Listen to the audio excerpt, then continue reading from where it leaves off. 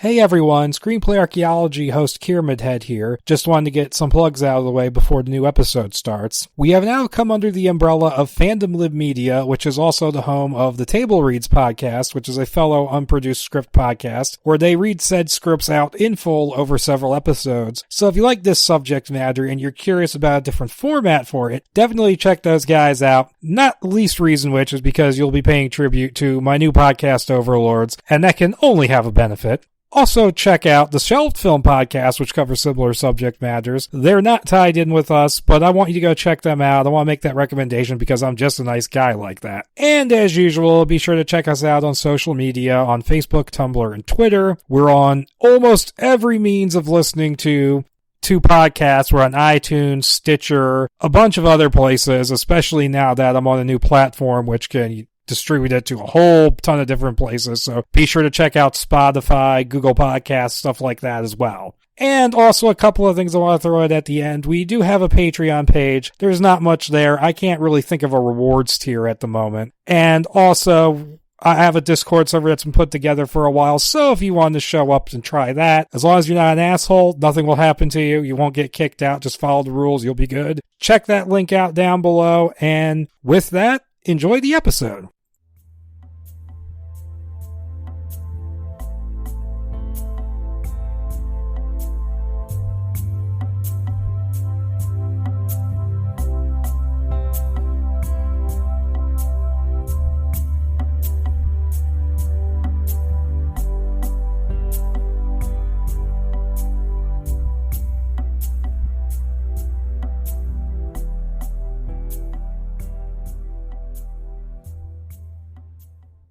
All right, everyone. Hello and welcome to a new episode of the Screenplay Archaeology podcast. I'm your host, KiramidHead.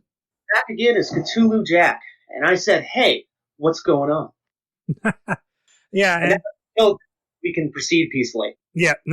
And so we're doing an episode, which this just came up in the middle of us, like right after we were working on the Highlander episode, we could do this. So we're going to do an episode on Masters of the Universe, a.k.a. He-Man and the Masters of the Universe, a.k.a. all the different titles they picked for this thing over the years, the attempts at doing a new live-action film ever since around 2005-ish they've been trying. It's been at 3 different studios, so this is going to be a long, winding history we're talking about here. In drafts. Now, and still somehow all of them. Yeah. We have a few, and there's still like 5 or 6 that we don't have, because they're Sony scripts, and it's really difficult to get Sony stuff. And, I mean, before we jump into the script stuff, we should probably just talk about the property, which you've seen way more of it than I have, so I'll just leave it to you. Okay. All right, just let me get my thoughts together here. Because, I mean, there's a lot to watch. I gotta think about this for a minute. Yeah, because, I mean, I've read 4, 5, 6 of the old mini comics, and I've seen 3 or 4 episodes of the 80s cartoon, and I've seen that scene at the beginning of Ghostbusters 2, and that's about it.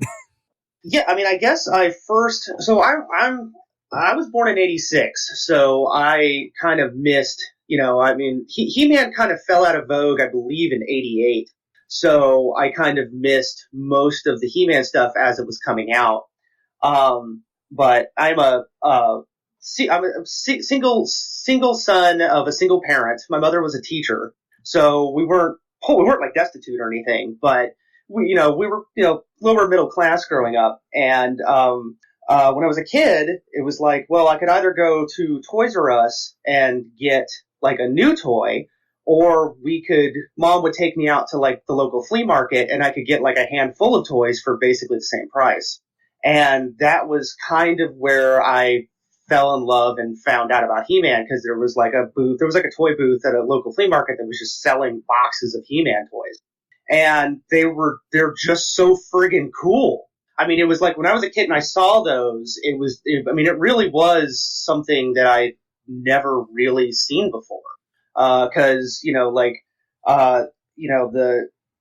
action figures, I mean, like, right, I guess, like, action figures, like, in the mid-90s, like, McFarlane Toys was really, like, when things started to change, I guess. But before that, like, you had, like, Star Wars and, the Transformers toys and stuff like that. And they were always, like, and G.I. Joes especially, like, they were very rigid. The sculpts weren't the best on any of them. Like, Han Solo did not look like Han Solo. Oh, yeah, for sure. Not until, like, the mid-90s. Yeah, and even then, like, Luke Skywalker was buff as fuck. Luke Skywalker could probably, like, one-on-one with He-Man. He was so buff, and I'm like, that doesn't look like Luke. No. But those skulls are so cool, and those just totally caught my eye. And I had a lot of them growing up, and I mean, I don't, I think my favorites of the originals were the Snake Men. I was aware as a little kid about the cartoon show, but it wasn't on at all. Like, there wasn't even reruns by the time I was, like 91, 92, really, was when I started getting into this stuff, and there wasn't really reruns. Mm. And I had a couple of tapes, but they didn't, I don't know. But I do remember that I got a pack. The guy that sold us the toys had, like, a rubber banded together pack of the Pack-In comics that came with the action figures. And that was really like my, like, when I play with my toys and make up the storylines, that was really what I used as, like, the storyline fodder, I guess. Yeah. And it's funny to think about those Pack-In comics and realize just how much of an influence they had on me. Like, He-Man really was, like, for me, it was a stepping stone to get to Frank Frazetta and Conan the Barbarian, to get to the, and John Carter of Mars. And it's like, wow, I can really trace back my love of sword and sorcery and Sword and Planet and weird fiction and stuff like that all the way back to He-Man. I mean, my stepping stone to sword and sorcery was, God help me, the Scorpion King. Oh my God. And of course, I had been into Lord of the Rings for a little while by that point. But I actually do have a story about the toys, because this has been told to me by my mother. Because my oldest brother was born in 82, and he was right in that age demographic for that show when it came out. And so he had to have all the toys. He-Man had Battle Cat, and he desperately wanted Panther for Skeletor. And they looked all over the place to find Panther, and they just couldn't find it. Eventually they did, but it was after a long search.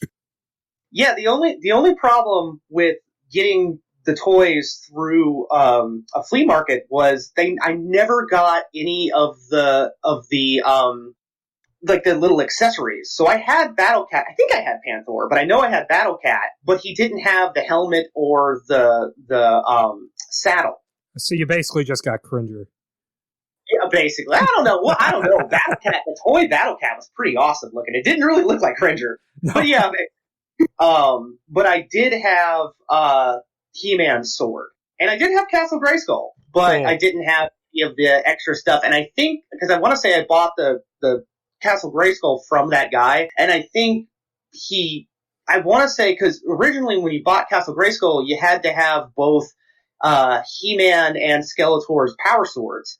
And you'd clip them together and you'd stick it in and turn it and unlock so you could get into the castle. And I think what he did was he just kind of like pulled the lock out, because I don't ever remember having any trouble opening the thing up. Yeah, and that's a plot point in some of the scripts, the two swords. Yes, it is. But yeah, I mean, He-Man kind of ruled the world there for a few years. And shameless plug, if anyone out there is interested in it, is interested like in the history of the toy line, I would suggest the Netflix show The Toys That Made Us. There is another documentary called, I think it's called Grayskull, the making of, I think it's like generic. It's like Grayskull, the making of the Masters of the Universe. I want to say it's called By the Power of Grayskull or something like that. Yeah, I think that is what it is. And it just you watch it and it feels like just a longer, uncut version of The Toys That Made Us. So I would just suggest watching The Toys That Made Us. I mean, you get the whole thing. It's condensed, a little bit more interestingly told. But yeah, and then it just kind of fell apart. Yeah, and but what I understand, the toy sales are already kind of dipping. And they thought that the live-action movie was going to help, and it didn't. I have no idea what you're talking about. A live-action movie, they haven't made one of those yet. But I mean, do you want to talk about that movie? Well, they made a really interesting New Gods movie that I've heard people say is a lot like He-Man. Yeah, we can talk about it briefly. I mean, I suppose we should cover the cartoon quickly, because, I mean, the one episode I have a clear memory of is the one where you find out that He-Man's mother was from Earth, because I know I saw that. Yeah, I don't... You know what's funny is I don't really remember any... Like, I don't remember any of the plot lines from the cartoons. I have vivid memories of, like, scenes of things happening, but I was not really all that interested in the cartoon as it was coming out. I mean, not as it was coming out, but like going back and watching it. I think when I was a little kid, I had a couple of the tapes and I watched them, and I was just like, that sheer disappointment that this was not like those pack-in comics, especially the early ones, which are weird and, surreal and, more barbarian-esque. Yeah. And then you watch the cartoon and it's like, boy, this is really watered down. Yeah, I read a few of those comics and they're really weird and really funny. Like, I love the one, like, when it's like in the early picture book phase, and Merman is just like, I'm going to toss He-Man into the ocean because I hear there's no bottom. And the next image is He-Man standing on the bottom of the ocean. Yeah. And I love the one with Triclops where they, like, mind control all the characters to make them leave He-Man alone, and Panther and Battle Cat, who has never spoken at any point in the comics until then, is just kind of like, guys, I want to go check out this cave. I'll be back later. No, they're really fun, but the 80s show, for what it is, it's not bad. But about the live action movie, I've seen clips. Skeletor is awesome, and it just seems like it's a decent movie, and then it goes to Earth and kind of turns to crap. Frank Langella, is that how you pronounce his last name? Yeah, Frank Langella. Yeah, he was a good Skeletor, and for what it's worth, Dolph Lundgren was a good He-Man. People like shit on him, and I'm like, don't give that guy dialogue, but like physically, I thought he looked like him. Well, it was also his first starring role after Rocky IV, and he wasn't really an actor before that. And if you watch his movies as they go, like, he gets better, and I actually would argue he's actually pretty good in The Punisher. Oh, yeah. But that movie, I can tell you exactly why that went wrong. It's because they went with Canon, who was trying to be like a big studio and make all these blockbusters at the same time. And I've had to research this for episodes before, because at the same time they were making Masters of the Universe, right? Yeah. They were working on Superman 4, which that actually came out. They were making a couple of Stallone movies, which you wouldn't think those would be hugely expensive, but he was a massive A-list star at the time. Fucking Over the Top. That had to have been one of them. Over the Top and Cobra are the two. Oh, I love Cobra. Cobra's awesome. But they were working on Captain America, which kind of got made, but only after Golan got kicked out and went to his own company. Is that the real famous one, or the one that's been memed to hell and back, where he steals a truck? Yeah, that's the truck one. Okay. And they were also working on Spider-Man, which never got made because they basically took sets and money away from that to work on Superman 4. And so they had all the money and resources spread out amongst all these different projects and ended up going bankrupt. And what's funny is that, and that's probably why they had to shortchange the Eternia stuff in that Masters of the Universe movie. And what's hilarious... go on. Yeah, but that doesn't even make... I mean, look, that doesn't even make sense to me, though, because it's like, you would think making essentially like a B-movie barbarian movie, which was all over the place in the 80s. We throw a rock and you get 10 of them. You would think that would be cheaper to make a movie like that than it would to make like a They Come to Earth and Hang Out with Courtney Cox movie. Maybe. But I mean, this is canon. They wanted to be the big dog, big budget filmmakers, and they just didn't have it. And what's funny is that they actually planned a sequel, and apparently it wasn't a script, it was a script treatment hybrid, so what James Cameron calls a script meant. And like Albert Pyun, who was he was one of the guys who was going to do Spider-Man, and he did some movies for canon. He was going to make it, and apparently the plot was that Skeletor goes to Earth, disguises himself as a corrupt corporate executive. The Earth goes all post-apocalyptic. He-Man follows him there, and they wouldn't get Dolph Lundgren back. They got like some professional surfer to replace him.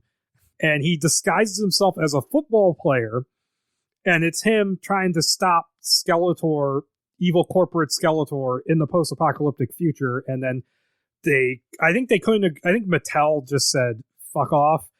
And so they ended up just retooling it, and they used some of the sets and costumes for Cyborg, the Van Damme movie. Yeah, it became Cyborg. Which I like. I have not seen that movie in so long, I wouldn't be able to form an opinion on it. I mean, it does the super cliche, we crucified the hero, and he pulled himself off the cross thing, which is in like 17 movies since Conan the Barbarian. But it got to the point when like you get to 2009 and the Solomon Kane movie does it. It's like, okay, enough. But I mean, I kind of would love to get that script treatment thing just to see what it's like. It does sound ridiculus, yeah. It sounds it's one of those ideas that I hear and I'm like, kind of like to see that. I don't know because like by that point. So let me go ahead and throw this out there.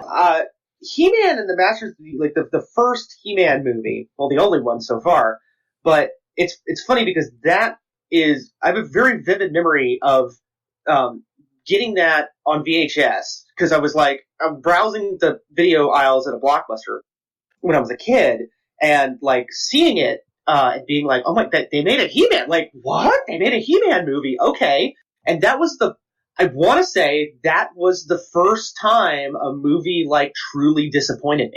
Like that was the first time I was like, they can make bad movies? What? Like they can do this? I have a story about that too. It's because when I was a kid growing up, we had all of these movies taped off of TV on the blank VHS tapes, and like we would have like the tapes, they would just be crowded with titles on the spine. Oh, and yeah. I would look at one, and it had a few things on it. It was like Explorers. I never actually watched this tape. It was like Explorers. I was like, Masters of the Universe, what's that? And I didn't know what that meant for years because I always heard He-Man referred to just as He-Man. I had never heard the Masters of the Universe part. And it wasn't until I think it was the Creature Feature movie book, the John Stanley one, and there was an entry on Masters of the Universe. I'm like, oh, that's He-Man? So yeah, that's my stupid story. But yeah, so there was never a He-Man movie made, and moving right along, there was a 90s. I don't know if it was. I don't know. I think it might have been like real early 90s, like 1990 or maybe 1989. I think it was 90. I think it was 1990. Yeah, there was a second show made. And I've never seen any of the cartoons on that. I had a couple of the action figures. I guess it's just worth mentioning in passing that they attempted to kind of rekindle it a little bit, but it didn't. Yeah, all I really know about it is that he's on a different planet, and he has like a He-Man he looks smaller. He has a really long ponytail, and the sword looks tiny. That's all I know. Yeah, they leaned a lot heavier into the, like, not John Carter, but more like Star Warsian. Yeah, the sword and planet stuff. And the only two returning characters, I want to say the only two that come back are He-Man and Skeletor, and I don't think it's even the same He-Man. So, anyway, it's just worth mentioning in passing. Yeah, from what I understand, that was a show where it was confusing, because the little bit I read, apparently, like, the setup for the storyline was all in the mini-comics, and nobody had read those. Yeah, because that toy line bombed. And again, it's like they learned nothing, because I had one of the toys from that, maybe two. I think I might have had Skeletor too, but I had one of the monster toys from that. And the sculpts, it's like they learned nothing. The sculpts were crappy again. It's like they didn't go back to having the badass sculpts. Like, once again, they just had the very plain arms straight legs. You know, characters could barely hold their swords and weapons and stuff. So, great job, Mattel. And so was that basically it until the 2002 stuff? Because I do know there was a series Bible that was written for a hero series, but that never went anywhere. But that, I don't know if anything else happened between then. Yeah, I mean, that was pretty much it. Yeah, boy, I haven't thought of that in a long time. Yeah, I don't know anything about Hero. I feel like I've seen the logo to that at some point, but I'm not 100% sure on what became of that. I guess they never made it. It's listed as as an unproduced thing on this one script list I have. Okay. And I think Hero is supposed to be He-Man's adopted son or something. That's all I know. I thought it was his actual son. Maybe it's something that they changed their minds on like 5 times. That's possible. Probably. I mean, most of this stuff, like I said earlier, like most of the stuff was them flying by the seat of their pants. Yeah, but other than She-Ra, which came out back in the 80s, that was pretty much it until, the 2002 series. I want to say that there had been like rumblings and talk of them bringing He-Man back like during the mid-90s, like mid-late 90s, like around the time like McFarlane Toys really took off and became like friggin' huge, and the toy market just exploded. Yeah, and the Spawn comics became a vehicle for the toys instead of the other way around. Oh yeah. But then nothing came of it until the 2002 series. Yeah, and I remember seeing promotion for that when it came out. I mean, I never watched it, so I guess it's on me that it got canceled. Yeah. Actually, what's funny is that show came out in 2002. I'm not sure when. You would assume it probably came out like around December, around the Christmas time thing, so they could launch a toy line and get money for Christmas sales.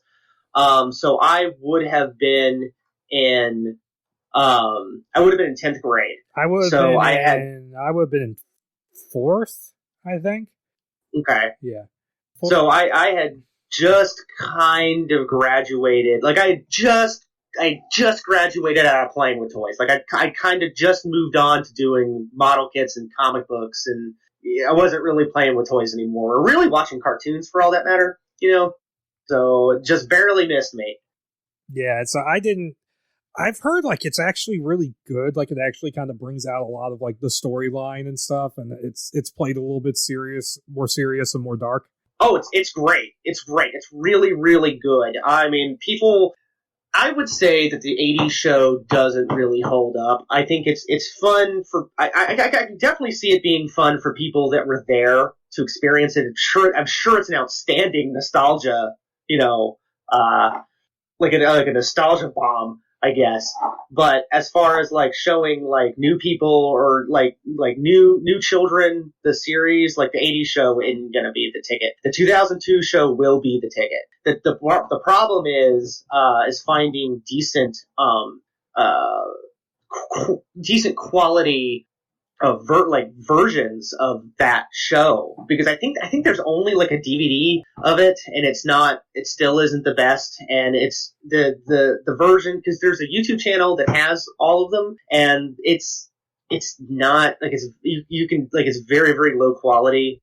I don't think it's a DVD cut, or if it is, they really lowered the quality way down. Well, so it's kind of hard to find one that's worth watching from a visual fidelity standpoint. I mean, it could have been on there for a very long time back when YouTube had.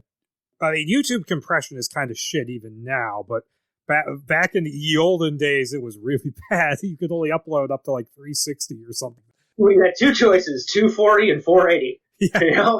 And the videos all had to be 10 minutes long. Yep. But the scope for those toys are outstanding. Those are really, I mean, they're not like McFarlane toys, but for action figures, those are really, really good sculpts. It's a shame that didn't really take off. From what I've read, apparently they had an issue with the toys where they would just release endless variants of He-Man and Skeletor as opposed to putting out new figures. Yeah, I could see that, but they did a pretty good number of the villains and side characters. But that's kind of, I can see that happening, because that's kind of that's part of what the downfall was of the original series too. Because what happened was they didn't have, it's similar but it's different. It's like they overcompensated, because originally in the 80s version, they didn't make enough of the He-Man and Skeletor and the Teelas and the Beastmans and the main characters. Oh. So they would call up and be like, like the realtors would call up and be like, hey, we need more He-Man toys, Masters of the Universe toys. And they'd be like, Mattel would be like, okay, send them a case of Buzz-Off and Stinkor. Fucking Moss Man. That's a character? Yeah, of course. Moss Man. Yeah.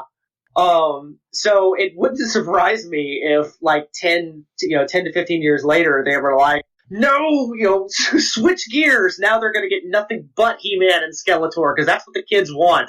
Yep. Oh, geez. And so that ended, and then it was like for years it was just like, well, we're going to be working on this. We're going to be working on a live action movie, which is the stuff we're going to be covering. And there was like a couple more toy lines, but they were like direct order toy lines, I think. Yeah, and those are really neat. I've seen the friggin' they're bigger. They look they're basically based off of the 80s sculpts, so they're a little bit bigger. I think they're maybe an inch to 2 inches taller than the original toys, but they look very, very reminiscent of the 80s version as opposed to the 2002 version. Okay. They've the price range. I mean, but they're not made for. But apparently, they're really sturdy. Like you could they're action figures. Like you can throw them across the room and they'll hold together. These are not like McFarlane toys. Breathe on them the wrong way and they fall apart. Oh yeah, my NECA Jason Voorhees that I have from Part 6. Yeah, his mask has a tendency to fall off. Yeah, I have a Wolfman figure from them, and he does not want to stand upright. I'm getting to the point now where I'm probably just going to have to glue him down to his base. But yeah, and they've made they've actually these are really made for like collectors. Yeah. So they're really expensive because I remember at one point a few years ago when I first heard of this, I was like, I'm going to buy. So my two, this is weird, but my two favorite He-Man villains are two characters named Rattler and Tongue Lasher. And they're a couple of, I know, Tongue Lasher, what the fuck? I mean, they're not in any of the scripts. No, but they're two of the Snake Men that came out later. They probably would have been, if any of these movies had been made, they'd probably be in the sequel. And I was like, you know what, I'm gonna get, and I was like, let me check eBay. Let me take a look and see if I can't find them, the collector, the bigger collector's versions. I'll get them and put them on my shelf somewhere. They're like $95 to $125 a pop. The Castle Grayskull playset is like... Yeah, and it seemed like, aside from all the endless live-action movie announcements, nothing really happened. I mean, aside from the She-Ra series on Netflix, which I actually hear is really good, nothing really got announced until that new Masters of the Universe Revelation series, which could you have found a more original subtitle, guys? Directed by Kevin Smith, of all people, is coming to Netflix. Yeah, I'm gonna reserve judgment on that. Netflix animation is weird because it's like, I never hear about it until it's over. Now, the history of this thing, it seems like the rumors kind of started floating around in like 2002, 2003, that Fox 2000, the Fox subsidiary, which is one of the ones that no longer exists, they were going to pick it up, and there's talks getting John Woo and his production company to do it. And eventually that kind of started moving forward, and we got this script by Adam Rifkin. But no, it was Adam Rifkin ended up doing the script, and he said when Fox was putting this together, he was going to he said he pitched for it, and he pitched for it a lot. He did like multiple different treatments, and the whole process took like 8 months before he finally got the job. And he's a filmmaker who's kind of mainly just in the indie scene, from what I've seen. Yeah, it's a shame. I really like Adam Rifkin, and I really hate to say this, but he's kind of like an almost made it, because you look at some of the things he was attached to, and it's like, holy crap. This guy would have been like a big time film director had some of these projects actually come to fruition. Yeah, the big one, which I still need to cover, actually, is he was hired on to do he was the first director hired on to do a Planet of the Apes remake.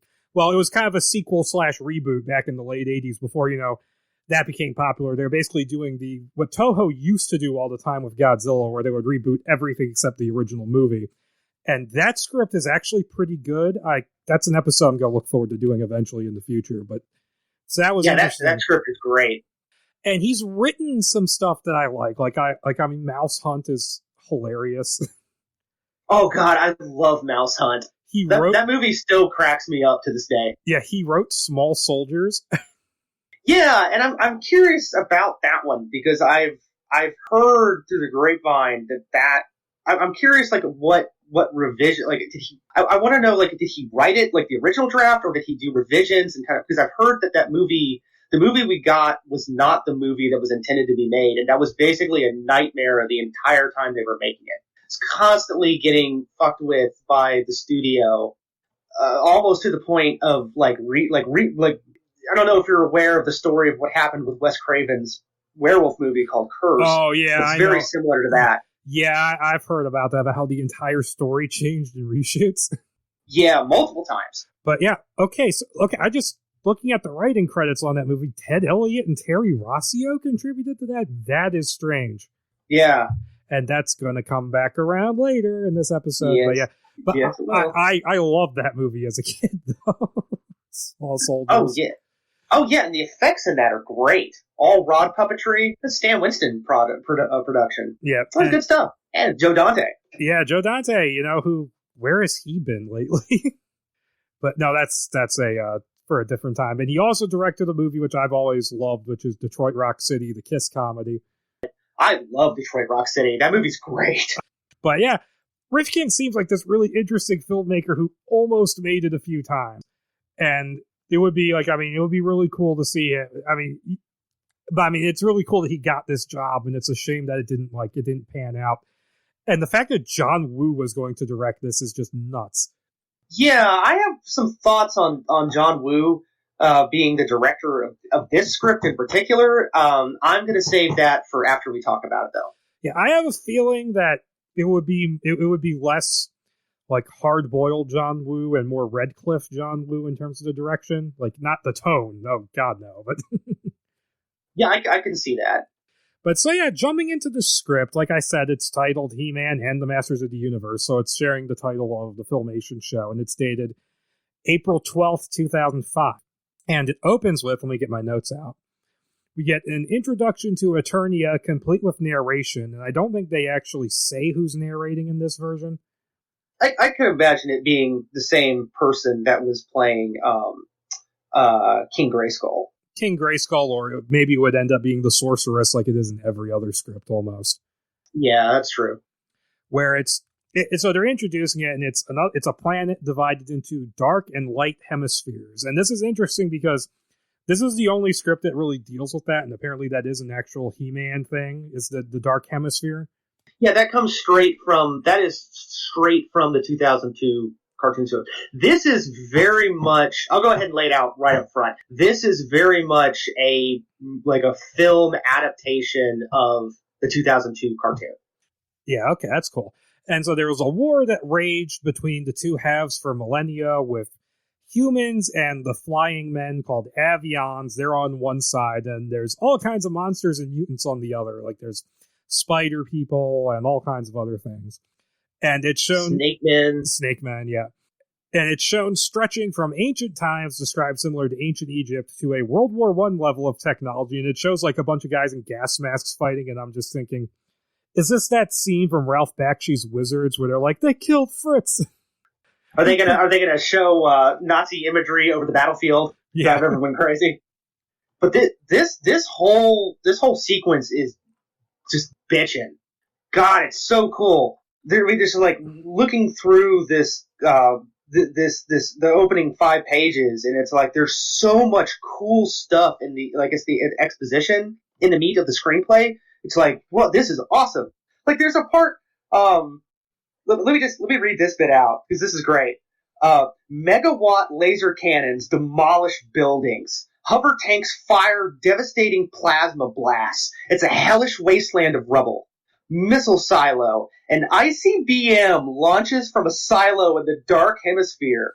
Yeah. That's crazy. Dozens of missile contrails draw frightening lines away from the dark hemisphere and towards the light side. That's so cool. Oh man, I'm loving this. And like I was saying in my notes, it finally progresses to nuclear warfare, and the nukes are stopped by a group called the Elders, who introduced magic to the conflict, merging it with technology.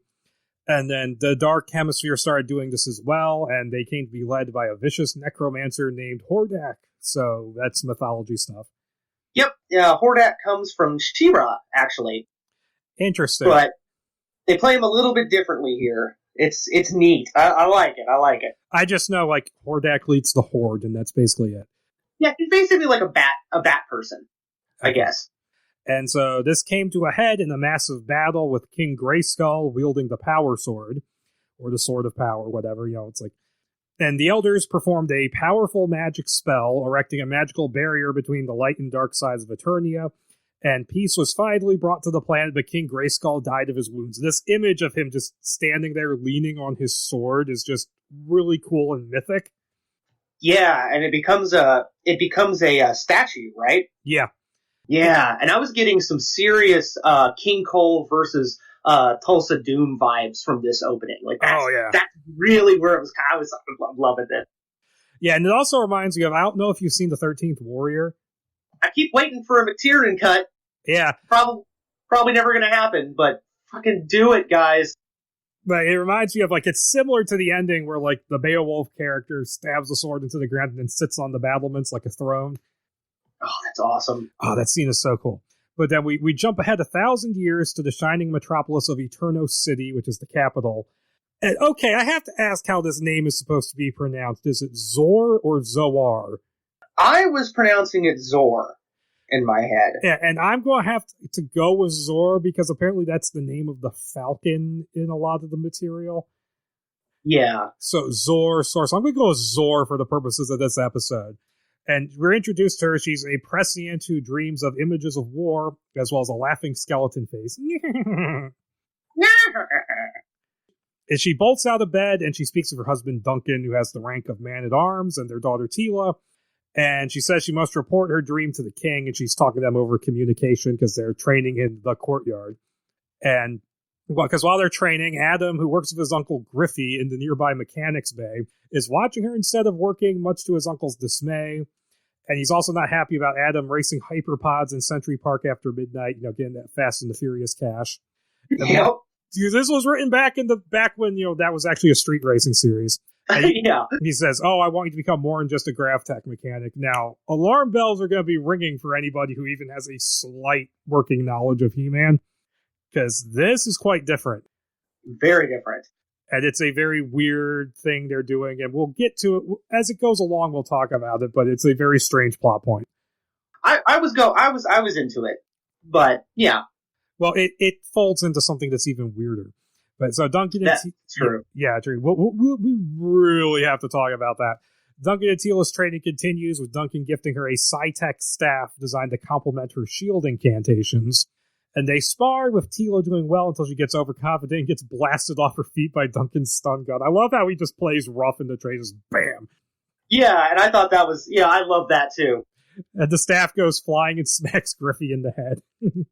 And then Adam picks it up, using it as an opportunity to talk to Tila, who just rebuffs him and walks away.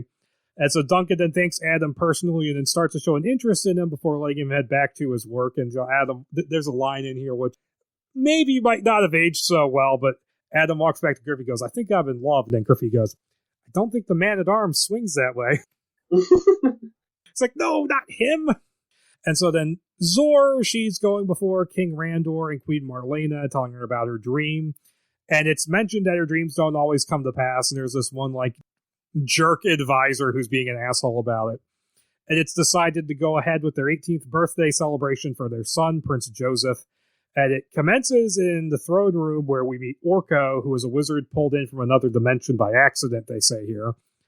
And he's failing at magic, much to Randor's delight. And it's mentioned that the only reason they keep him around is because Randor thinks he's funny, but nobody else likes him. So I actually wrote this bit down. So one of Orko's doing he's doing magic tricks for the court and stuff. And he's described as looking exactly like classic Orko. He's got a red robe on, the big classic witch hat, a scarf around his face, and big ears poking out, but his face is like concealed in darkness, and all you can really see are his eyes. So I'm like, number one, I'm curious to know like what that effect would have looked like. But one of the gags that he does is he pulls like a rabbit out of his hat, and it becomes like a horrible like Rob Bottin from the Twilight Zone-esque rabbit monster. But like when I saw that, I was like, well, wait. So if he takes his hat off, we would have seen like I'm curious like I'm curious like what the visually like how they would have gotten away with him taking his hat off and not revealing his face. So just a weird aside that I picked up. I was like, huh. Well, I know how you can do the effect. Just take a Jawa and put a witch hat on it. Oh, yeah, that's true. Which is why, because, I mean, the reason why he's not in the 80s movies, because supposedly they couldn't do Orko with their technology, and it's like, if George Lucas could do friggin' Jawas in 1977, you have no excuse, canon. But yeah, that's that. But there's some minor flirtation between Joseph and T-Law before they all leave for the oratory to continue the ceremony, so it's almost described like a bar mitzvah. Big fucking bar mitzvah. Yeah, like it's similar. Like I almost feel like that's maybe intentional. Maybe I'm just reading shit in. But you know the parade. Oh, go ahead. Oh, I was just gonna say I could see that. Yeah. But as the parade makes its way down the street, you know the Royals, Duncan, Zor, and Tila, they're in adjoining carriages. Adam and Griffey are watching from the crowd, and that's when Okay, go ahead. Yeah, sorry. I like the fact that they actually like you get the feeling that this is not just like a castle with the main people that live there with a couple of guards. Like you really get the sense that like this is a big friggin' city with a castle. Like there's a populace that lives here, and that felt like a breath of fresh air compared to like all of the cartoon shows and some of the scripts later on.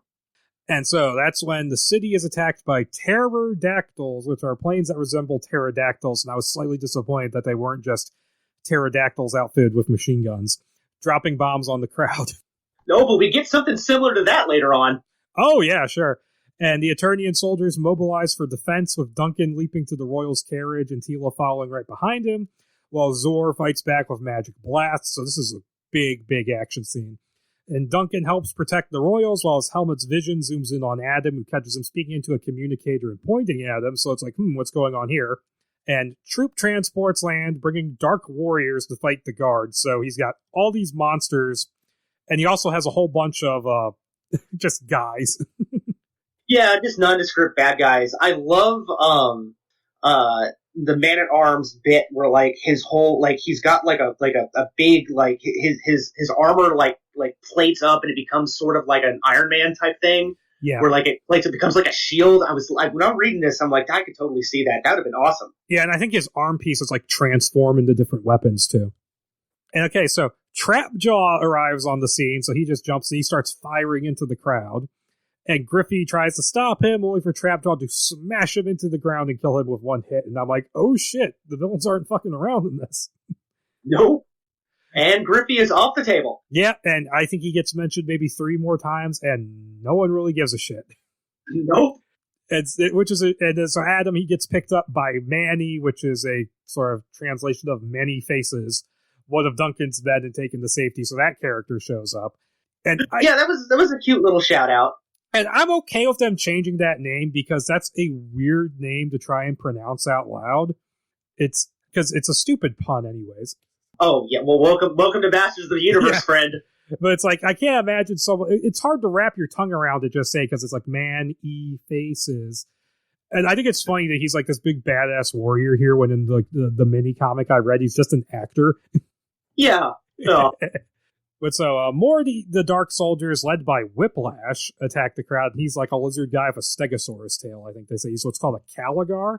Yeah, he's a Caligar, and I was like, when I saw that, I was like, oh, neat, Whiplash is in here, and it's kind of cool that they gave him the Stegosaurus tail, because he was always kind of a character, like, his toys and his sculpts were always like, I felt like they were always kind of missing something, and just the Stegosaurus tail, I was like, genius! Alright, and so, you know, they're attacking the crowd, and then the royal party, along with Duncan and Tila, are surrounded by pterodactyls. God, that word is so fun to say. And ordered by a voice over the PA to drop their weapons, which they reluctantly agree to. And then the lead pterodactyl lands and opens up, and from it emerges Skeletor wielding his staff and accompanied by Panther. So Panther made it in. He takes them all back to the palace throne room, where he sits down on the throne before taking a pair of keys from Duncan and Randor, which he shouldn't know about. They specifically point that out. And Skeletor uses them to open a secret compartment and extracts a case which is supposed to hold the Sword of Power, which they say can only be wielded by a firstborn son of the royal line, but the case is empty, and he just starts freaking out and smashing shit. No! Okay, that Skeletor voice is better than I thought it would be. I have a thing where I try and do a Skeletor impression, but it always turns into the Chamberlain from the Dark Crystal, which, rest in peace, Age of Resistance. Yeah, gone too soon. And so it's like I try to be Skeletor, but this turns into all the time. Yeah, quick shout out to my wife, who can do an amazing Skeletor voice, and she can just keep it up too. Like she can do like almost like a full speech with Skeletor's voice. And I'm just totally impressed, because all I can really do is that He-Man. It's okay, so Zor bursts in, saying that the sword was hidden in case this day ever came, and Skeletor retorts by just stabbing Joseph to death right there. And poor Joseph, no one gives a shit about him either, unfortunately. Nope. He gets mentioned one more time, and that's there goes the Prince of Eternia. He gets mentioned twice more, but they happen like 80 pages apart, and then no one cares. And so they're already kind of doing some interesting stuff here with the lore. Yep. And Skeletor, he then holds Zor in place with magic and orders Trapjaw to take away Randor and Marlena and imprison them. And then right after they leave, though, Zor breaks the magic bonds and a magic duel ensues, and this is just badass. Oh, yeah. And so she paralyzes the Dark Soldiers long enough for Teela to magically break hers and her father's chains, and they flee. And Zor psychically tells Duncan to protect the boy before he leaves. And Skeletor eventually overcomes her, though, and she gets disintegrated. She gets atomized. Woof. Yeah, she gets de-rezzed, to use a Tron term. I'm like, damn, it's not like bloody or anything, but it reads just brutal. And so we go back so Teela senses her mother's death, but Duncan pulls her along with him, and they escape into the sewers. So we got sewer level coming up. And we then go back to Skeletor briefly, who tells Whiplash that he's leaving him in charge of Eterno City while he returns to Snake Mountain with the Royals. So yeah, leave the dinosaur. What could possibly go wrong? The guy needs 2 fucking brains just to move around. Really? I mean, I know that's not really true, armchair paleontologists, but it's a joke. And so Duncan and Teela, they make their way through the custodial tunnels, running into Orko, before meeting up with Manny and an unhappy Adam in a water processing plant. And Adam wants to leave, but Duncan explains about the great foretelling. After Grayskull died, the Oracle intelligence system, so they were around even back then, predicted that one day the barrier would be breached, and as well as that the king's power would be reborn in one of his descendants, a firstborn son of the king. And he then reveals that Randor and Marlena's firstborn son wasn't Joseph, and that Zor was convinced the child was the one spoken of in prophecy, so they had it hidden away with one of Duncan's old military friends, who was Griffey. And Adam still objects to going along, saying that the sword won't solve the problem, so Teela just makes him fall asleep with magic, and they drag him off. That is the last mention of Joseph for, like, a long time. Yep. And I guess that's one way of going about that.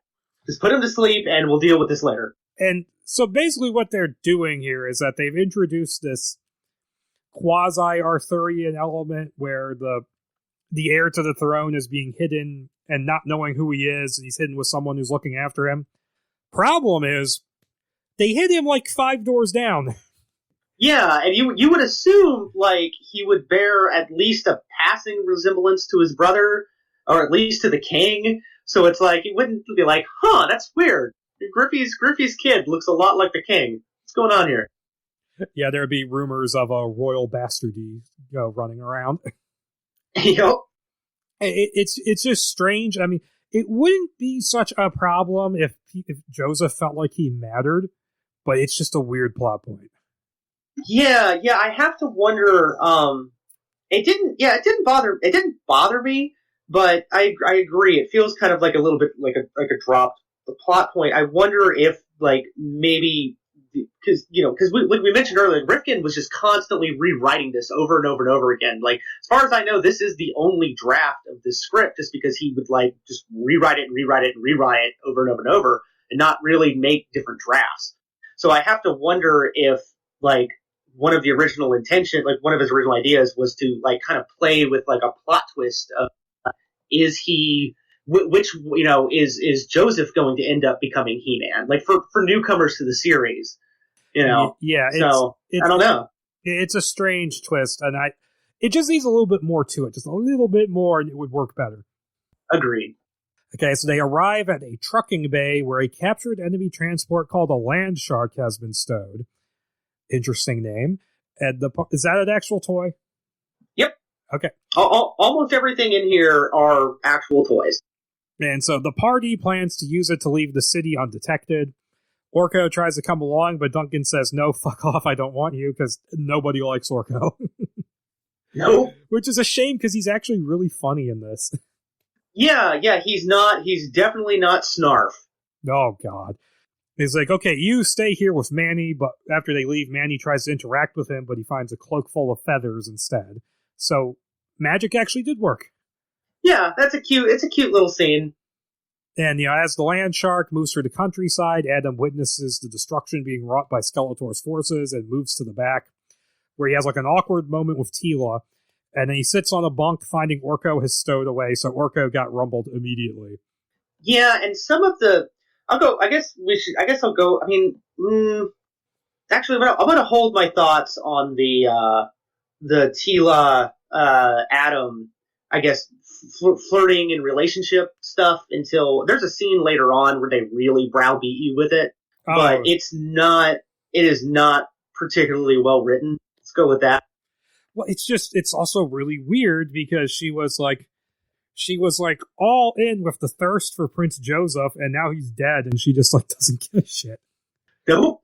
But so we go to Snake Mountain following a pterodactyl through the breach in the barrier, and there's a mole man doctor who tries to extract the location of the sword from the king and queen's memories, but they never actually knew where it was, which pisses off Skeletor, and Mole Man is just like, man getting hit by football.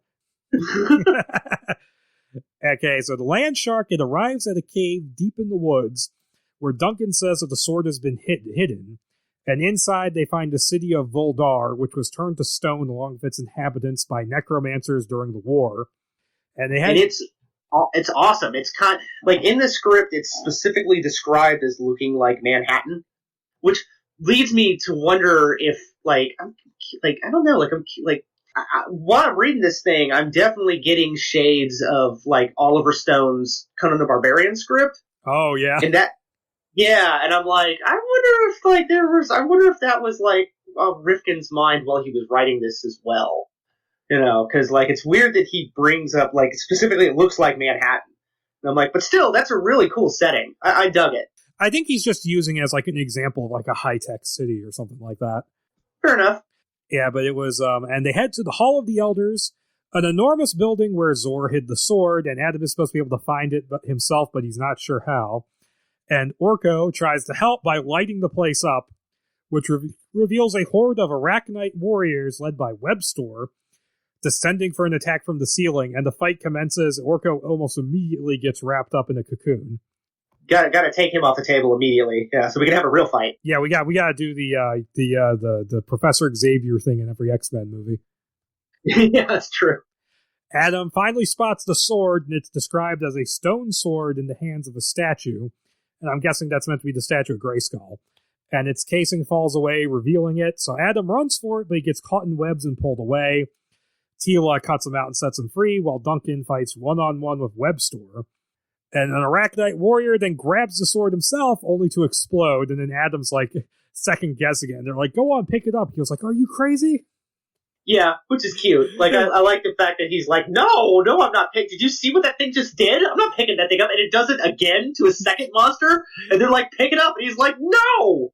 Yeah, that's a great moment in this thing. And so Duncan frees Orko, and he starts fighting Webstor again. And Teela loses her staff. Duncan gets pinned under a statue. But Adam still won't pick up the sword until Teela's life is directly in danger. And he is filled with the power of King Grayskull. and his skills. And he gets all his skills. And here's where we get this weird thing that the script does, where it says that like he doesn't like grow to full He-Man size. It mentions that like he slowly grows his muscles over the course of the second act. How do you film that? Yeah.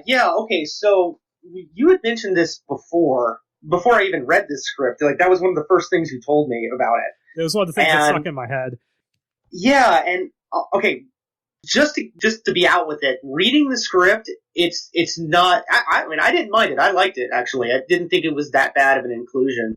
But I would be curious to this because you figure what this is 2005, so they probably wouldn't have had the technology to do like the Captain America-esque like digitally making him bigger over the thing. So I assume they just would have filmed it over the course of a while and had had the actor actually train up and beef up, and then maybe at the end when, spoiler alert, when he gets real big at the end, when He-Man becomes big He-Man at the end, they probably would have used like a muscle suit. But I'm not entirely sure how they would have gone about it either. Like, especially for 2005, it just seems like a real weird effect, because even in Captain America, he's like tiny for the first act, and then he just becomes Captain America in one scene, and he stays that way. I don't know how you do this. Like, do you have him wear like an inflatable muscle suit, and you just slowly have someone go every now and then and blow it up? Yeah. But so he then hacks away at the Arachnites until Webster orders a retreat.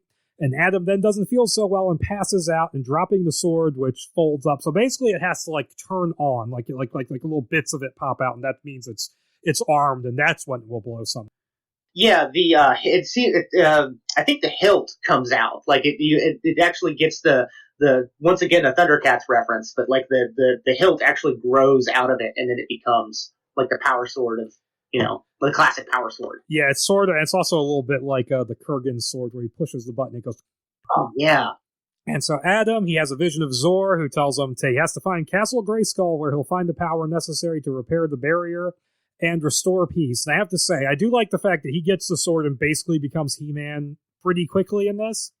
Because that's like kind of the point of the story, is that like we'll get into it a little bit more later on, but like it's not like He-Man is like it's not as though He-Man is like a secondary entity that takes over Adam. It's more like Adam was always He-Man, and it's more about the sword. Like the sword is like a really powerful weapon.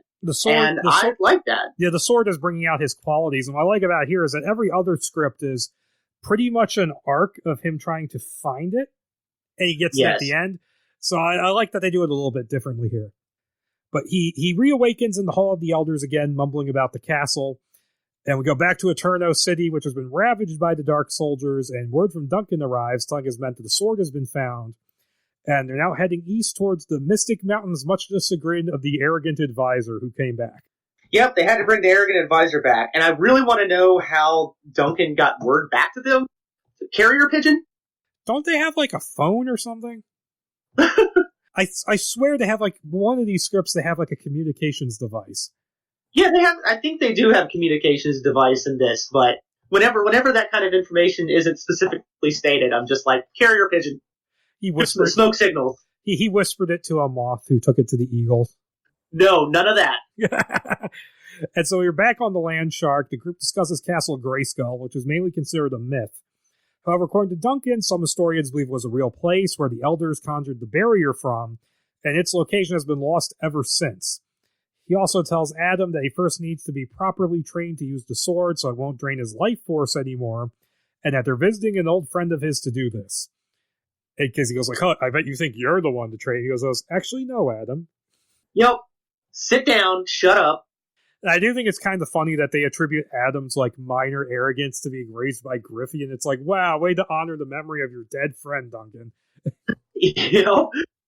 And so we go back to Snake Mountain, where Skeletor visits Randor and Marlena in their cell, and he says he's having them transferred to the tar pits in order to inflict as much pain on them as possible. And so that whole scene is like cutting back and forth from that stuff. It gets the cutting back and forth gets a little awkward. Yeah. And so the group continues on in the Land Shark, where Tila expresses her frustration that her mother appeared to Adam and not to her. And she then asks Adam about how she looked, and he tells her she looked peaceful, so they have a little moment there. And there's a quick cutaway to Skeletor in his war room, feeding cute critters to Panther and watching an interrogation at Webstore over a video screen. And he hears the Arachnite mention the sword and orders his brain removed for memory extraction. Which is just terrifying. That's really horrific. I remember, like, when I was reading the script, I was like, oh no. It's played for very dark comedy. Yeah, pitch black. And so we then go back to the main group, who have arrived at the Mystic Mountains, where they climb a massive staircase to the top, and they find a big flower garden, and Orca was just so taken by it, he runs into it, only to run into a cowardly green tiger named Cringer. So we got Cringer in this. And they then meet the three masters, Zodak, Cirrus, and Titus, and they use both spellings of Zodak interchangeably in this, almost like Rifkin kept forgetting which one he was using. Yeah, I noticed that too. And I kind of started doing that in my notes. And from what I understand, Zodak with a C and Zodak with a K are considered separate characters. I don't know. I remember Zodak being a character, but you got me on that one. Like, I was reading about that and I didn't quite get the distinction fully. But you know, leaving that aside. So we cut away to Randor and Marlena arriving at the tar pits, which are being overseen by Too Bad. Which, yeah, I mean, woo, Too Bad shows up in this. That's a random flex. Yeah, to give people an idea of what this character is written like, think of the three-headed knight from Monty Python and the Holy Grail, but with only two heads. Yeah, pretty much. And his he's a classic character. He was in the 80s show, and his like action feature was his arms were set like on a rubber band, and if you pulled one of his arms back, it would punch the opposite head in the face, and that they actually do it in the script. And I'm like, oh wow, okay, so Rifkin actually looked this shit up. That's awesome. And okay, so we go back to the Master's compound where Titus examines the sword, saying it can transform into any number of weapons if controlled correctly. Now, sadly, they only make use of that once. And he also demonstrates how a skilled swordsman can deflect a laser blast, so we're getting a bit of Star Wars here. Oh, yeah. With 3 Obi-Wans. Oh, yeah, 3 for the price of 1. Adam's training then begins with Zodak teaching him about the 3 precepts he must master: fearlessness, selflessness, and unity. And Titus teaching Adam how to use the sword, how it's a part of him and drains his life force because he's resisting. And Adam also spars with Tila, and they use this whole sequence to build sexual tension. So, yeah, that romance is continuing. And elsewhere, Skeletor has arrived at the Hall of the Elders, where he feels the lingering sensation of the sword's presence, and sends out a bunch of oculoid probes to follow the trail and find it. Trapjaw then brings 3 mercenaries Skeletor asks him to find to see him: Evil Lyn, Beastman, and Triclops. And Skeletor offers them high positions in his new kingdom if they retrieve the sword, but Evil Lyn prefers to just get paid. And of course. Yeah, it's just pretty funny. Adam continues... I just want to say, I thought it was kind of interesting that Beastman wasn't there from the beginning. Like, that's a weird thing, because Beastman is, like, typically he is, like, Skeletor's number 2. And it's funny that, like, they didn't do that with this one. Like, I guess, like, Trapjaw is more like his number 2, and Beastman is played more like an exterior, like a mercenary that gets hired. So, just a weird difference there from the original and most of the other, scripts and canon stuff. Yeah, the scripts actually have, like, very different Beastman versions across them. It's strange. But yeah, here he's like, yeah, like, from what I understand, especially in the 80s series, he's like, Beastman is like the really incompetent second in command who constantly gets called a pathetic pinhead. Yep, he's the lovable goofball bad guy. And so Adam, he continues his training with the Masters, who aren't called the Masters of the Universe, interestingly enough. They're just the Masters. I don't know if that's meant to be the implication, because that ends up meaning something different at the end.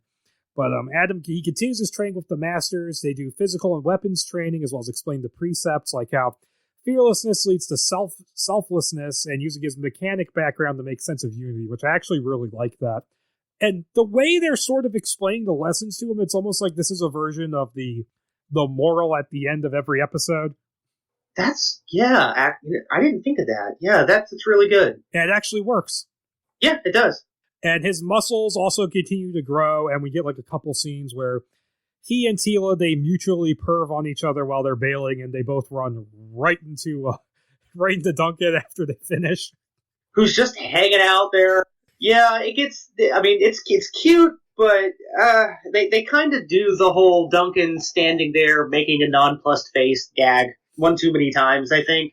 But I mean, it is pretty funny that they do the typical thing with, they do like the typical eye-rolly kind of scene with Adam perving on Tila, and then they flip it around to her perving on him.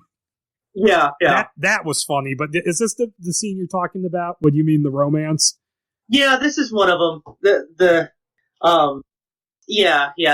dialogue, just, I guess, like, I know I mentioned it earlier, but this was really when I kind of started to notice the dialogue was not kind of keeping up. A lot of this feels like he's just writing stuff down just to get dialogue on the page.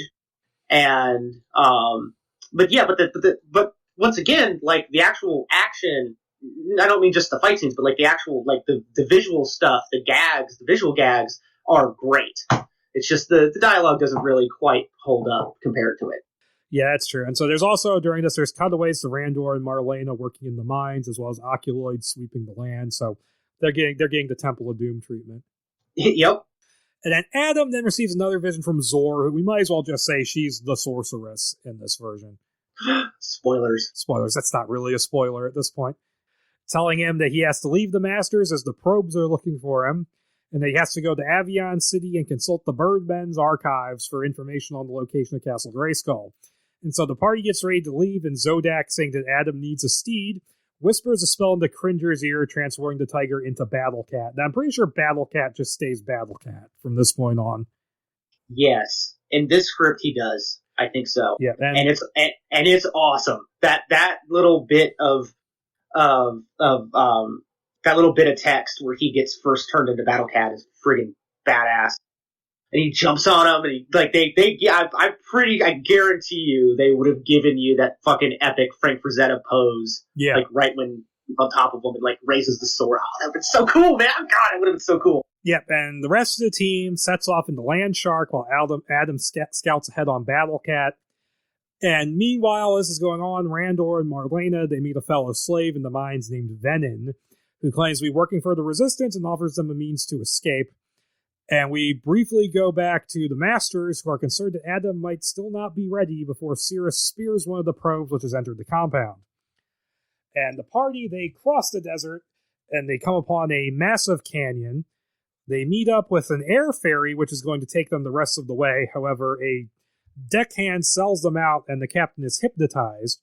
He's like a cat person, I think they say. And crashing the ferry into the canyon wall, and they lose the Land Shark.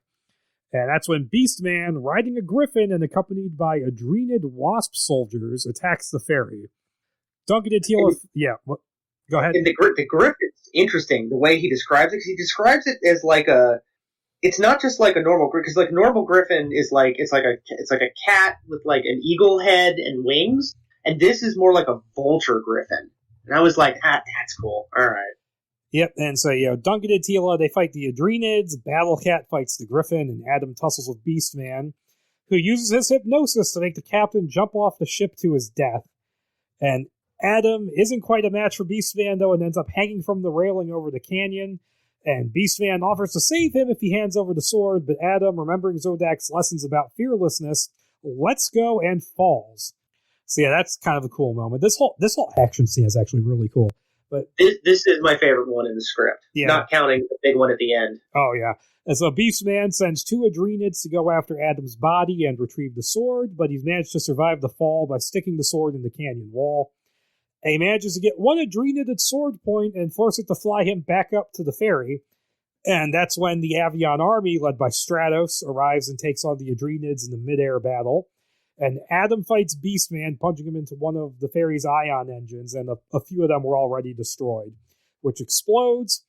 The ferry begins to crash, and Duncan, Tila, and Orca were saved by the Avions, while Adam and Battlecat escape in a lifeboat. because I guess the Avians were like, we ain't carrying that big cat. And they all arrive in Avion City, where over dinner, Stratos pranks Adam into eating a worm, and Orko is just chowing down on a whole bowl full of them. Yeah, just gobbling them up. And so, meanwhile, Beastman emerges from the ferry's wreckage because, damn, he is resilient. Oh, yeah. And Skeletor's forces descend on the Masters compound, and the Masters fight Skeletor of all they have, but none of it seems able to stop him, and when they say they'd rather die than tell him who has the sword, he kills them, so they got Obi-Wan off screen. Yep, and there's a great shot in here where they shoot, one of them shoots a laser blast at him, and Skeletor like deflects it, and it destroys their compound behind him. And all I could think of was that shot from Iron Man 1, where he fires like that classic shot of the big explosion in the back. It's just a great shot. Or that would have been definitely would have been in the trailer. I think it's also somewhat reminiscent of The Force Awakens, where Kylo Ren holds that laser blast in midair. Oh yeah. And okay, so yeah, and so they got Obi-Wan, Qui-Gon, and some third, and Yoda in like the middle. And I don't think this ever comes up again. They had so many. They get to go hang out with Griffey and Prince Joseph in the land of forgotten characters. But at least they felt like they had an important role as opposed to those other two who just die. But so back in Avion City, Adam and Teela, they have like a bonding moment, which is fine. And we then go to Skeletor on his pterodactyl talking to Beastman on a monitor. And he dismisses Beastman's story about someone being able to wield the sword, but decides to visit Avion City anyways.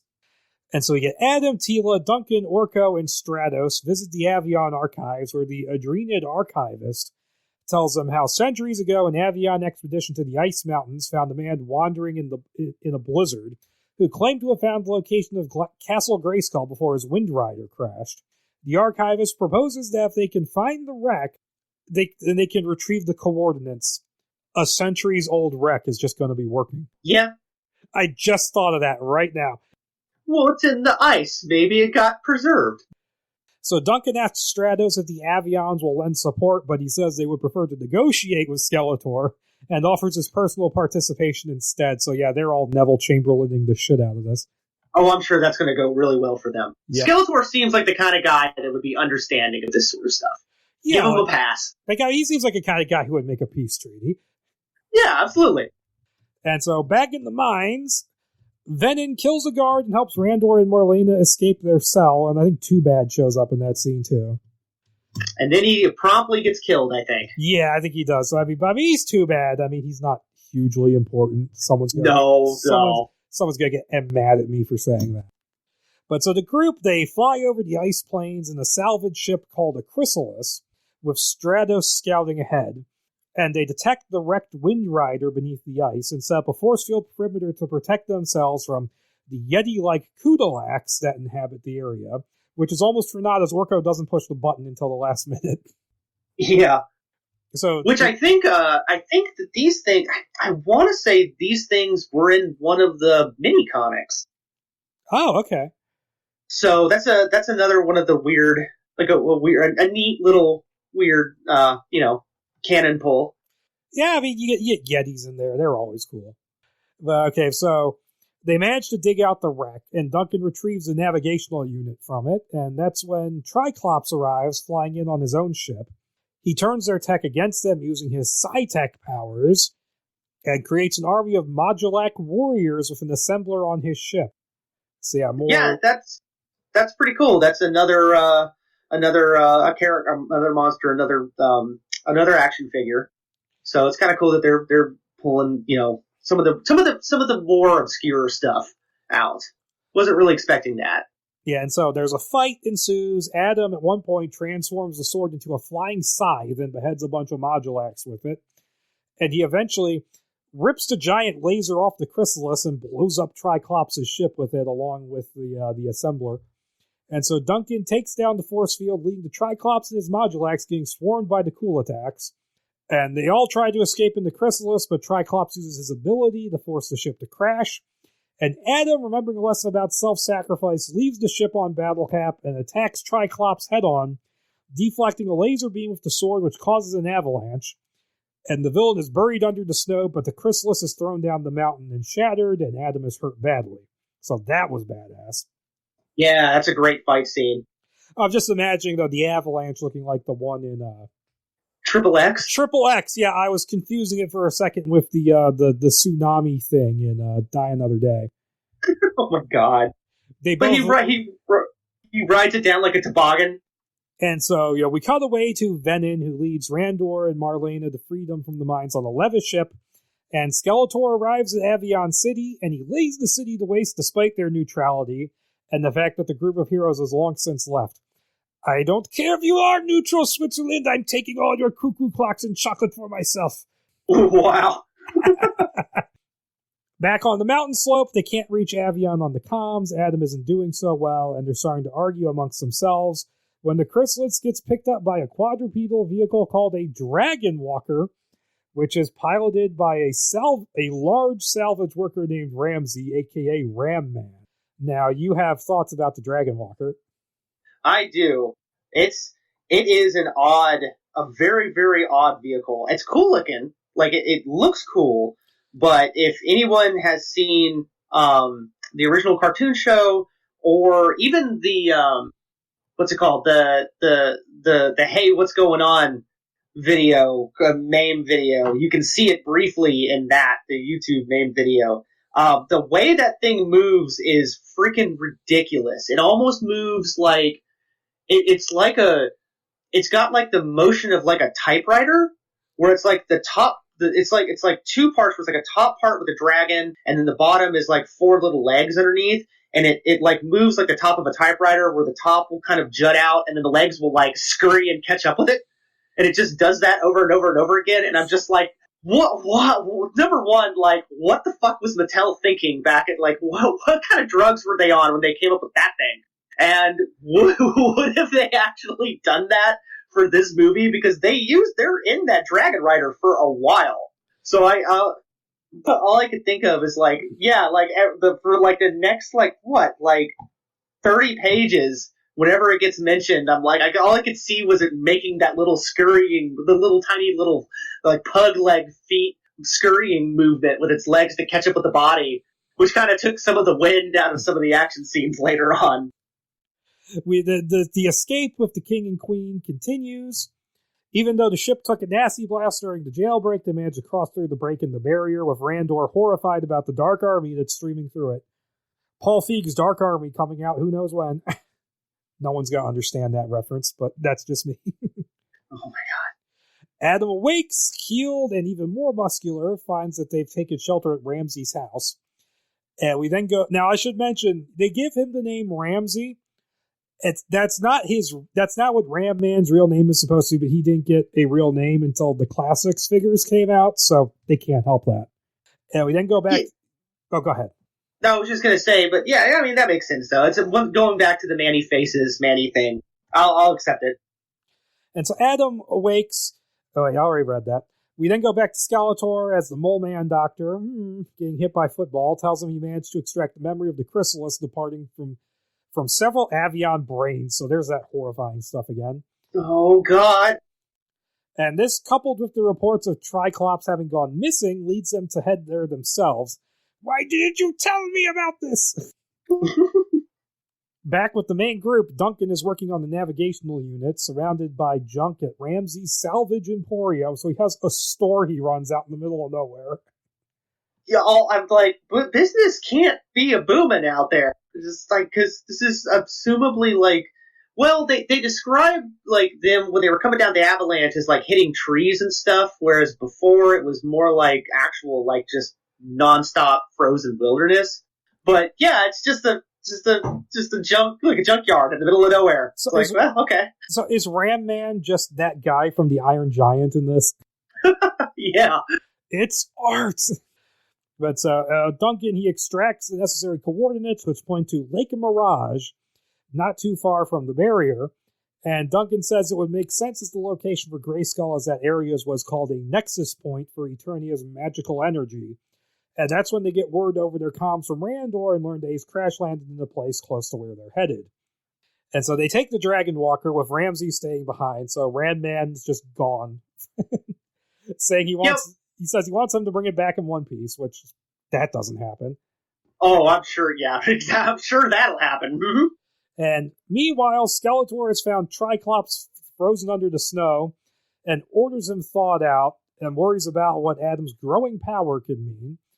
And so after journeying for some time, the group arrive at a volcanic landscape where Randor and Marlena have crash landed.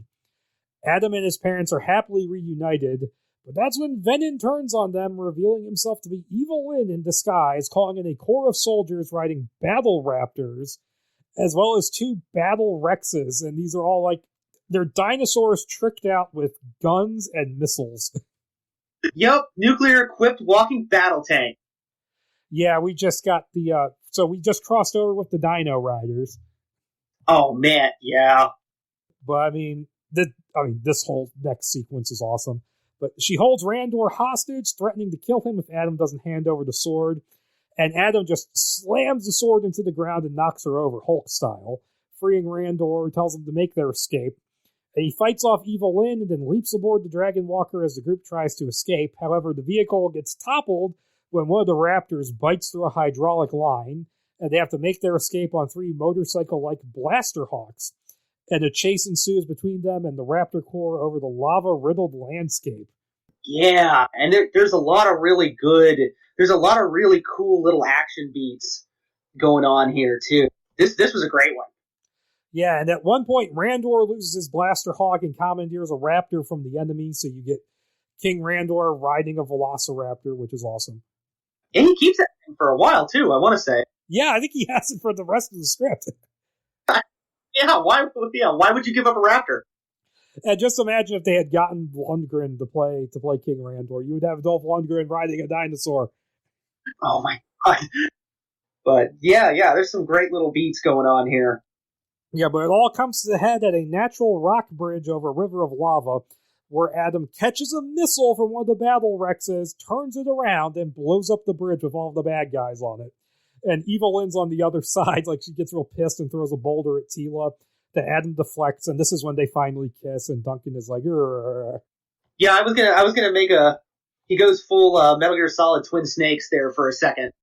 Oh yeah, well he doesn't backflip off the missile. Oh, that's what this was missing. That or the scene from Ang Lee's Hulk where he bites the explosive tip off the missile and spits it back at the helicopter. Right.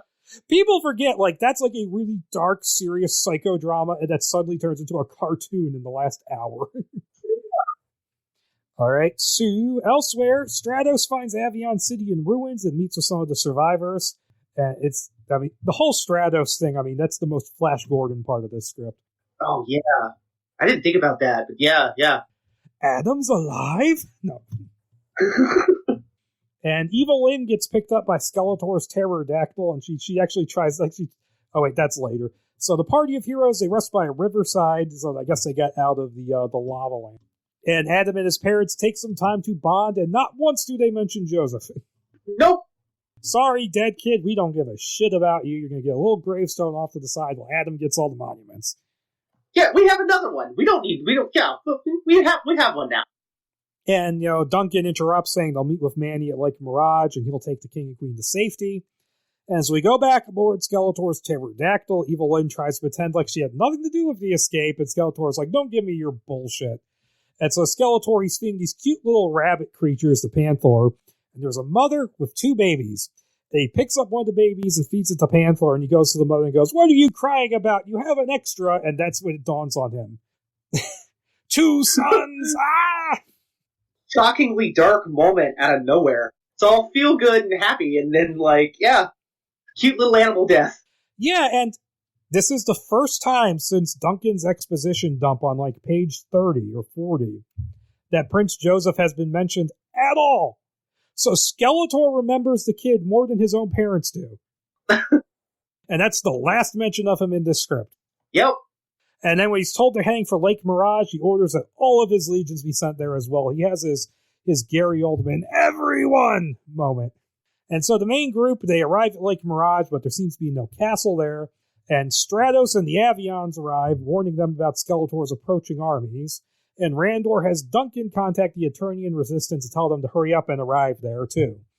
Tila goes to talk to Adam, who is despairing and wanting to retreat, but he then remembers a lesson from the Masters about the deception of vision and dispels the illusion at Hyde's Castle Grayskull by holding the sword up and speaking, his catchphrase, by the power of Grayskull, I have the power.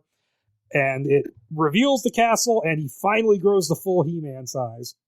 Hey, he says the word, he becomes He-Man. It's awesome. The only thing about the only thing that I didn't like about this bit was specifically like in the script, page 95. Boy, that the bit where Adam is having second thoughts, and he went like right before he figures it out and finds the Castle Grayskull, he's having second thoughts. That whole page is hands down the worst dialogue in the entire script. I think it's just oof. Like we could have gone about that in so many different ways, and my God, it's terrible. It's terrible. It's like we really need to do like this now. No, like at this point in the 95 pages in. I mean, at all this shit you've seen, Adam, you gotta take some things on faith by now. Yeah, really. But yeah, but he becomes He-Man, says the words, and it's awesome. Yep, that was actually really cool. He then uses the sword to lower the drawbridge, and Duncan orders the Avions to station themselves on the ramparts. And so Adam and Tila, they explore the castle looking for the Nexus Point, and I like here how the castle itself is actually magical, because in a lot of the later scripts, it's just, it has the sword inside it. Yeah. I like how they do this here. This is a little bit more like the original, like, mini-comics in the original toy line. Yeah, it's only in the original mini-comics, Castle Grayskull has computers in it. Oh, yeah, it does. Yeah. That was strange. But okay, so they find a room filled with soul catcher crystals, and Adam just goes, I'm going to break one, which, resurrects Zor. And I'm like, okay, that was weird. And that was a little out of nowhere, but... Yeah, we take what we can get. But so outside, Manny and the Resistance, they arrive to help defend the castle, and Duncan reunites with Zor. And as the Dark Army approaches, Zor and Orko set off to locate the Nexus Point. Manny is told to withdraw to the keep and protect the king and queen. And so Skeletor's massive army, kicking up a cloud of dust, finally arrives and the battle begins. It's just this huge battle. So huge I couldn't possibly describe all of it in my notes. Yeah, it's nonstop. It's awesome.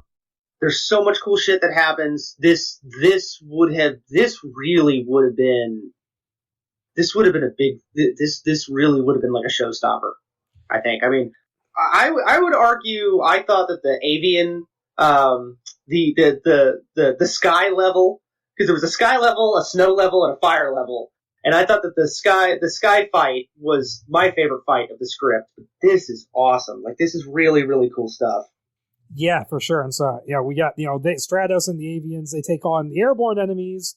Adam fights Skeletor, breaking his staff. Tila fights Evil Lyn. I think, Battle Cat is fighting Panther. And Duncan at first fights Triclops, destroying his new ship with a computer virus grenade, which, holy crap, that just sounds awesome. And then he tussles with Trapjaw. And, he actually says, for my friend Griffey, so Griffey finally matters again.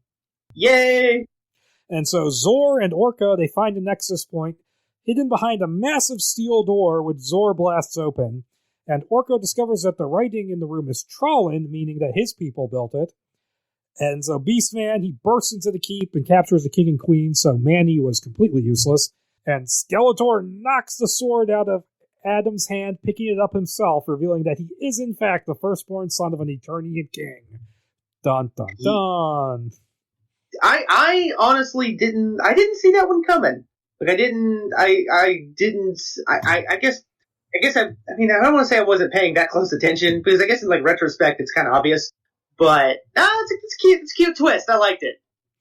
Well, I knew about the whole Skeletor being He-Man's uncle thing, so I was kind of wondering, are they going to do that here? Are they not? Blah, blah, blah. Yeah, but they did it. But I like how they save it for a reveal. But it's okay. We find out here that he was Randor's older brother, Keldor, who was banished by their father, King Miro, for practicing black magic. Keldor then crossed over to the Dark Hemisphere and woke up Hordak, asking him for more power. And Hordak granted him his wish, but his body was changed and he became Skeletor as a result. And he then worked towards returning to the light hemisphere. They explained it like you can go through the barrier, but you can't come back. But he worked towards returning and destroying the royal line, eventually enlisting 12 necromancers to break the barrier. And Skeletor then offers Randor the chance to rule with him as his emissary, running him through with the sword when he refuses. So he's wounded. He's not dead. Yeah, he's impaled, but somehow survived. It's only a flesh wound. A mild case of getting impaled with a fucking sword. Yeah, he's not quite dead. He might be getting better soon. So down below, Orko, using his knowledge of Trollin, he pushes the right button and gets the Nexus silo to open, which shakes up the battle in the courtyard as a beam of light shoots into the sky. And Duncan successfully blows up Trapjaw with a grenade stuck in his claw, and Teela takes down Evil Lyn with an assist from Stratos. However, Battlecat gets caught in a net, and Adam doesn't do so well against the now empowered Skeletor, getting trapped under rubble and then stabbed by Skeletor. He appears to die, but he has a vision of King Grayskull and 1,000 warriors from before, reminding him that the sword's an extension of him, not the other way around. And this whole thing of this vision he has, is this not just Transformers 2 with Shia LaBeouf going to robot heaven? Ooh, I didn't think about that. Or Deathly Hallows. Oh my god. Yeah, a little bit. Or a little bit, well, the fact that it's like not a weapon, or like that's not the important thing. Kind of after reading those Highlander scripts, I got a little bit of a shade of the first script, the original. Oh yeah, yeah. I'm like, really again? Well, we got to mention that again, like way at the end of this episode. So let's put a pin in that. Okay. All right. And so Adam wakes back up and stands, and the Nexus beam bends and shoots into his body, and this empowers Battlecat as well, who escapes from the net, and then Beastman starts berating Panther, going, "Get him, you stupid feline," but then it just turns around and attacks Beastman instead. Yeah. That was great, because I'm guessing Beastman dies. Oh, yeah. Panther is like, I get enough shit as it is for eating cute little rabbits. Fuck you. And so Adam then attacks Skeletor, blocking the sword's blows with his bare hands, and like Skeletor is like inflating to almost giant size too, I think it's described here. Yeah. And so he knocks the sword away from Skeletor, not picking it up himself because he no longer needs it. And I like this idea of the sword being an extension of him, and that the power, it ultimately just amplifies what he is. I like that idea. Yes, absolutely. It's a very sort of Eastern philosophical kind of martial arts thing. Yeah, and I feel like we have been building to this. Like it fits in the story. It's good. It's good stuff, man. And so Adam beats Skeletor mercilessly. Like he is beating the shit out of him, almost to the point where you kind of feel bad. And then a pterodactyl drops a line to help Skeletor escape, but Adam grabs it out of the air and he hammer throws the pterodactyl at Skeletor, knocking him into the beam and disintegrating him. And so their leader's death leaves the Dark Army scattered and ineffectual. I'm like, wow, that was badass. Yeah, man. So Randor, he's taken away by medics who assure Adam that he'll live. He's like, he's not quite dead. In fact, he might pull through. Yep. And also, Zor tells her husband and daughter that she is now tied to Castle Grayskull and can't go home with them, so she is the sorceress. And in the aftermath of the battle, the Dark Forces were rounded up and returned to the Dark Hemisphere, while Zor used the Nexus Point to restore the barrier. And I'm like, you know what? Skeletor kind of had a point earlier. You said, you've destined us to just live in a shithole for eternity. Shh. Don't question the logic. Yeah. So they were returned, and Zor used the Nexus Point to restore the barrier.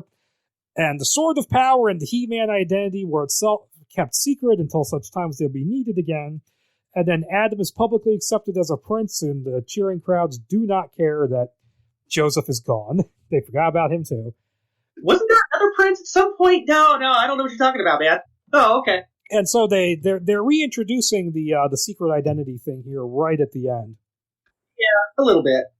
I don't know if you really need that, but Okay, so he gets together with Teela, and they and their companions become the Peacekeepers of Eternia, fighting evil as the masters of the universe. And Ram-Man is there, even though he did nothing. I guess this is his consolation prize for them destroying his Dragon Walker. Yeah, really. You get to come hang out with us for a night up at the castle. And they have a big moment where they all pose in front of the camera like it's the Van Damme Street Fighter movie, and it ends. Yep.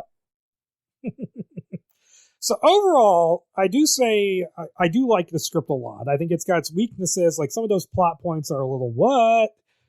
Fucking awesome. But yeah, other than that, this script is really good, and it would have been cool to see. Yeah, my biggest complaint with the script is the dialogue, really. And as we all know, dialogue is constantly changing, constantly shifting. Like people, like I've heard, like people bring, like they have the writers on set, in big movies like this. Well, they'll just like the actors will just have the dialogue rewritten on the spot. Yeah. And it kind of, like I mentioned earlier, it felt a little bit like Rifkin was just putting stuff down on the page.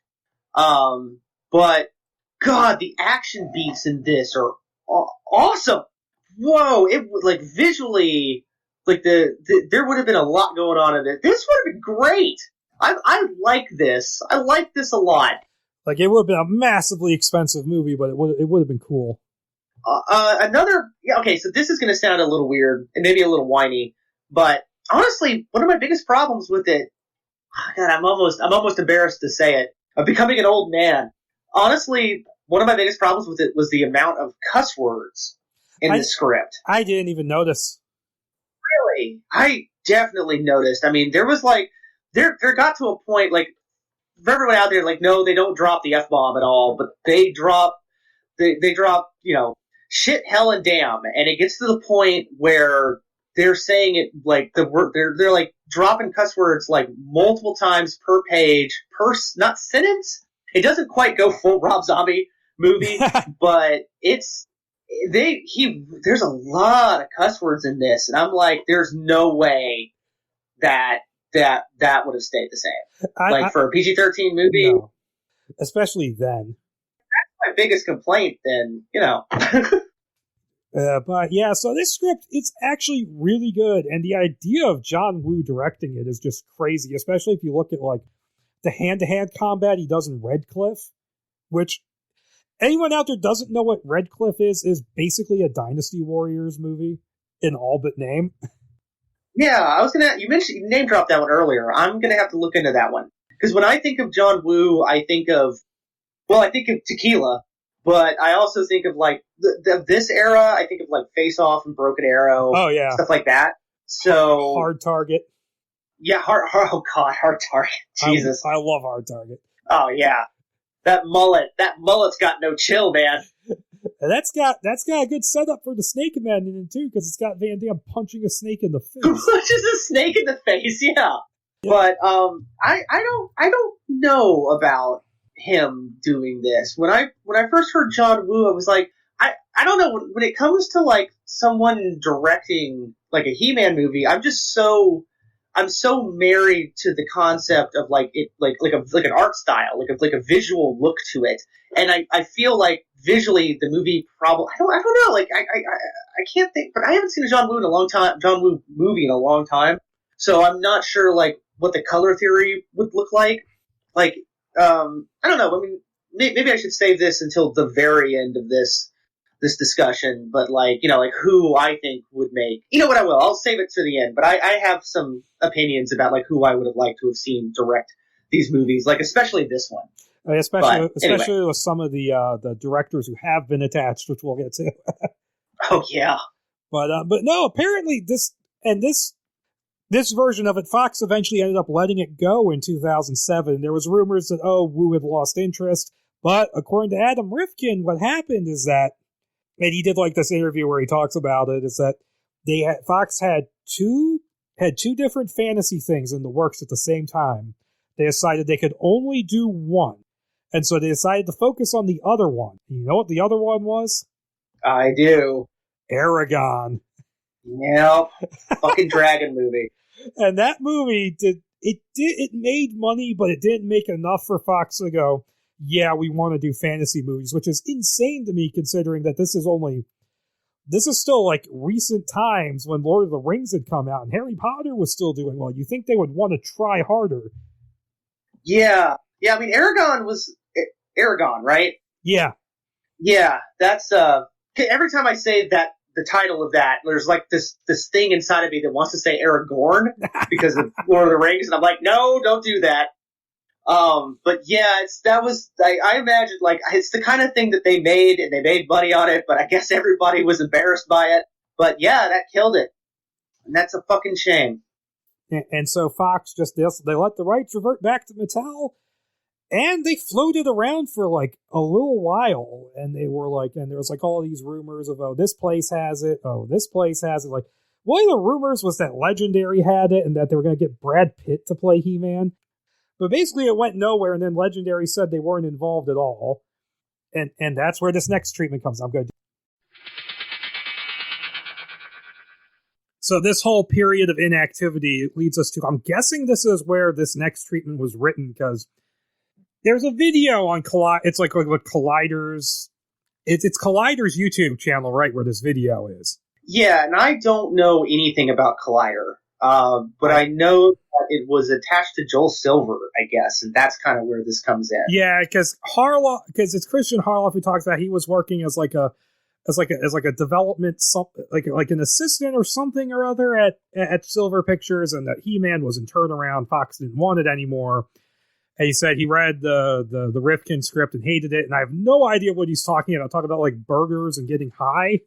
Yeah, he throws the Rifkin Draft under the bus so hard in that interview that I was shocked, and like to the point where both of us went back and reread bits of the Rifkin Draft, like looking for like hamburgers or getting high and like some of the other stuff that he said happened, and it was like, nah, it's not in there at all. So I can only assume the rewrites at some point. Maybe, who knows? I mean, this was, prime Tom Rothman era Fox. So. One screenwriter throwing another one under the bus, which has been known to happen. But he talks about how like he went to the Mattel people and he got their permission to work on the treatment and to shop it around. And he got Mark Reilly to work on the treatment with him. And Reilly was a Collider guy, and he's worked on some of the Collider stuff, but he doesn't really have a filmography, so to speak of. And that... No, I was going to say real quick, but I did watch a couple, after I read this treatment, I did watch a couple, because he's got a YouTube channel, and he does like his own like podcast thing, and one of his podcast videos is about like him pitching unproduced movies, and it's good stuff. Like, it doesn't really show through in this one though. No, anyway. No, and the thing is that in that video, Harloff was talking about how like they didn't want to do the Filmation series; they wanted to go back to the mini comics, and they didn't want it to be this cheesy thing. And I don't think it comes through in this treatment. What the fuck they're talking about? Because the whole thing follows a fairly familiar path where it's Prince Adam gets the sword and they're fighting Skeletor. But okay, so it opens with Stratos and his son Sutras. They're out flying when they're attacked by a large ship commanded by Skeletor. And there's a strange plot point where this thing opens like in the midst of like an ongoing war with him. Right. It's almost kind of like the Canon movie opening where he's already won. Yeah. And he's after a map parchment that Stratos is carrying, and in the fight, Sutras is killed, so they kill a kid in like the first 5 minutes of this movie. Oh, yeah, and I guess we should just go ahead and mention this now. This script is violent. This I've always wondered what a hard R He-Man movie would look like, and I guess this is it. Oh, and the actual next one that we're going to do, the Mark script, that is like, wow. Oh, yeah, but... And so Stratos is captured, but not before he hands the map off to a random Falcon, telling it to take the parchment to King Randor. And okay, so the Falcon, spoilers, it's the sorceress. Yep. I mean, it's not just like... But it is kind of funny that this Falcon is flying around, and they don't meet the sorceress till later, but it's funny that they're just like, hey, Falcon, do some important shit for me. Yeah, really. I'm going to give it this parchment paper. I'm sure it's not going to build a nest with it. And he tells it to take the parchment to King Randor. And so Skeletor says that Stratos' people will pay for this. And from there we go to the Crystal Castle, which is also called Castle Eternia. They use both. It's the center of Eternia's capital. And we go to a nearby lake where Prince Adam and his tiger companion Cringer are napping while fishing. And Adam is using Cringer as a pillow. Yeah, that's cute. That's one of the things that there's Oh, there's a handful of bits in this script that I like, and I did like the introduction of Adam there. Yeah. And so they're interrupted by Tila as Adam's father, King Randor, wants him brought to the communication room. And so Randor, who's accompanied by Duncan, a.k.a. Man-at-Arms, tells Adam about how Avian has fallen. So yeah, that whole scene gets wiped out off-screen. Oh. But the Falcon brought him the map, which is supposed to point the way to Castle Grayskull, and the Avians had it hidden away to keep it from Skeletor, who they've been at war with for some time. There's something to be said for not really doing an origin story, but also just jumping right into the middle of a war. It's like, are you trying to be Star Wars? Yeah, even Star Wars had like flow to it, and it was kind of easy to follow, like the jumping right into the war. This thing just like turns on and goes, and it didn't read very well. And it took a while getting into it. And it doesn't help that this treatment is 27 pages long. Oh, yeah, let me go ahead and mention that, because you guys out there can't see what this... Fuck them for doing this. This thing is tiny little text. What is this? Font 10? Maybe? Font 9? Something. Single-spaced, walls of text, 27 pages. In this 27 pages, there's probably more words in these 27 pages than there was in the entirety of the Rifkin Draft. It's insane. Like, I kept losing my, like visually losing my place while I was reading this so many times, because it's single spaced, and it's just walls and walls and walls of text. Ugh. Yeah, well, that reminds me, like, I mean, now this isn't the longest treatment I've read, and so Duncan deciphers the map, saying it points to the Valley of Murrow, and there's just a lot of names in this treatment. Yeah. And Randor has Orko scan the valley remotely for danger, and he says there's nothing there. And they all head out to the valley, and they begin looking around. They actually pull out metal detectors like they're beachcombing. Yeah, and they name drop. This is a treatment, so it's, obviously not a script. So they name drop like visual cues from other movies, and that is another thing that I liked, was they name dropped Alien in this bit. Like, they actually described them. This is the part we're at, right? Where they describe them going down into this valley as being very reminiscent of the Nostromo crew going into the derelict, which is like that it got me. Like, I was like, okay, all right, that immediately sets a tone and a mood for this bit.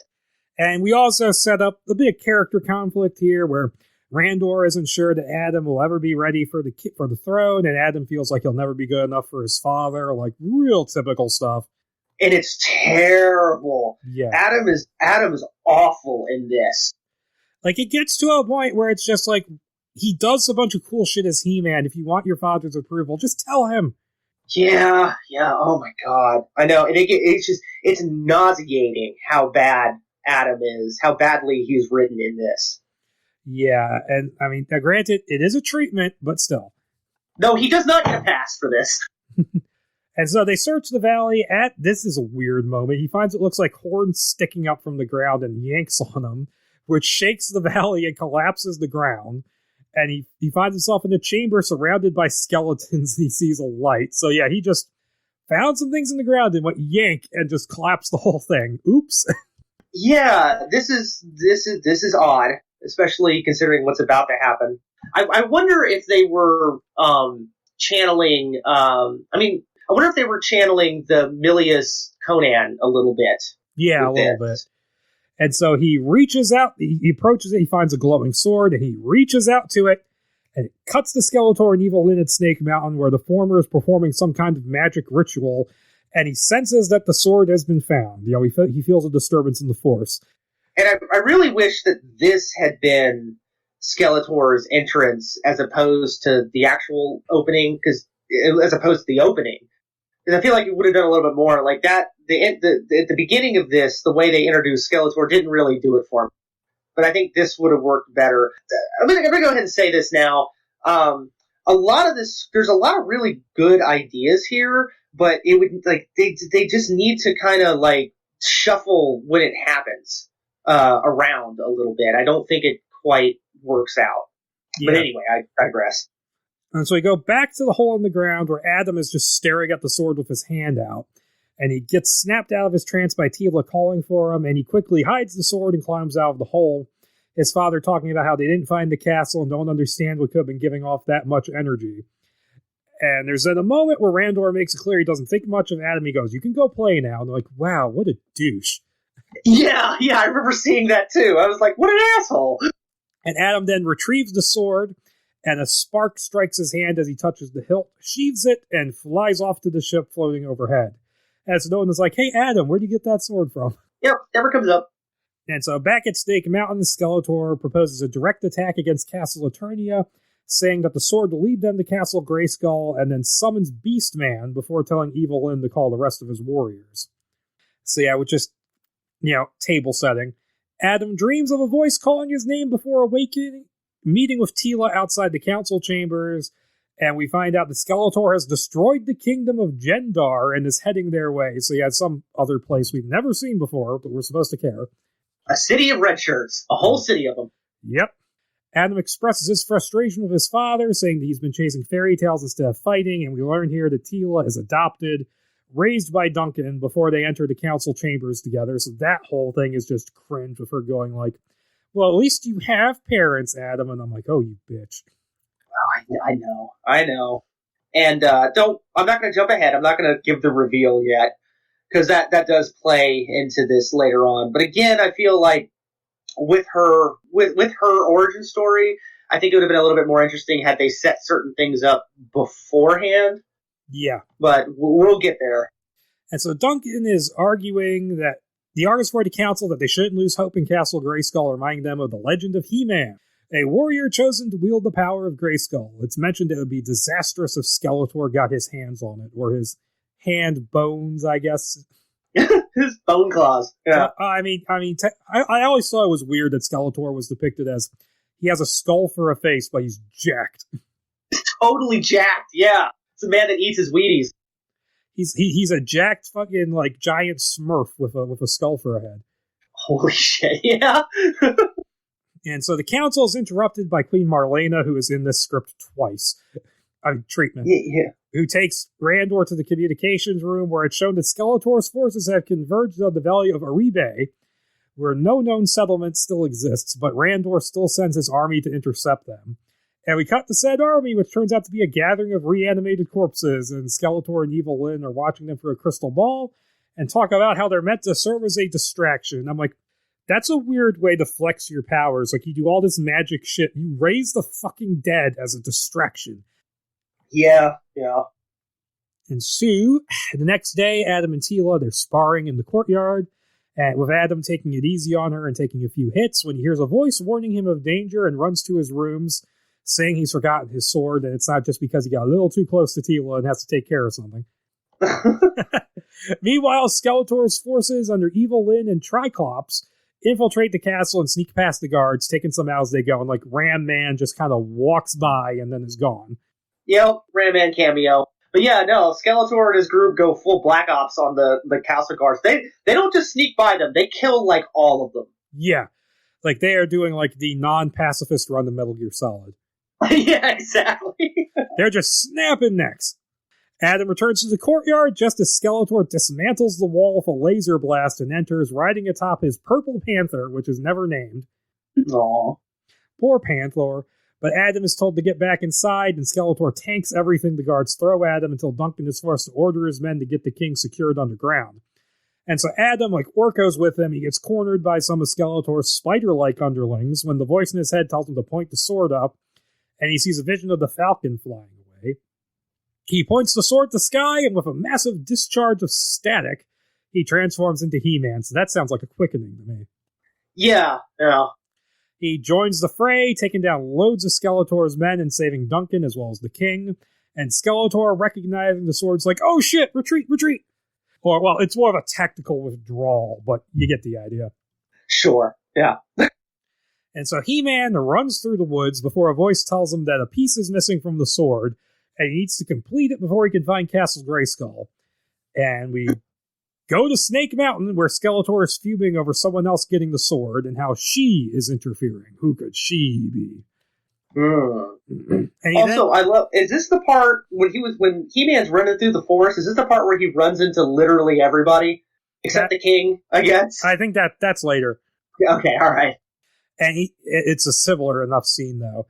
And so he then orders He-Man be found and killed before we go back to the council chambers, where He-Man presents himself, saying he can help them find Grayskull if they find the piece missing from the sword's hilt.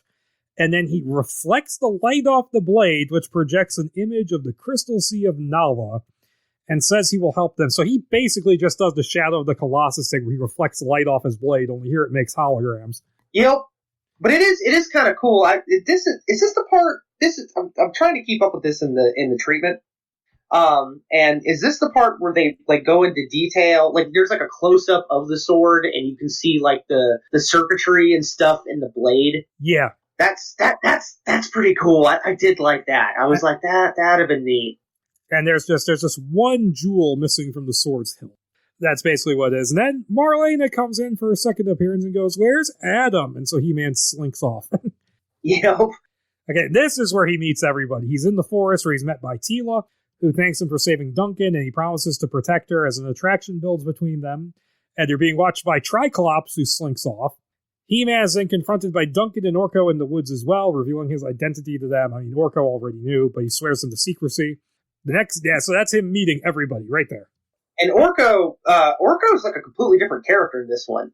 Like he's still kind of like a jokey character, but he's not like he was in the Rifkin Draft. No, he's written more like a serious advisor. Yeah. They still do stuff about his magic not working. They still do jokes about that, and I don't think that really fits. Really, like, as far as I can remember, he doesn't really do much either. No. Like at least the character in the Rifkin Draft, and in this one, he does one thing for most of it. Yeah. Okay, and so the next day, the army takes off on their hover bikes and hover ship, while Adam stays behind, and he gets Orko to transform himself into a decoy so he can sneak away. So Orko is basically just, the distraction here. It's kind of cute. Like there's a bit. One thing that keeps happening is he has a hard time keeping his ears, because Orko has like these giant like gremlin-esque ears, and he has a hard time keeping them like smaller human sized. So like they'll like grow, and he'll like whoa, and kind of push it back into his head, or they'll grow a little bit, and he'll kind of like swish his hair over them. It's kind of cute. Yeah. And so he becomes He-Man, and he just points the sword at Cringer and goes ha, and transforms him into Battle Cat and rides off. Yep. Hooking up with the army and leading them to the Crystal Sea. This is awesome. This was the one part of this whole treatment where I was like, this would have been cool. It doesn't really make a lot of sense. Like there was weird stuff about it that I guess as we get deeper into talking about the naval battle, I guess. Yeah. Which of course is coming up. But just that image of the Crystal Sea. Give me 1 second. Let me see if I can find it, because it's only like 2 sentences. Hold on. Yeah, I'm scrolling forward too. I know it's in Act 2. Yeah, hang on. Okay. Here it is. The army converges on an ocean that stretches into infinity. Waves rolling with golden sparkles of light leaping with each crash of the waves. The sea is actually particles of fine crystal instead of water, giving the sea a strange luminescent glow. It's pretty cool, man. That's a really neat image. And so they're on the beach, and they get attacked by an army of cyborgs led by Trapjaw, and this fight is pointless.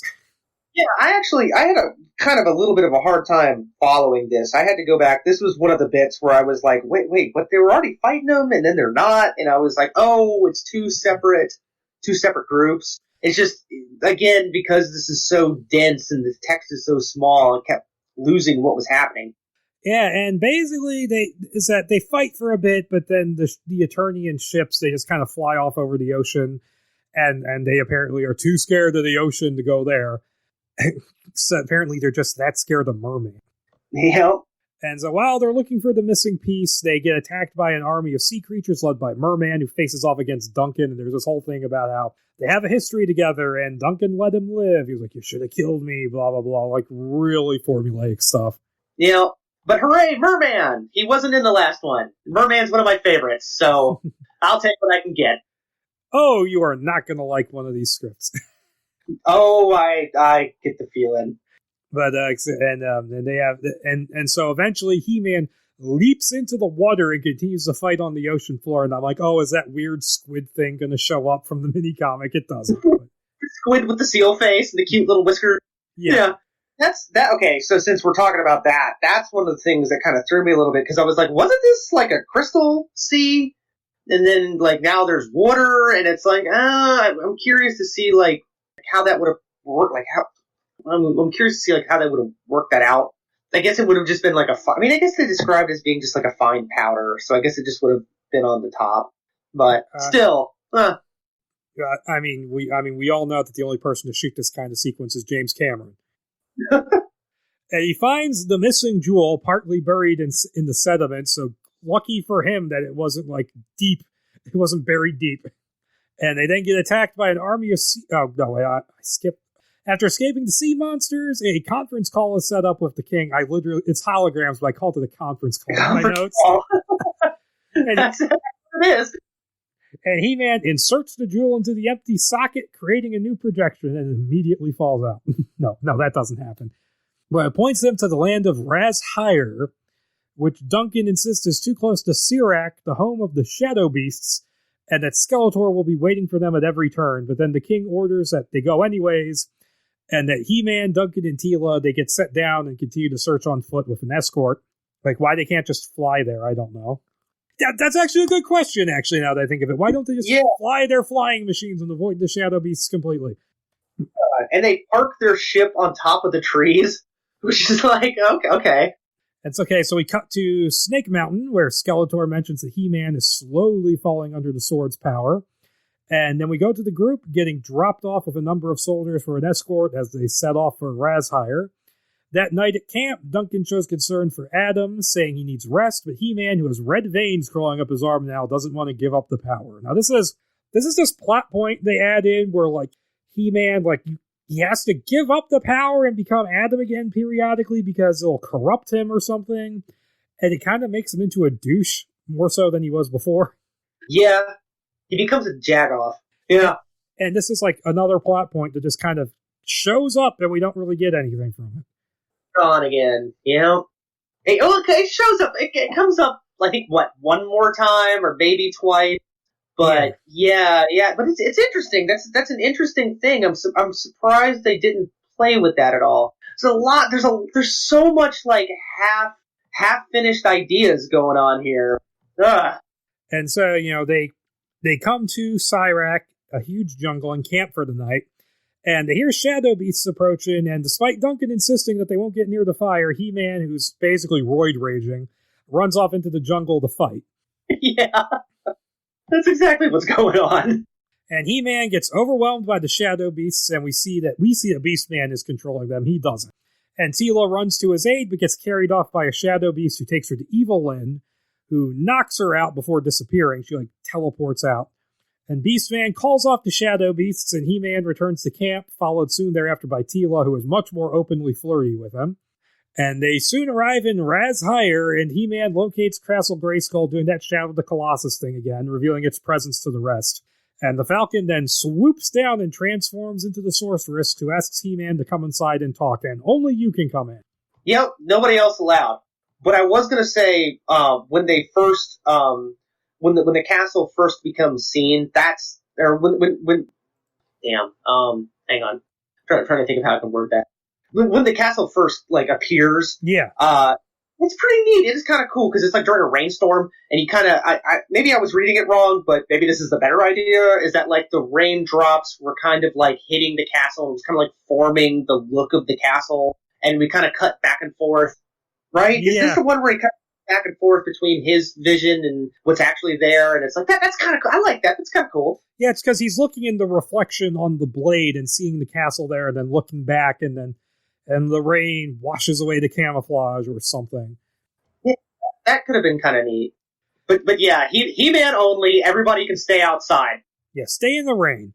Yeah. She takes him to a throne room lined with statues of former He-Man from Eternia's history. So this idea that it's a legacy is actually really cool. Yeah, it's neat.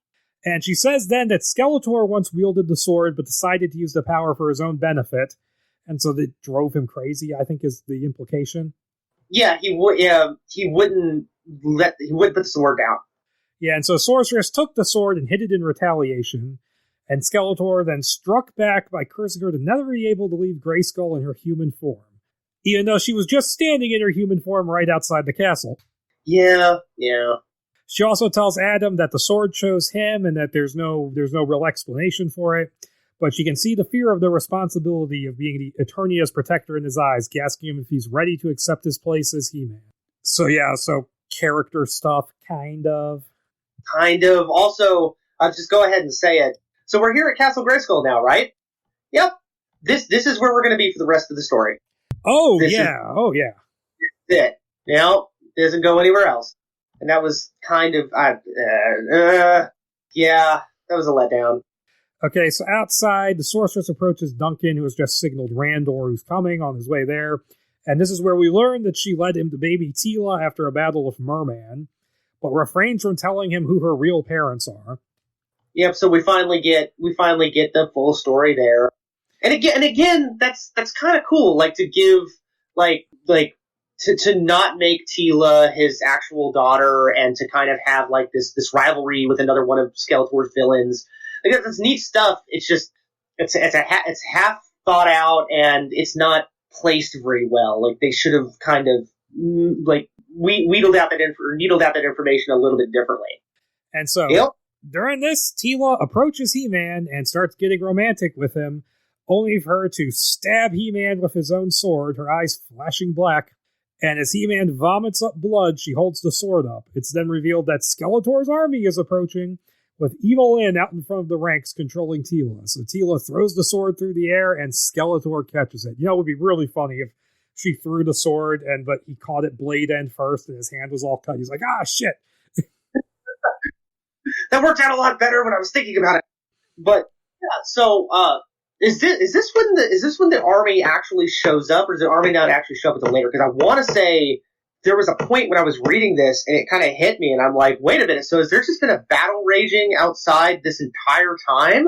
Yeah, the army shows up, and then we'll get to it in my notes later. But he has an army with him. Yeah, so I guess just like, I don't know if it's right here specifically, but yeah, like there's a battle going on outside for many, many, many pages of this script, and it's just, you kind of go pages and you forget about that it's happening, and then they'll do something, and it's like, oh yeah, I guess they're still fighting out there. Okay, so Skeletor's army attacks the gates, and the controlled Teela knocks out Duncan. Skeletor and the Sorceress fight for a bit, but she's no match for the power of the sword, and Evil Lyn traps her inside a mirror, because you can do that. Yeah. I want to say that is a reference to one of the cartoons. Like, okay. And it might be, it might not be, it might just be, they were just on the same drugs. Yeah. But I think that is like a reference to one, because I vaguely remember seeing the Sorceress in a mirror at some point. Alright, and so the wounded He-Man tries to escape on Battle Cat, but Skeletor stops him and changes the tiger back into Cringer. And then the King and Queen then arrive at Castle Grayskull, but are immediately caught by Skeletor. Marlena is dragged off by Evil Lyn. Orko is forced to drop his disguise, but apparently they don't notice this. Yeah, I kept waiting for that to happen too, but no. And Skeletor forces Randor to fight him in single combat, with Skeletor cutting his leg and forcing him to kneel. So Skeletor has them all thrown into the dungeons. It looks like He-Man is about to reveal who he is to Randor, when some of Skeletor's men come and drag the king off, taking him to the throne room. So you had him there, sent him down, then took him right back. And still inside the mirror, the Sorceress sends a projection of herself out, because she can do that, leaving only a single orange feather in the mirror. And she approaches the wounded He-Man, entering his body and giving him strength, healing him. He turns back into Adam, who despairs that he's nothing without the sword, and then Duncan reassures him, saying, it only unlocked what was already there. So that concept's here too. And knowing is half the battle. And Orko, who is in a different cell of Stratos, uses his magic to escape and free his cellmate, and Stratos is like, for a minute there, he's like, I don't care, my son's dead. Like, he doesn't even come off like a mourning parent, he just comes off like a whiny jackass. And so they go to retrieve Duncan and Adam. And in the throne room, Skeletor uses the sword to unlock the power of Castle Grayskull, using it to hurl fireballs at Castle Eternia. And Randor is like, no. Yeah. And it's worth mentioning, actually, that this is the one version that doesn't do the Keldor thing. Like, it doesn't bring up him being related to He-Man in any way.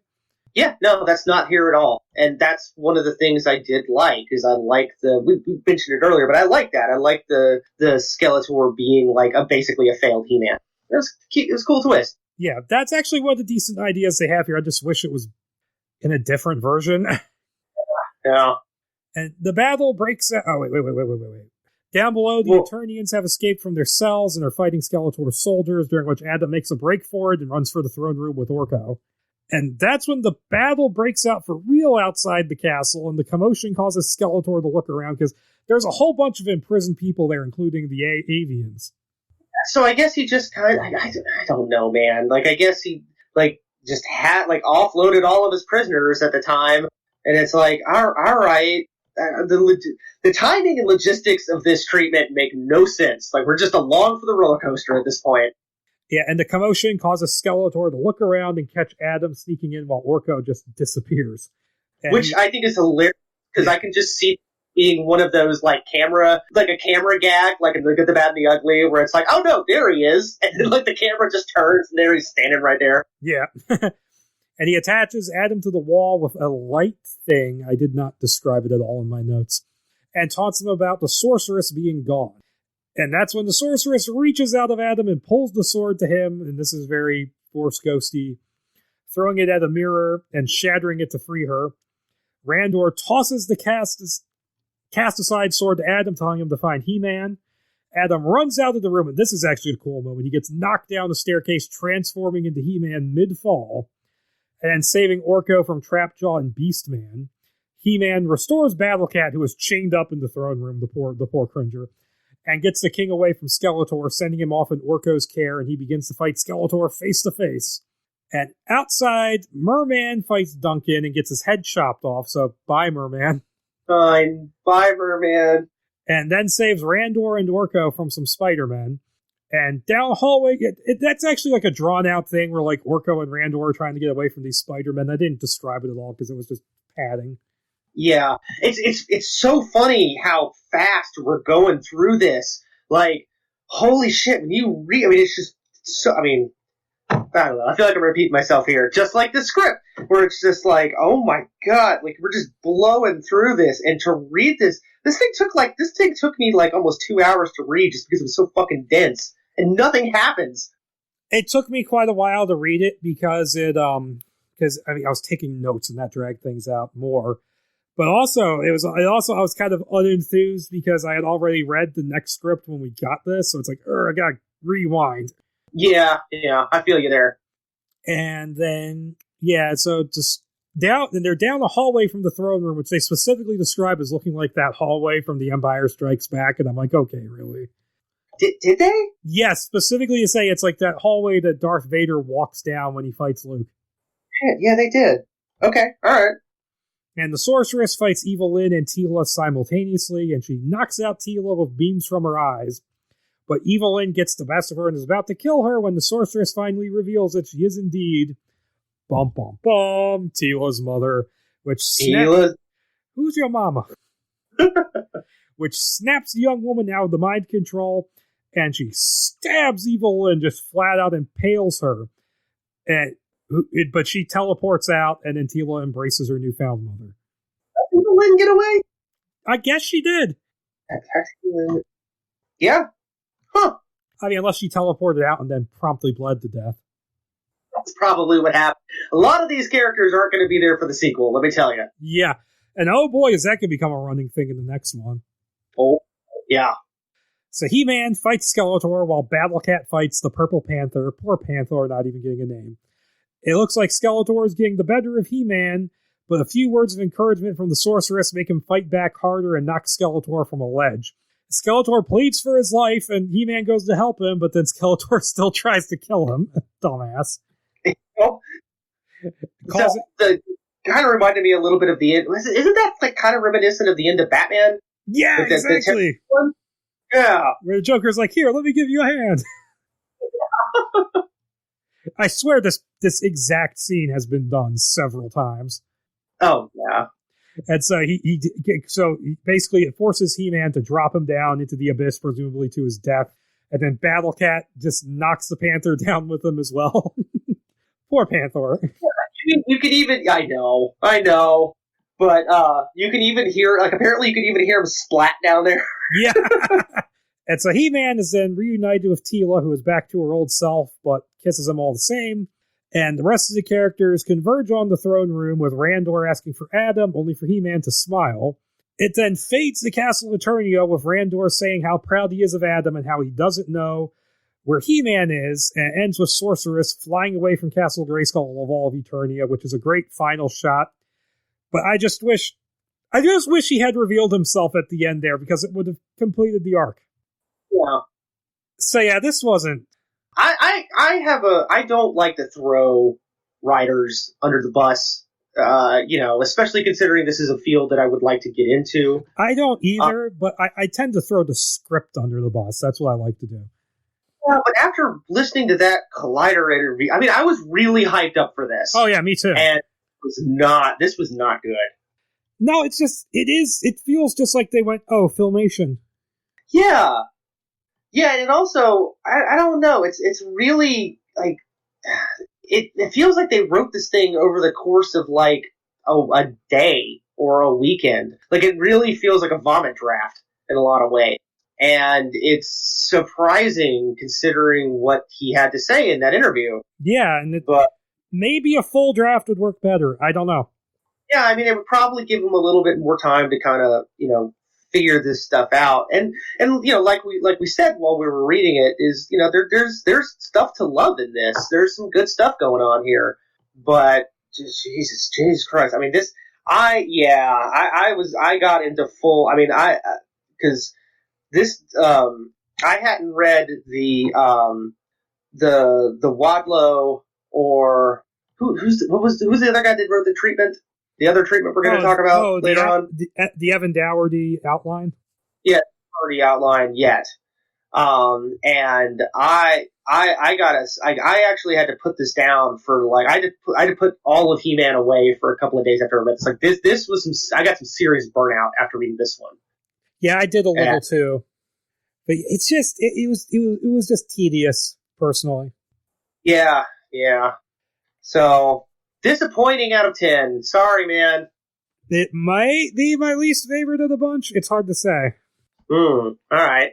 Because I don't know, because the next one I have complicated feelings towards. Yeah, I can see that. I would say this was the most disappointing of the bunch. Yeah. And according to what Harloff said in that video, he said things like they took it to Village Roadshow, who didn't want it. And they started talking to Legendary, and they were talking to this guy, Neil Elise, who was working there, who seemed like that they were going to do it. And then he said no, like that Legendary actually wasn't interested. And that the next thing they knew, this guy, Neil, had taken it to Silver Pictures and Warner Brothers and had set it up with Justin Marks writing the script.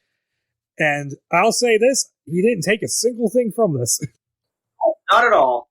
He just kind of like took the idea of doing a He-Man in the Masters of the Universe movie. Yep. And that will lead us into the next one.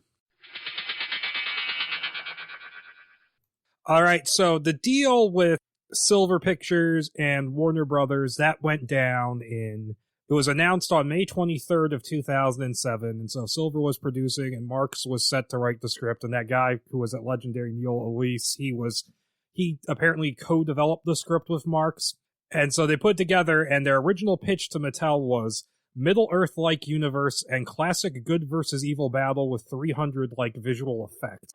Oh, so that's the visuals they were going for this one. Okay. Who knows if they would have actually gone through with that. And so that leads to the script, which interestingly enough is dated a full year after that announcement. So, like, what were they doing for a full year? Yeah. But and well, that was, and so it's dated May 23rd of 2008. Now, Justin Marks is an interesting writer because if you look at his IMDb page, he has like very few like actual movie credits. He has some shorts, a couple of TV things, but his only produced screenplay credits are Street Fighter: The Legend of Chun-Li, Ouch. And the Jungle Book remake, which is actually really good. I haven't seen it. I've heard a lot of people say that it was surprisingly good. I've heard it's a heck of a lot better than that Lion King movie, so... Yeah, that's the thing, is that movie is good enough that I always want to believe in the Disney live-action remakes, and then they always turn out to either be middle of the road or garbage. And in terms of upcoming stuff, he has... Jungle Book 2 was announced, but who knows if that's even happening with Favreau going off and doing Lion King. And he has a story credit on Top Gun Maverick, if that ever comes out at this point. But there's like 3 other guys with screenplay credits. Who knows what's going on with that? And Tom Cruise probably just rewrites that script on the fly. So. Oh yeah, and it's got like one of his guys working on it too, Christopher McQuarrie. So that would explain that. But yeah, and he was probably like the first writer that they gave like the job to write a draft, and so he might be getting credit based on a contractual thing. That tends to happen. But he has this long list of unproduced scripts. I'm just going to rattle a few off from memory. He wrote a Voltron script around this time, which was okay. But I mean, I don't know. Okay. Go ahead. Oh, okay. That actually, okay. Well, you say it's okay. So, and I haven't read it, so I don't know. But after having read the script, that seems a little bit more up his alley, and we'll get into that later. Well, I don't know really anything about Voltron, but I thought it read perfectly okay as a script. It does this weird post-apocalyptic thing with it, and it does kind of feel like a movie that they put into development just because Transformers had just come out and they wanted their giant robot money. Yeah, I can see that. He did Green Arrow Escape from Supermax, which I actually thought was pretty readable and pretty decent. It just needed some tightening up in places.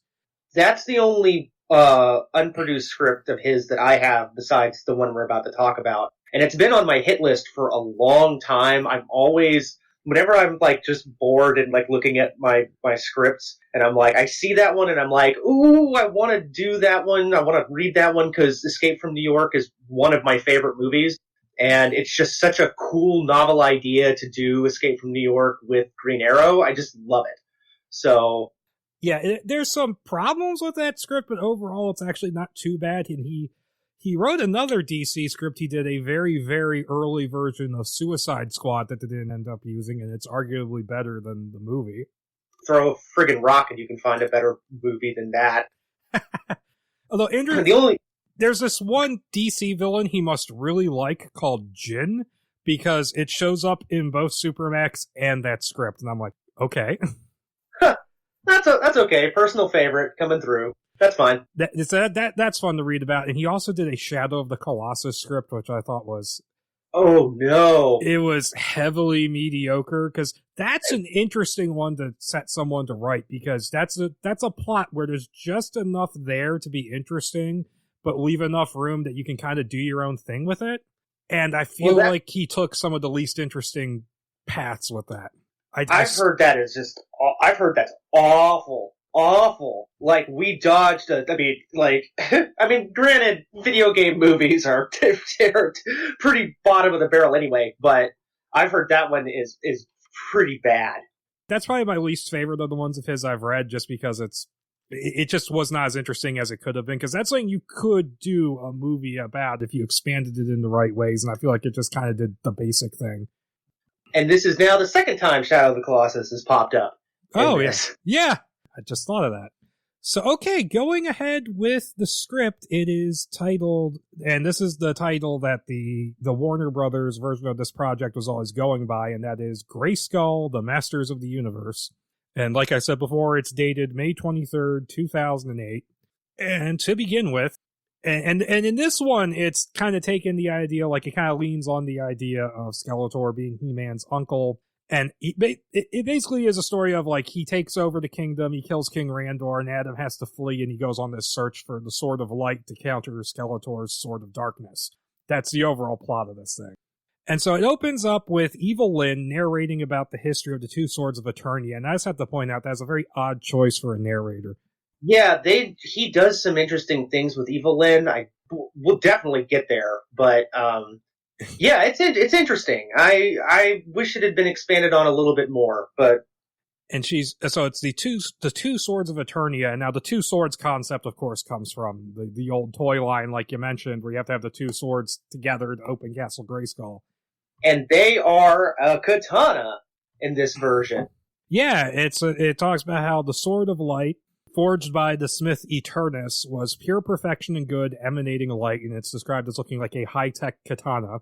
However, Eternus was driven mad by his inability to recreate it, so he made his exact opposite, the Sword of Darkness, which gives off a pulsing black void.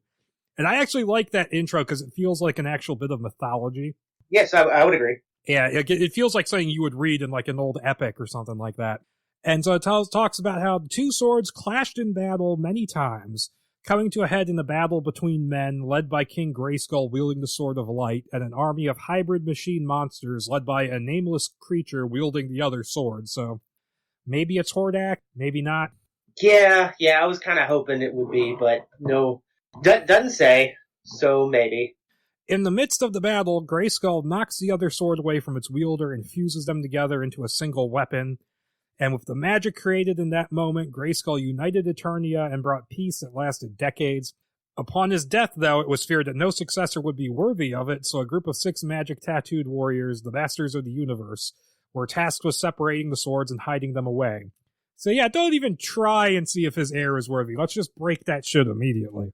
Yep. And so we cut to the present day, and we catch up with Evil Lynn, and it's pointed out that she has the same tattoos as the Masters. And so there's this whole thing that, like, she was once a member of this order, which doesn't really get expanded on much. No, it doesn't. And she's leading Keldor to the Sands of Fire, where she has located the Sword of Darkness, hidden within the black fog. Now, we're told later that the Sword of Darkness was hidden in the Dark Hemisphere, but they never actually explain what that means in this script, and it's completely a useless term. Yeah, it makes me think that was, like, there are parts of this that feel like they were left over from, like, previous, maybe, like, internal drafts that he was doing. Yeah. So, and I just want to go ahead and point out now, this thing gets up and goes. Like, it's, like, this train's got no brakes. Oh, yeah, this thing just goes. But there is a moment where I started to really fall in love with this script, and I will point that out when it comes up. All right, and so he approaches the sword and is enveloped by its dark energy, and when he picks it up, the power withers his flesh down to the bone. And we then go to the capital city, which is not given a name, where the anniversary of Grayskull's victory is being celebrated, and we meet the young Prince Adam, currently 14, who has just been in a fight. As Father King Randor tries to teach Adam a lesson about ruling, using Grayskull as an example and pointing to his statue, which is in the city, and that's an important point. But it doesn't get through to him. And it's totally the fucking Lion King Simba speech, the everything the light touches speech. Yes, it is this script is the Lion King. It is so weird. Marx was writing a Disney remake before he made a Disney remake. Nope. And we then go to Generals Duncan, aka Man-at-Arms, and Cronus, who are discussing the possible threat that Keldor presents when Cronus knocks out Duncan and opens the palace gates, where a dark fog begins to seep in. So Randor and Adam are led into an ambush by Cronus. Randor fights back, trying to give Adam time to run, but he's caught by Keldor, now wearing a chrome skull mask and calling himself Skeletor. Now, this was a controversial point, because there's a super long thread about this script over on the He-Man.org forums that I obsessively read every page of, and people are just going like, why is he wearing a mask? Oh, I wished I'd read that. Because, yeah, Dr. Doom. That's right, I didn't think of that. He is Dr. Doom. He agrees to let Adam go if Randor drops his blade, and he does. And he just throws Adam across the room. And Randor tells Adam to run and begins fighting again, slashing Cronus across the face before getting impaled on the Sword of Darkness by Skeletor. So, Randor, we barely knew you. Yep, Randor is off the table. That is it. After like 5 pages. Yep. Mufasa got more screen time. Yeah. And so Adam ducks out the window, and Skeletor sends his men after him. Adam almost falls into a ravine, but is caught by Duncan, who hides him while the pursuing men assume that he died in the fall. So yeah, not very competent mercenaries here. And so Duncan, he sends Adam out of the city, telling him to head for the frontier, and that he'll come for him when the time is right. While crossing the plains outside the city, he ducks out of the way of a massive walking platform carrying Skeletor's dark army of man-machine hybrids powered by his dark energy. And a black cloud spreads out from the palace, blocking the sun, so it's it's Superman Lives. Yeah, basically. But, it's never, I don't think it's ever, like, specifically described in any way other than, like, it's a big, hydraulic legs and that, so it's a big walking battle tank. Yeah. Like a battle city almost. Oh, yeah, it's definitely a city later on. I wonder if it was going to resemble Snake Mountain. Because Snake Mountain is strangely absent from this script, right? Yeah. Yeah, so I wonder if, it would have, visually, if it would have looked like that by the end. Maybe. It would depend on what the concept artists came up with. Yeah. And so Adam makes his way out into the wilderness where he collapses on the hillside from exhaustion. And the Falcon perches on the tree above him, and he hears the voice of the sorceress speaking through the sound of the wind and the leaves, telling him that his time is over and making an image out of the blowing leaves of Castle Grayskull, saying that is his destiny. Now, that is a brilliant little image they do there. Yeah, it's a cool image, and when I read that, I was like, that's actually kind of neat, depending on how they pulled it off. Because that could be really, because the way it's described in the script is, the way that the sorceress talks to him is like literally through the leaves moving and like the water, like the sound of like a brook going. It's like all nature sounds, and it just kind of comes together and creates a voice. Yeah. And that could, I think like that is like, I'm sure some sound designer out there just like got a massive heart on and he doesn't know why, because I guarantee that probably would have been a lot of fun to put together, just to like find all the right pitches for like those kinds of nature sounds and actually make like a voice out of it. That's really cool. So Adam, he's found unconscious by a mysterious figure in animal furs, and he awakes by a campfire, the figure introducing himself as Zodak, a member of the Order of the Masters with those same tattoos on his face. And Adam says he wants to kill the people who killed his father, and Zodak says he has a lot to learn. And there's this whole thing where like he follows him and like Zodak's walking on water, and so they decide to train. He takes Adam to some ancient ruins, the remains of the Hall of Wisdom where the sword was separated by the Masters. He says that they hid the Sword of Darkness in the Dark Hemisphere, and the Sword of Light in Castle Grayskull. It's pretty funny that they go to all this trouble to hide the Sword of Light, and they just chuck the Sword of Darkness out into the middle of nowhere. Yeah, I was going to say, the Sword of Darkness is just, at the beginning of the script, it's just kind of sitting there. And Adam recognizes the image, and Zodak tells him that he spoke with the sorceress, because he's showing him these like images on the wall. The last remaining member of the original 6 Masters and the protector of Castle Grayskull. And Adam wants Zodak to point the way to the sword, but Zodak says he's not ready, and if he's not worthy of it, then the Sword of Light can be even more dangerous than its counterpart, and that Adam will need to use the power to maintain balance. And Keldor sought power for its own sake, it has thrown off the balance. As Zodak narrates about the army Skeletor is building with his dark magic, we see him fuse a metal jaw to Cronus, repairing him and making him into trap jaws. So that's pretty cool. Yeah, this script, I may as well go ahead and mention it now. This script is very, very tech heavy. I feel like, yes, there are monsters in it, but out of all of them, I feel like this is the one that leaned the most on the science fiction elements. Oh, for sure. Which is kind of why when you mentioned him doing a Voltron draft, I was like, oh, I could see that, because it seems like he was a little bit more in love with the tech side of things. Yeah, he describes almost everything as being like a fusion of something with high tech. And there are I'm not going to spoil who it is, we'll get there, but at the end of the script, there are 2, like, I guess, cameo appearances by like, I guess, lesser known characters, and they're both tech characters. But the magic comes with a price. The sun is blotted out by the sword's power, and the land will wither and die.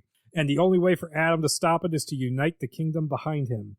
And that's actually pretty cool. It's a running thing throughout the script. You actually do get to see like the land wither and die throughout this thing. It's very Arthurian Grail legend. The king and the land are one. Yeah, and it's also very Lion King.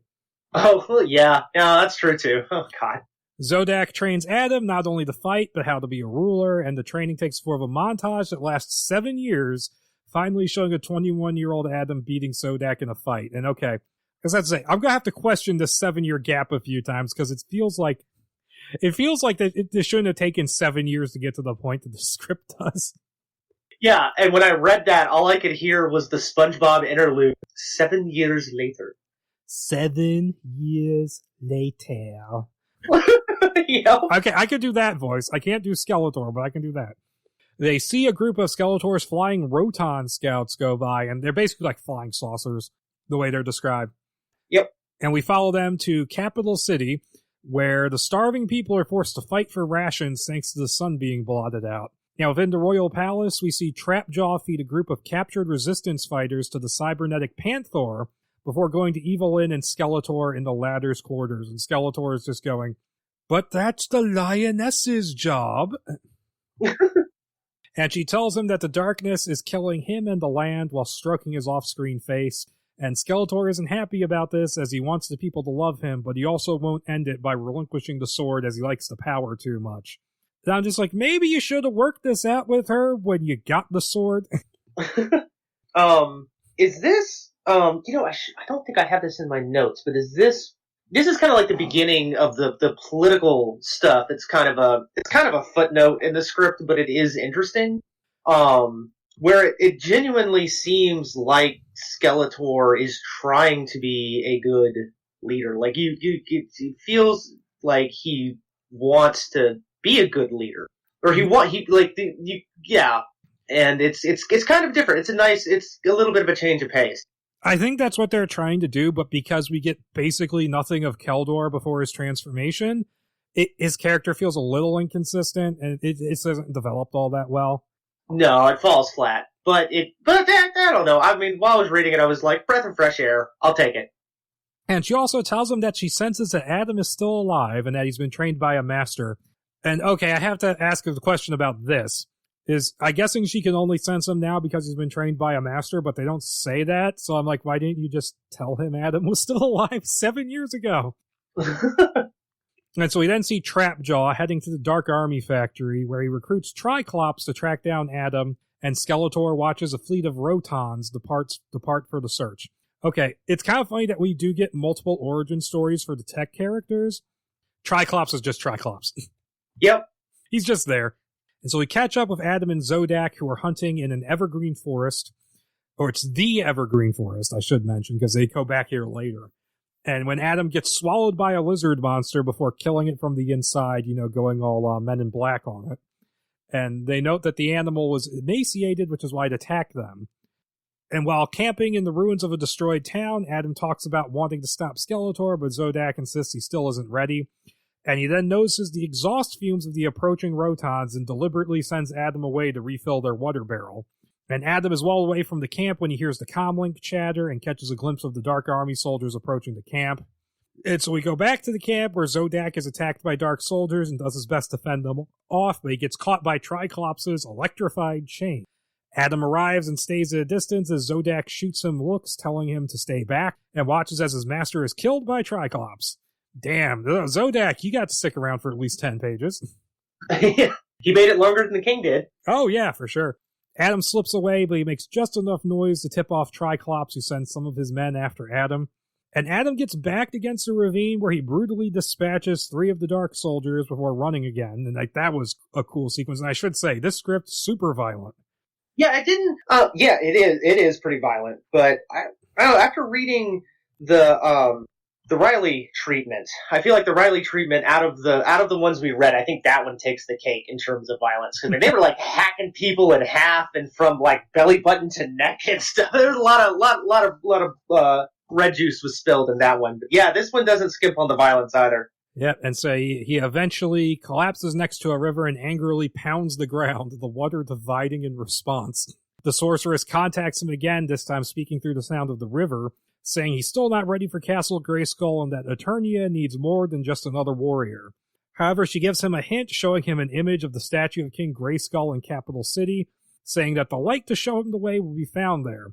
knowing what he has to do, Adam sets off for the city, and he actually looks over and sees the city in the distance, which makes you wonder how small is Eternia. Yeah, they're going back to the cartoon where it's like just a castle with no people. It's you know, it's her, like the planet. Yeah. Oh yeah. We go to Skeletor, who receives word from Triclops that Adam escaped before going back to Adam, who is making his way through a market in the city, and he spots a dark soldier abusing a child and picks a fight with him, sparking a full-scale riot in the marketplace. And he ends up evading a missile and a probe called a Doomseeker before getting captured by Trapjaw, whom he recognizes as one of the men who betrayed his father. And Adam then reveals himself to Trapjaw, stirring up the people and forcing the dark soldiers to back down. And Adam walks off, but is followed by Teela, who has a bag shoved over his head and drags him off down the manhole, which is observed by a young boy who has tattoos like Zodak's, and he comes back a bit later. Yep.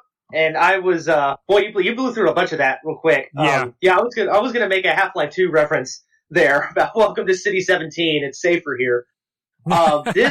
This was the moment where I fell in love with the script. I mean, I had an up-down relationship with this script, but this was it. This was like, when he gets back to the city, that's when I was like, okay, I'm in. This is good.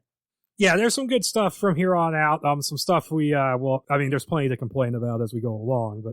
Yeah, but this is when I really started to warm up to it. And so Adam, he's taken to the Resistance headquarters in the catacombs, where Teela doesn't believe him when he tells her who he is, and then Duncan intervenes, introducing Adam to his daughter, and he's like, "You remember my daughter Teela, right?" And I'm like, "No, I don't, because she hasn't been in this so far." Because we spent, 3 pages in the palace? And they show Adam a map of the city, and he says that he needs to get into Grayskull's tomb because the sorceress told him to. And Duncan agrees, despite the objections of Teela and fellow Resistance officer Colonel Logan, who is missing the lower part of his right arm, and remember that. Yep.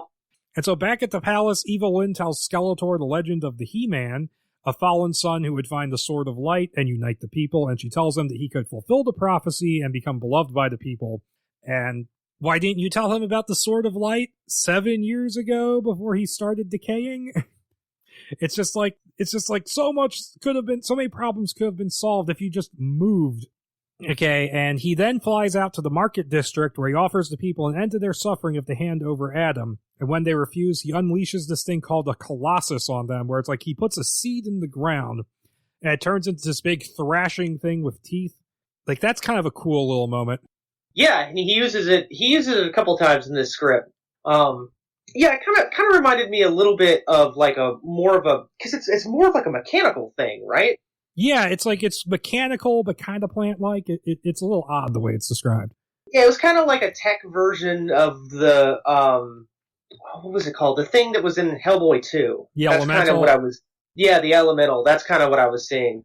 But okay, so the people displaced by the Colossus make their way to Resistance headquarters, and they didn't want to live in its shadow, but tish. And they look to Adam for leadership. A group of Resistance fighters travel on the streets in camouflaged attack tracks, bringing Adam and Teela to the tomb of Grayskull. And Logan helps them get through the force field around it, and the two of them slip in. And Adam tells Teela that he's looking for the Sword of Light and wants to use it to take down Skeletor. And she's like, "No, you just want revenge." Which, this whole character interaction, like, they repeat the same shit like 4 times. Yeah, it doesn't. This doesn't go anywhere. It does, but it's not great. No. And that's when Adam spots a tile in the ground with markings like Zodak's on them, and he lifts it up, and after a blinding light flashes out, the entrance to a secret chamber is revealed. And I'm like, okay. And they specifically mentioned that Skeletor has already searched this place. So apparently, Evil Lynn, who has this implied connection to the Masters, she apparently didn't notice this tile. They searched it multiple times. Yeah. So, like, to the point where they're like, I'm not fucking going back, and then there's nothing in there. And it's like, God. All right, so several shadowy figures are seen approaching the tomb from the outside, while Adam and Teela rappel down into the lower chamber. It's a massive dome with a star map carved into it, along with Grayskull's sarcophagus and gravity-defying water, which I wasn't really sure what was up with that. It just reminded me of that one draft of It, where they go into, like, its lair, and there's, like, waterfalls that go up. Yep, Starfish It, right? Yeah, that one. The shadowy figures enter the chamber above, and we see that the boy from earlier, that's now given the name Lennox, is among them. And so we go back to Adam, who figures out from the clue the sorceress gave him that they need to shine a light on the amulet in Grayskull's hands, which lights up the star map and forms an image of Castle Grayskull. So we're basically getting that scene for Prometheus with the star map. Yup. And I guess I should go ahead and mention now, there is no Orko in this script. Oh, yeah, no, none at all. And okay, this might be naive of me, but I kept expecting, like, Linux to... I feel like Linux was basically that, except they're not comedic in any way. Like, he kind of fulfilled the same kind of role that Orko has before and will later on. A little bit. But yeah, I mean, I just thought I'd go ahead and mention, like, Orko isn't in the script, and that's kind of where I felt like they were doing with the character a little bit. Yeah, do you think Orko would really fit in this version? Oh, no. Orko would get blown up in, like, the first 5 minutes. His blood would get painted on the wall. There would just be, like, a bit where, like, Skeletor's bitching to Evil Lyn about, why don't the people love me? And then, like, you see, like, Orko's head, like, mounted on the wall somewhere. And it still has the scarf around the face. Yeah. They're using him as a hat rack. Yep. And they're then surrounded by a group of 8 people with Lennox among them, and they're led by Decker, and all have the tattoos of the Masters. So, okay, these are like the remaining Order of the Masters, and Decker is apparently an actual character, but he's such a minor, like, not very well-known Masters of the Universe character that people kind of looked at this script and went, why is he in it? Really? Oh, okay. Yeah, that's an odd pull right there, but okay. So Duncan, Logan, and their men show up, and a standoff ensues, but Adam diffuses it by convincing Decker that he is in fact Randor's son, and that he was trained by Zodak, and it has something to do with, like, making, like, the Red Cross thing from the Grayskull armor shines on him or something. It's some weird magic thing that's being done. And they all pile into an attack track to get out of there, and Decker explains that the amulet isn't pointing Adam towards the castle, possibly because he's not ready.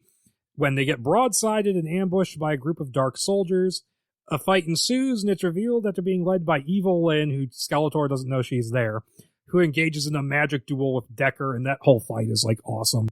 Yeah, it is pretty cool. Is this where, is it Evil Lyn that goes full Magneto on them? Oh, yeah. Like, they're both, like, picking shit up and throwing it at each other, and Decker's like, you don't deserve to wear those tattoos, blah, blah, blah. And she manages to overcome Decker and just chuck him away, and Adam tries to attack her from behind, which is when she makes an offer. She's realized that Skeletor is failing and doesn't have the power, and offers to help Adam kill him. I'm like, why did it take you 7 years to realize he was failing? However, Decker gets back up, and the magic fight ensues with him eventually knocking her out. And Adam passes by Evil Lyn before she passes out, though, who says he's no different from Skeletor and just wants blood, blah, blah, blah. And I'm like, you were just offering to help him kill somebody, you stupid bitch. Yeah, I'm getting mixed signals from you here. Adam and Duncan drag Decker into another attack track, and the young masters get in with them, and they speed off. And so they manage to get away, but Decker dies from his wounds after telling Adam he's the only one that can save the people. And it's like, wow, Decker hardly knew you. You were in this thing slightly less than Randor was. His tattoos then lift off of his body and go into the Royal Crest Medallion, which turns on and imprints the location of Castle Grayskull into Adam's mind. And like, okay, this whole thing would work so much better if maybe Zodak stuck around a little longer and he died here instead of this random guy who shows up and then dies. Yes. Yes. Hammer on the nail right there. You nailed it. And maybe if we introduce the young masters that Decker is training and have them being trained by Zodak alongside Adam, they would feel a little bit more significant. Yeah. You know what? Actually, I don't remember. Did they, is this one of the scripts where, like, the masters are, like, a completely secret society and nobody knows who they are, or are they relatively common? Because, like, you could have very easily just kind of put them at the beginning of the script somewhere, like just showing them training out there. Because I guess they were just kind of always in the city. Yeah, I don't know. They kind of are. It's the next one, the outline, that is kind of based on this script, where it kind of makes them more of a secret society than this. Okay. It's not real clear here how well known the Order of the Masters is, especially since their home base is a ruin in this version. Yeah. And so back at the Resistance headquarters, Adam points out the location on the map, But Logan scoffs, saying it's just a lake in the Mystic Mountains and that nothing is there. Hell, I've been there. And Duncan sides with Adam, though, and Logan storms off, saying that it's a waste of time and Adam is only in it for his own revenge. And yes, we fucking get it. Tila talks Tila talks to Adam, saying that she believes that because she gets it, and even though he didn't count on an army depending on him, he now has to deal with that responsibility. And so what's left of the resistance gathers together and sneaks out of the city through the tunnels, emerging in a cemetery outside the walls. And Which is pretty cool. Yeah, it's a cool image. I like that little bit. Yeah, they're like emerging from tombs. And they are met by the remainders of the Eternian army, all very young, led by a guy called Roderick. Remember him?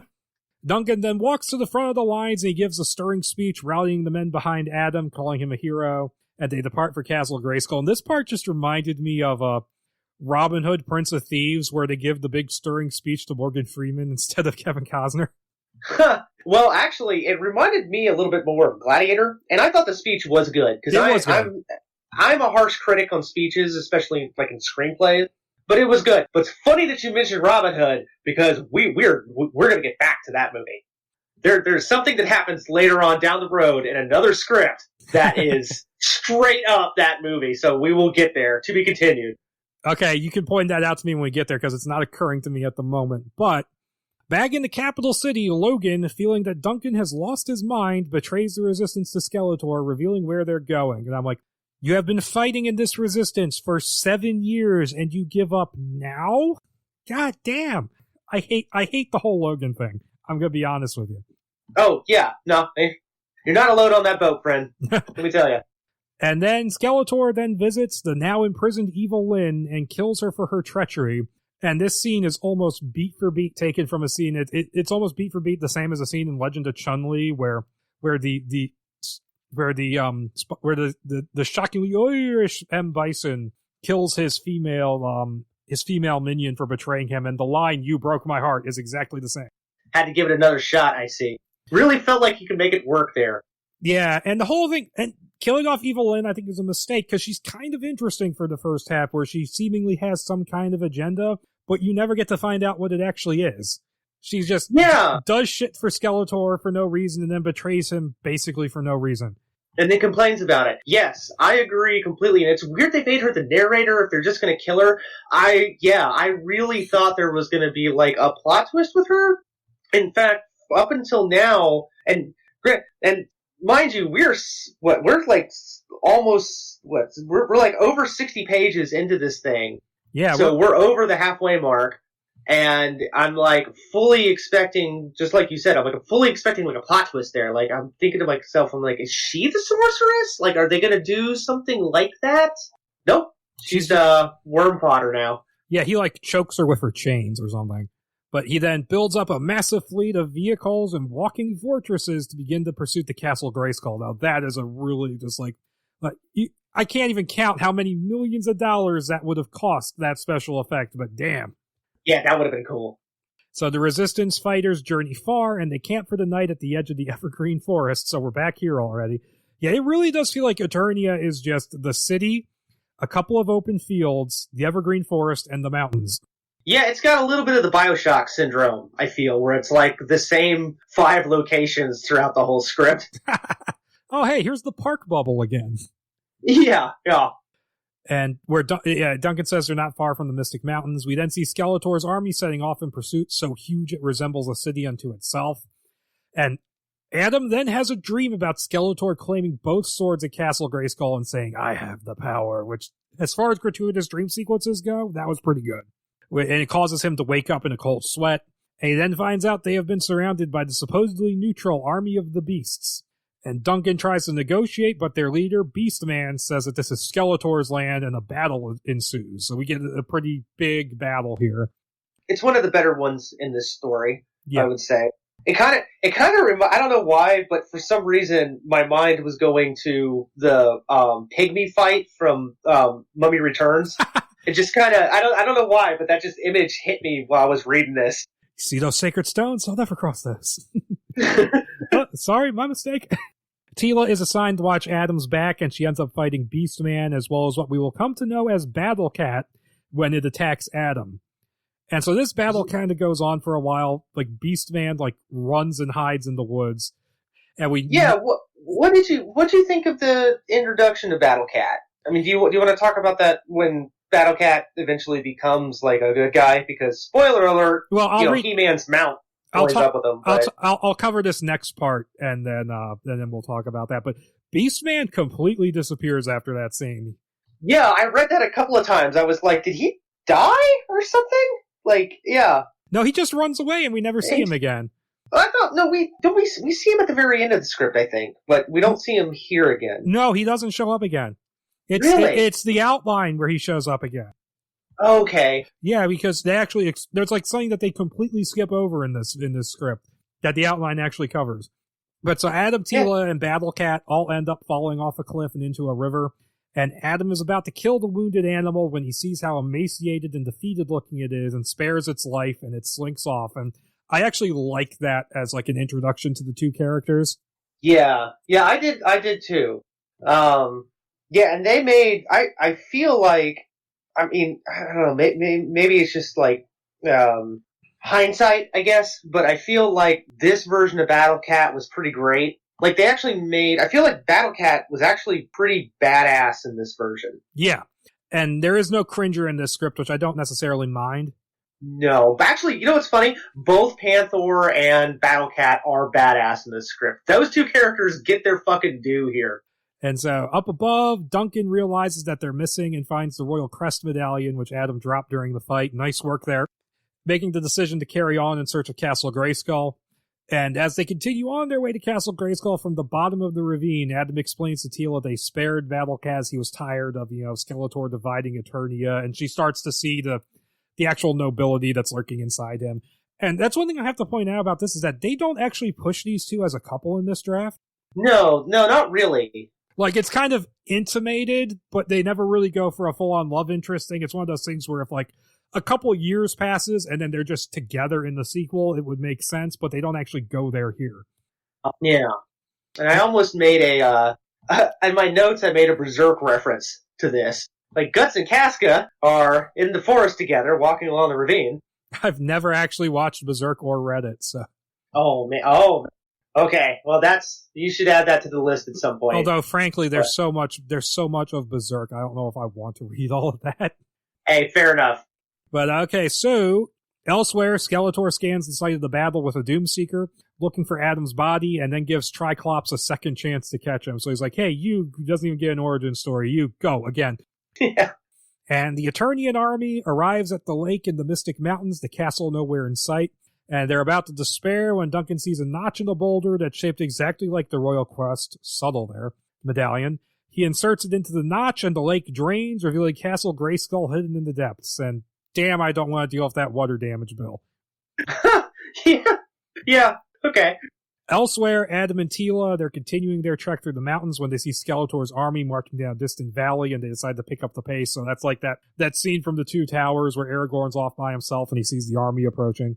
Yeah, it's just over there. Just before they enter a mountain crevice, though, Adam glimpses Battle Cat watching them from a distance, so he's got a new friend. As they move through the tunnel, which is lined with reflective crystals, they are watched by a Doomseeker that remains unnoticed.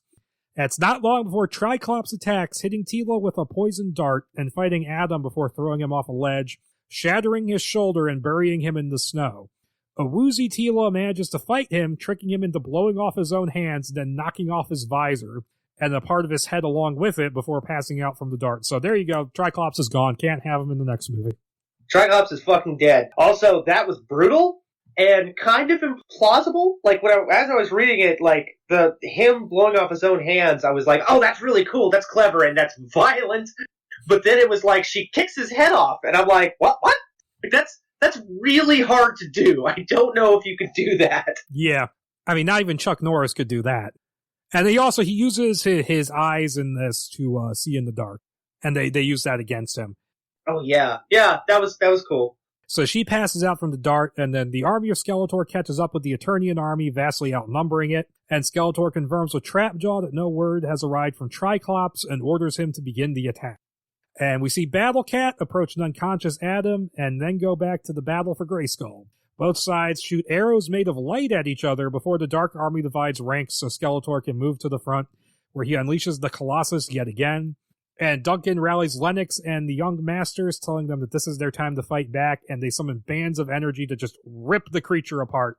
And they're just completely exhausted that they can't help in the battle anymore. Bit of an anticlimax for the Colossus. Yeah. I mean, it's still better than Pirates 3, where the Kraken gets killed between movies and its corpse is just randomly on the beach. Off screen, I know, and that was the big show-stopping showpiece for the second movie, and then it's sad. I mean, but it's actually decent in that movie where there's an emotional moment and shit. This is just we just ran out of money, I guess, so let's just kill it off now. I don't know. Yeah. Battlecat and Tila are no. Adam, after hearing the sorceress tell him that there's little time left, awakes in a dark cave, pain shooting through his injured shoulder. And Battlecat and Tila are nearby, the latter explaining that the animal now owes him a life debt, so Battlecat is Jar Jar Binks. Oh, God. He just goes, Misa, your humble servant. And also, okay, Battlecat doesn't talk in this. I should mention. But if he did, yes. Yes. Adam is despairing, saying that he can't even lift a sword with his injured arm, and that's when the falcon flies off its perch and out of the cave entrance, and Adam follows it. He exits the cave, finding himself on a plateau above Castle Grayskull. Tila tells him that she now knows why her father believes in him, because Eternia needs a symbol to rally behind. She says he needs to give the people something to believe in, and then Adam's resolve starts to form. So he's starting to become, the He-Man here. Pretty much out of nowhere. It's a bit of a 180, I feel like. We didn't really, I don't know. Yeah, the character development isn't great. Yeah, and so as the battle lines are being formed, Duncan goes out to meet with Trapjaw in the middle of the field. With the Dark General is Logan, now outfitted with a metallic fist, so now he's Fisto. So all I could see is fucking Fisto from New Vegas running around. I have never played New Vegas. I have had a copy of it for years. You need to remedy that immediately, my friend. I have never played a single Fallout game. That seems like it would be right up your alley. It's RPGs that go on forever tend to be things that I don't play that much of. Oh, okay. I feel you. Yeah. Right, but Fisto?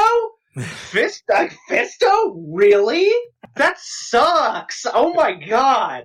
Cause once I realized it was all gonna be mech characters, I was I remember reading this and being like, I wonder who Logan's gonna turn into. I'm like, well, they already have Triclops and they already have, Trapjaw. So I was like, who else is there? But I didn't want to read ahead. I wanted it to come naturally, and then it comes out, it's Fisto, and I'm like, no, fucking no.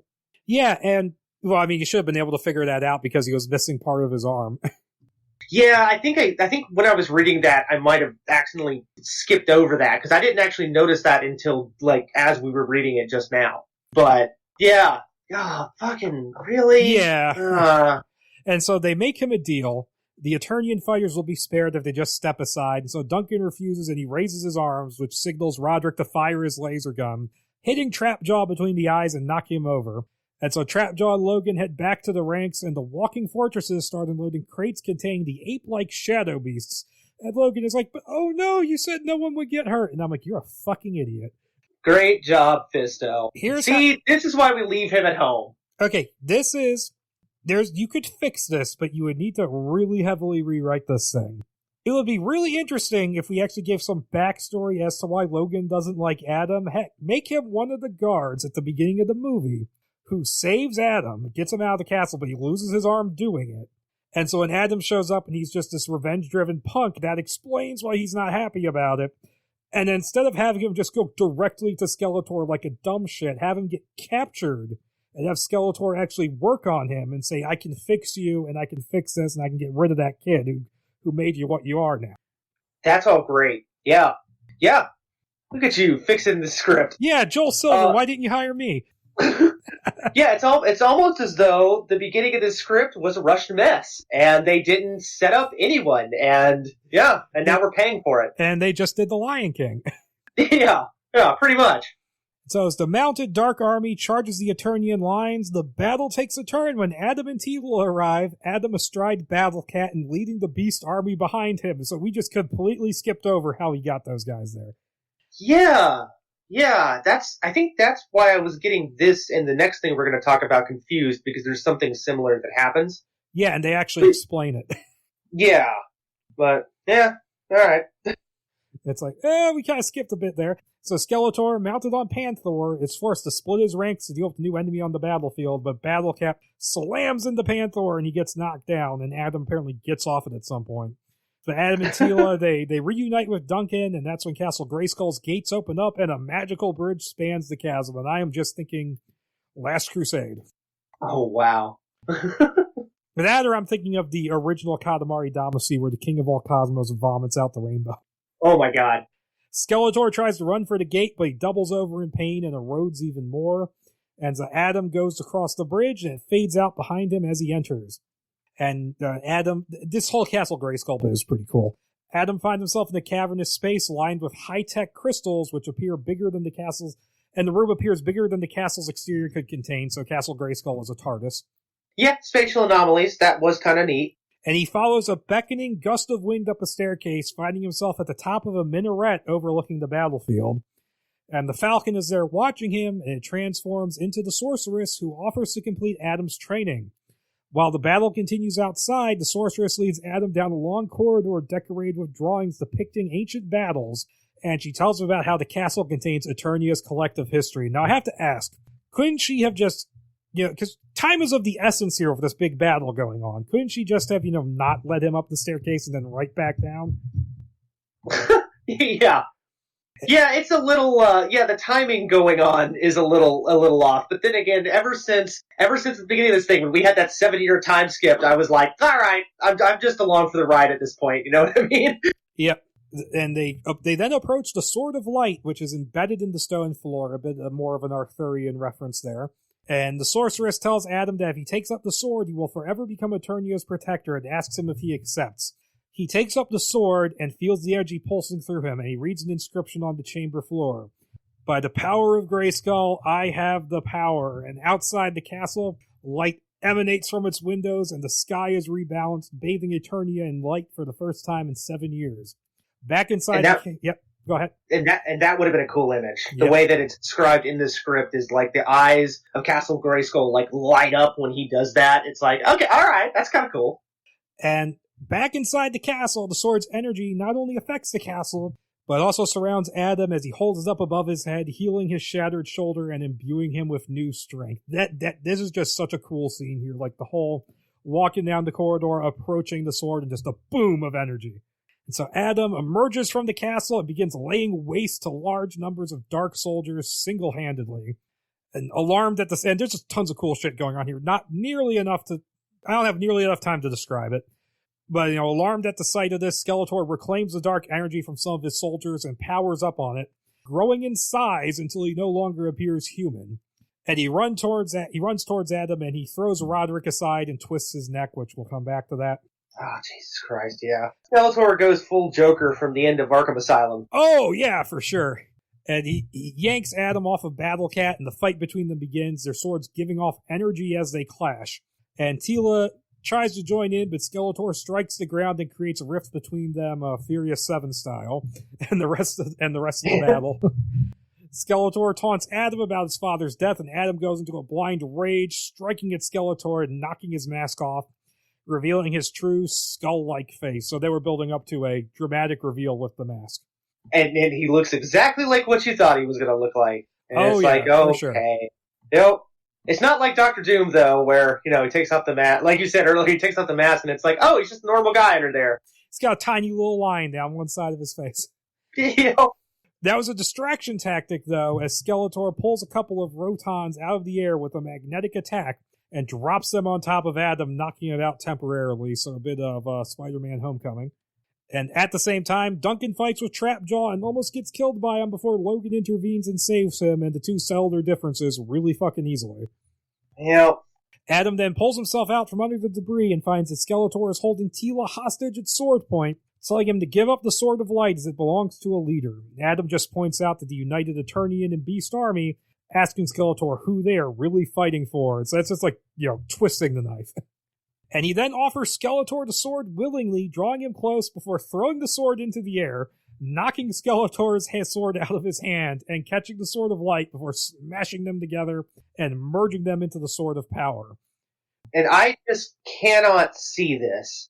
That's such an ass pull of I mean, like, the whole scene is like, okay, it's like one of those old standoff, moments, but it's like, that's how this thing ends, where he throws the sword, and yeah, it's such a weird, I don't know, that would have had to have been worked on a little bit. It's just such a funny thing that he just spontaneously goes, whoopsie. Yep, here you go. But Adam undergoes a further transformation, now getting a magical set of armor to match the sword. And I just have to point out the fact that He-Man's outfit is considered armor to me, and the one that you always see him wearing, I think that's kind of funny, because it's like the closest you'll get to a male version of the chainmail bikini. Yeah, really. And Skeletor, now cut off from the power that was holding him together, begins to dissolve? What are you talking about, Bruce? Dissolve, even as he crawls towards Adam. And Adam says he could kill Skeletor right now, but says that it takes a king to know how to use the power properly, and turns away as Skeletor dissolves into nothing, the leftover pieces rolling into the crevice. I don't have to kill you, but I don't have to save you. Yeah. And then he just dies anyway. Yeah. And it's like, we could have just gone ahead and given us the fucking kill move. All right. And Adam then faces the Eternian army in awe at the new king they see before them. And we cut to weeks later, in the still being rebuilt capital city, a party is being held on the anniversary of Grayskull's victory, so we're bookending the party from the beginning. And Adam is in the palace talking to Duncan, and he says that the remnants of Skeletor's army are marching south, and that he wants to go talk to them as they're still people of Eternia, and he wants to try and make nice with them, which I actually think that's kind of a cool idea. Yeah. And he also asks Duncan to rule in his place while he's gone. And in the palace gallery, Logan uses some of Skeletor's tech to fix Roderick's neck, making him into Mecha Neck. Oh my god, and there's the other one. And that's when my eyes crossed and I almost threw my iPad across the room. I'm like, really? Him? Yeah, we get these detailed origin stories for Trapjaw, Fisto, and Mecha Neck, but Triclops is just some dude hanging around. Poor Triclops, yep. It's Adam visits a memorial that's been built to commemorate the fallen masters. There's statues of all of them there. Leaving his Royal Crest medallion at the foot of Zodak's statue, which I actually do like that. That's a nice little emotional beat. Yeah. And Teela visits him there to say goodbye and says that she's glad she was wrong about him.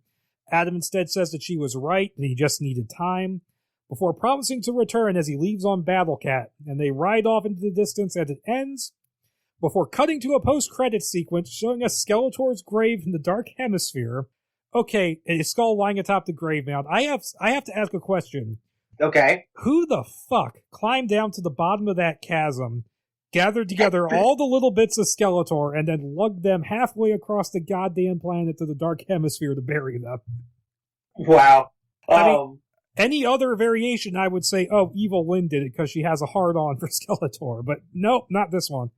Yeah, I don't know. But did you notice, I guess you didn't finish the thought there. No. It's I stopped where the sentence ended. It's approached by a small snake, and both the skull and the snake are sucked into the grave, signifying that Skeletor shall return, and it ends. Yeah, so I wonder if that's a small teaser for who the next villains would have been, or at least where they could have gone with this franchise had it turned into that. Just the fact that there's a snake there. I'm like, I wonder if they were going to bring the Snake Man in a sequel. Yeah, I was wondering about that. Is that King Hiss? Yeah. Okay, so that script I think it's okay. I just have a lot of frustrations with it, some of the character development, some of the origin story stuff, that 7-year time gap. We really needed to spend a little bit more time at the beginning to set some of this stuff up and just maybe trim a bit and combine a couple things, and maybe this could have been better, but it needed a lot of work. Yeah, it needs a lot of work, but there's a lot of good stuff there. Like I said, the bit where Adam goes back to the city was that I was kind of all in during those, I think 20 pages worth of stuff. That was really good. I liked the jungle stuff. Yes, Beastman, you're right. I'm reading through it as we were talking about it, and I'm like, yeah, sure, no, he's wrong. He's totally wrong. Beastman shows back up, and no, he doesn't. So outside of that, I did like all the jungle stuff. And I liked the politics there. Like, I liked the fact that, I mean, yes, it's all portrayed very badly, and Skeletor is just a whiny bitch, and clearly Eva Lynn didn't think out her plan at all, but there are seeds there of something interesting. Like, what we really needed with Skeletor is we needed to know why he thinks he's a better ruler than Randor. Yeah. Instead, we just get, I'm gonna kill you. Yeah. Oh, I forgot to mention, he has that fucking cringe as hell line that's just been used so many times. It's just so cliche, where he goes, "That man is dead. Call me Skeletor." Yeah, he does say that. So yeah, this script has its problems, but I feel like if they really whipped it into shape, this could have worked. Like, this totally feels like an early draft where they haven't figured everything out yet, which is weird because it took them a year to write. Yeah, I would have, I would have liked to have seen, I mean, definitely wouldn't have liked this movie had they just made it as it was, but I would have liked to have seen where this draft would have gone eventually. Because, I mean, there's some really great stuff, especially the entire Castle Grayskull sequence at the end. That whole scene where he goes in there is fantastic. Yeah, I would agree.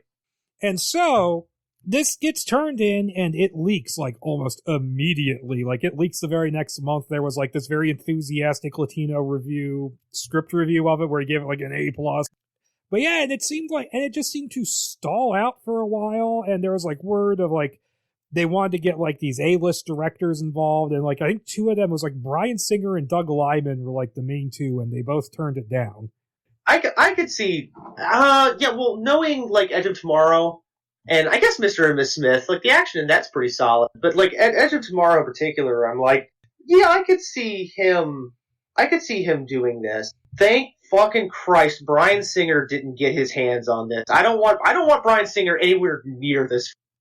Yeah, and there was problems where, like, apparently two of the executives at Silver Pictures who were really championing this, they left, and there was word that apparently Warner Brothers, they kind of lost their faith in Joel Silver because he pushed real hard for the Speed Racer movie, and that didn't do very well. But then in November of 2008, there's reports that John Stevenson, the director of the first Kung Fu Panda, that he was in line to direct it, and eventually in January of 2009, that was confirmed. And that is that just he was going to direct He-Man in general, or he was going to direct this, or like a version of this script that we just read? He was going to direct, and he was in charge of the next version, which is basically a rewrite of this. And then eventually in May of 2009, they officially signed on Evan Daugherty to pen the latest draft. And I'm going to go to his IMDb page, and there's some interesting stuff here. He worked on Snow White and the Huntsman, which I still have never seen.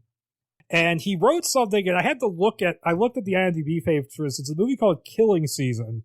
And I know nothing about it, but it stars Robert De Niro and John Travolta, and John Travolta has this beard that looks so fake. I'm so glad you mentioned that, because I was just getting ready to say, is that the one where John Travolta has the bootstrap beard? I'm like, I kind of want to watch this movie now. But that's weird. He wrote the first Divergent movie. And he also did Ninja Turtles. Yeah, the 2014 movie, which, oh god, that movie.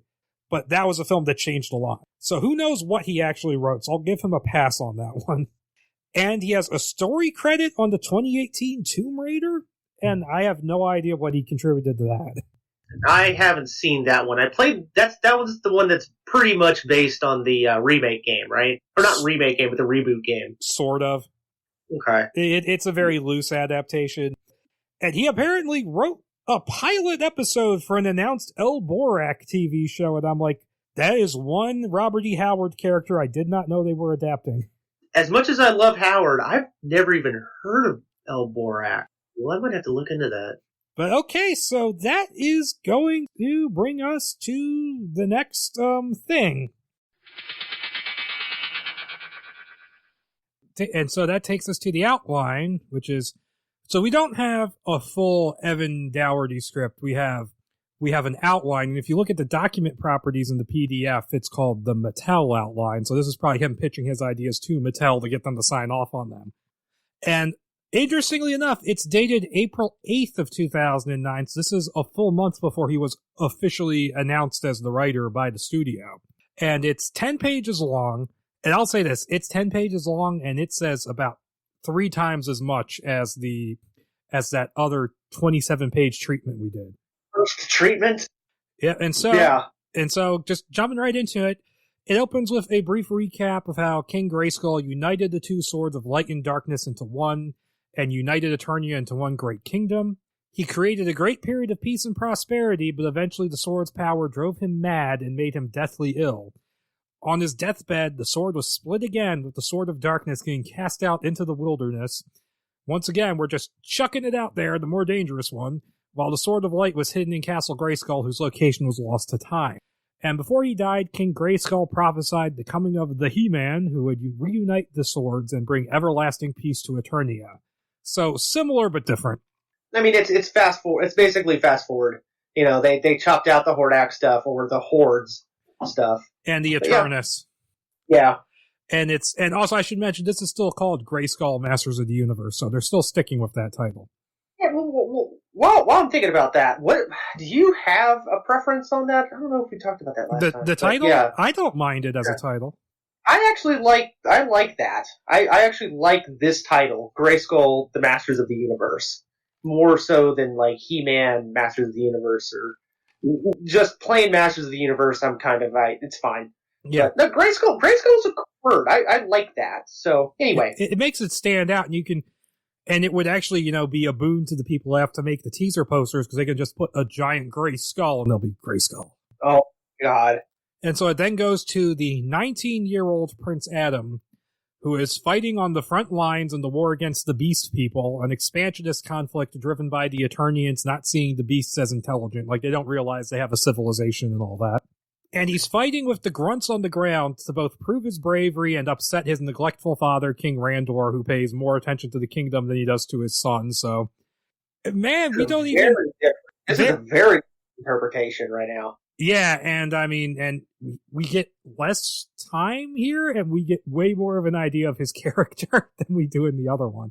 And he's also found a surrogate father figure in the form of his uncle, General Keldor, a charismatic leader with a skull for a coat of arms designed to invoke the memory of King Grayskull.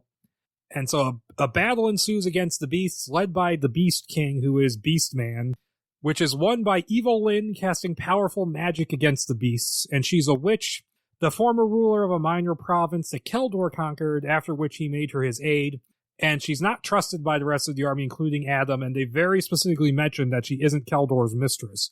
Keldor would also very much like for Evelyn to become his concubine, but Evelyn lets Keldor lay a finger on her. Yep, that's exactly what it says. So, how do you feel about Beastman being a kind of pseudo-good guy? I like it.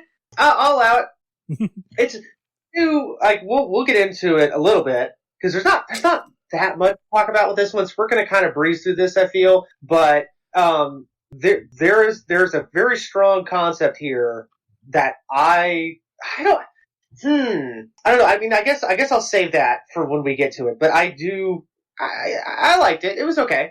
Yep. And so Keldor, he wants to keep the army camped on the outskirts of the Evergreen Forest and slowly wear down the Beast Army, but Randor, who is king asshole in this script, really. I mean, you can't blame Keldor for going after him.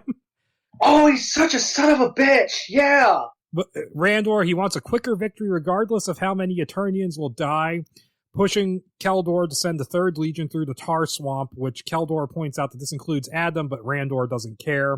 And, they know this is going to be a slaughterhouse, but, he insists. And they go ahead with Randor's plan, and many Eternians are killed in the pursuing bloodbath. And then Beastman, atop a griffin, assaults Keldor's command roton. It's described as a kamikaze attack. And he crashes it, and it blinds Keldor's second-in-command, Captain Telos, and mortally wounding the general. Adam valiantly saves Keldor from the wreckage, but the healers can't help him, and this is when Evelyn offers Keldor the Sword of Darkness, a relic of her kingdom, saying it will help. And he accepts, essentially making a deal with the devil to save his own life. Just kind of pulls the sword out of nowhere. It's like, oh, well, I have this. Yeah, it's very Highlander TV show where they just pull their katana out of literally thin air. They go into the inventory menu. Yeah. It's that Silent Hill inventory where it's just an infinite black void. Oh, God. Yeah. Harry's pockets. And yeah, I like this because it's giving you motivation, because it's what we needed in the last script, was set up for why Skeletor thinks he's the better ruler, and we get that here, and it's unambiguously true that he might as well be.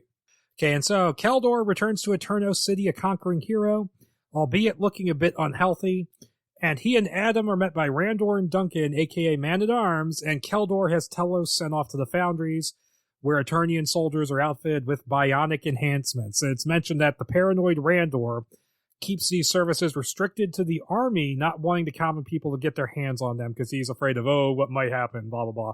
And Adam is also reunited with his childhood friend Tila, whom he hasn't seen since before the war, and there's a bit of a spark between them. And Randor and Keldor get a moment alone, which is when Keldor reveals his plan to usurp the throne, saying that his years on the battlefield have convinced him that Randor is an ineffective ruler and should step down, which is also influenced by both the sword and Evil Lynn's magic, so it's clear he's being controlled to some extent. Yeah. His soldiers overpower the king's guards, and while he tries to take Randor alive, the king won't give up, and Keldor is forced to kill him, which Adam enters just in time to see. And at Evil Lynn's urging, Keldor reluctantly orders Adam killed as well, but Duncan helps him escape the palace. Adam tries to take Tila with him, but is forced to leave her behind, escaping Keldor's soldier on a jet sled, only to crash land out in the wilderness all alone. So we're kind of getting back to the Marx draft a little bit. Yeah, there's a lot there's a lot of ideas here from the Marx draft, and I have to wonder if, like, because this was written a year after the other one was dated, and this, you mentioned earlier, the Marx draft was almost immediately leaked. So I wonder if he was trying to, like, do the thing that we talked about, where he was just taking some of the general ideas and kind of retinkering them. Yeah, that's what it feels like, at least, and it's probably Warner Brothers going, well, we spent money on this script, so we might as well use some of it. Yeah, that's true. And so Keldor then goes before the people, telling them that he's taken over and that Randor and Adam voluntarily went into exile. Ooh, some fake news for you. He promises to restore the kingdom to the glory of King Grayskull's era, and then shows them Captain Telos and his new modifications, having regained his sight and become Triclops. So Triclops finally got an origin. Yay! Yay! And he promises to open the foundries to all of Eternia and to expand the kingdom by trading these enhancements as peace offerings. And Keldor then retires. I should say, this sounds like a really good plan. I kind of like this guy. Yeah. And Keldor retires to his chambers, and as he washes his face before a mirror, a piece of his cheek falls off, revealing something beneath the skin, and he then shatters the mirror in fear. And it becomes that scene from Poltergeist. Yeah, basically. Adam is found by Zodak, a gaunt, half-crazy magic user. And it's mentioned, I love the concept of magic here that they describe, because they say that magic in Eternia is uncontrollable and has costs that are physical, mental, and spiritual. Yeah. Speaking of, because we were just talking about Howard a second ago, Robert E. Howard, this is very sword and sorcery magic, and I love it. I love the idea of, like, magic spells. It's not just Dungeons and Dragons where you just say the words and the fireball shoots from your hands. It's more like, dark incantations, and it takes time, and, it takes something from you to use it. Oh, I love it. You don't get that very often. Yep, and so Adam, he doesn't trust magic users, partly because of Evil Lynn's actions. However, Zodak tells him that magic can be used for either good or evil, and he's part of an order called the Masters of the Universe, dedicated to the former. And he takes Adam to their hideout, a village in the Mystic Mountains, and they all have physical or mental deformities, which make Adam highly uncomfortable. So it's doing what I said the Marx draft should have done, and it's introducing the Masters here instead of later. And Zodak then explains the legend of the He-Man to Adam, that one of Grayskull's blood will unite the swords and control magic completely more than the Masters can. And I have to mention, they call themselves the Masters of the Universe, but they really aren't masters of anything. They can't even magic their own magic, and that's their thing. Yeah. And so Adam wants to find the Sword of Light for revenge, but Zodak warns of the sacrifice required of a life of magic. He also says that the sword protects against the harmful aspects of magic, and if he lets the magic control him completely, there would be disastrous consequences. Adam still wants the Zord. The Zord? No, this isn't Power Rangers. The sword. And Zodak says that if he earns the Master's trust, they will set him on the path. And so Adam begins his training both in magic and being worthy, essentially. Now, some time does pass, but it doesn't specify how much. It's definitely a couple years. I was about to say, hooray, another time skip. But it's not as jarring as that. And so we go back to Eterno City. Keldor's plans haven't fully worked out. The people are discontented about the multiple wars he's embroiled the country in, and his face has continued to melt away. And he's taken to, he's wearing bionic implants just to be able to walk. And he's taken to wearing a metal skull mask to cement his connection to King Grayskull and taken on the new name of Skeletor. So the mask is coming back again. It's given a little bit more of a reasoning behind it. And Evelyn tells him about how Adam has been trained to seek the Sword of Light and suggests he do away with the threat. And he then sends Triclops to go find him. He leads an assault on the Master's village, slaughtering everybody. A dying Zodak tells Adam that only Grayskull knows the castle's location, and with his last breath, he casts a spell on Adam. And as he wanders the countryside, Adam is beset by visions of the sorceress, Zodak having apparently established a psychic link between them. And the visions aren't entirely clear, but Adam figures out that he has to return to Eterno City. So we're coming back in line with the Marx draft a little bit more, only now we have the obligatory slaughtered village thrown in. Of course. Yeah, we get a bit fire and ice going on here.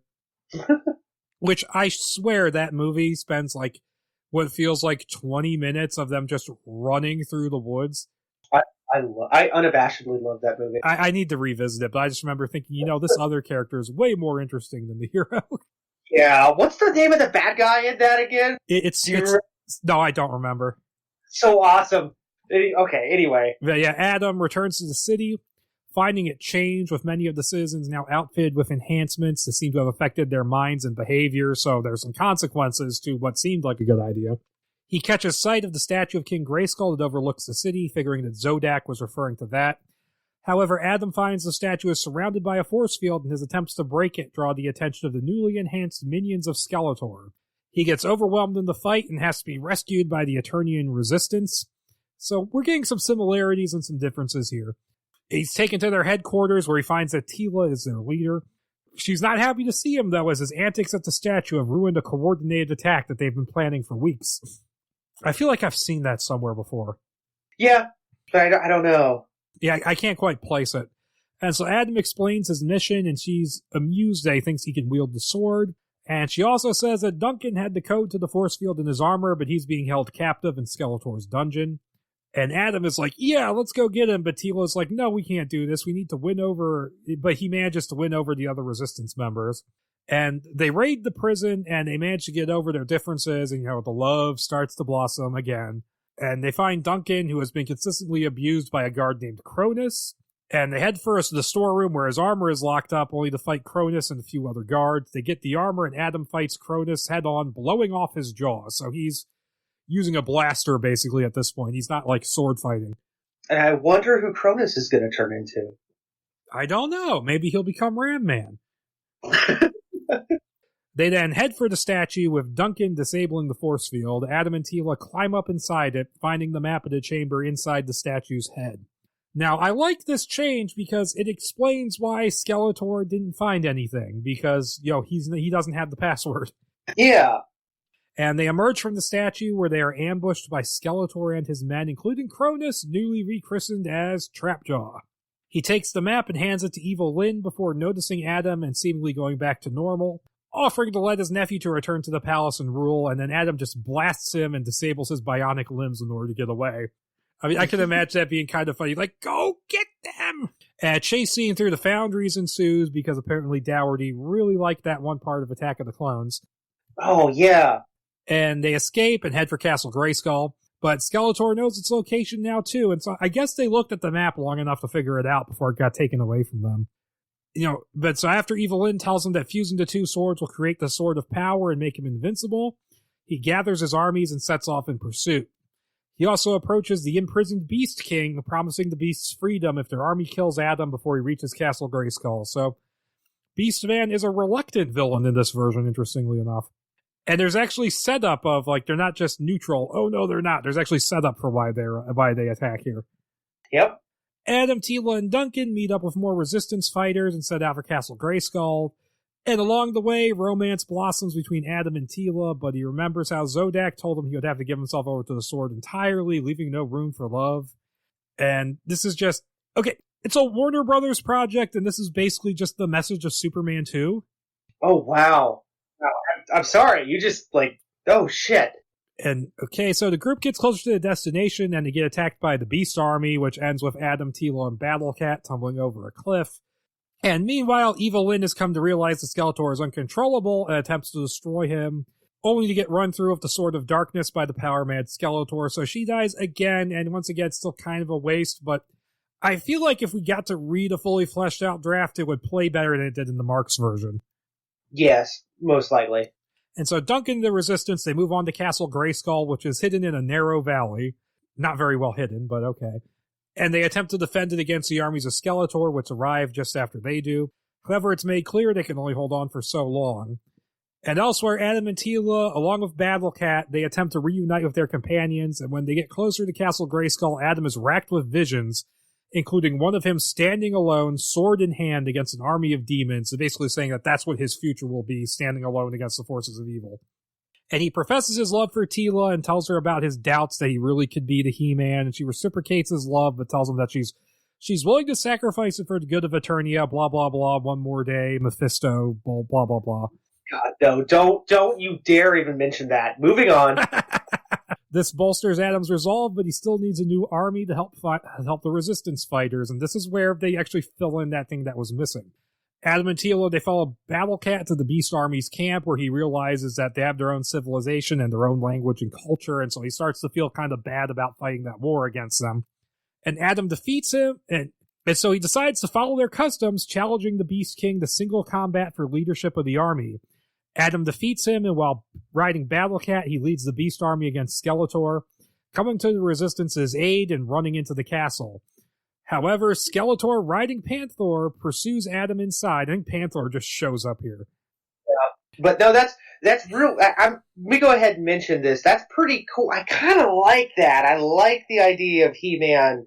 I kind of like He-Man, joining in with the Beast crowd. That's cool. Yeah, it is really cool. And so Adam reaches the inner chamber and shuts Skeletor out, and Skeletor's like, yeah, and starts attacking the door. Now, Adam is met by Sorceress overlooking the sword. She tells him the sacrifice he must make, and Adam takes up the sword, speaking the words, blah, blah, we all know them by now. The magic courses through Adam, who manages to channel and control it. And Adam clashes with Skeletor, fighting all throughout the castle and eventually emerging back out onto the battlefield. And that's when Skeletor removes his mask, revealing his face to be a rotting visage covered in undulating tumorous masses. So it actually is a reveal here. Yeah, it's not quite a skull. And realizing that he and Skeletor are evenly matched, Adam makes the decision to give in to the chaotic side of magic, essentially becoming a dark He-Man in order to win the battle more quickly. And he continues to brutalize Skeletor even after defeating him, and it's only the voices of Duncan and Tila that snap him out of it. And this brief turn to the dark side is something that will stay with Adam forever, and he will never be the same, and they specifically compare it to Frodo in Lord of the Rings and the wound that never heals. I actually really like this idea, especially if you're going with the whole Sword of Darkness and Sword of Light idea, the fact that you would have to channel the darkness in some way as well, even after you fuse them together.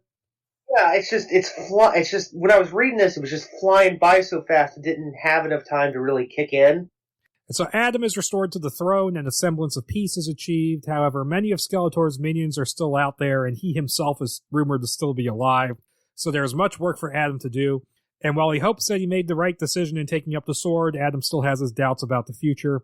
And he says goodbye to Tila, and not wanting to neglect her like his father did to him, breaks off the relationship, and he leaves her behind, riding off on Battlecat into new adventures, and it ends. Real Han Solo of them. Yeah. So what did you think of the kind of the twist there with Randor being kind of the bad guy? I actually find it kind of interesting, and I think it works almost. Yeah, I would agree 100%. I mean, I'm not. This is one of those things where I'm like, okay, so we've mentioned the movie Yeah. I mean, I like it. I like it a lot. I'm not sure how I feel about it for like a Masters of the Universe movie. Okay. But I do like that concept, and it kind of reminds me, like with them, like the technology side fighting the beast side, like the technology versus, I guess, biology that they have going on there, and like technology versus magic a little bit. Once again, it kind of reminds me of Wizards. Yeah. which again, and let me just go ahead and throw this out there. If you have not seen Wizards, anyone out there, if you have not seen Wizards, definitely give that movie a shot. That's one of my favorite movies. I have a t-shirt of it, actually, upstairs. I love that movie. It's a little compromised, but if you go into it thinking of it more as like a mixed media sort of film, it's really, really good. It is well worth your time. And I will say, it has one of the best ways to defeat the villain ever. But yeah, I overall think this is actually a pretty good outline, and I would really, really, really like to read the full thing, because Daugherty did write multiple drafts. Really? Yeah, he did say he wrote full drafts, and he mentions there was like an interview where he said he got in trouble, I think, with the Mattel people because he tried to introduce She-Ra, and they were like, no, you fool, that's a different set of rights.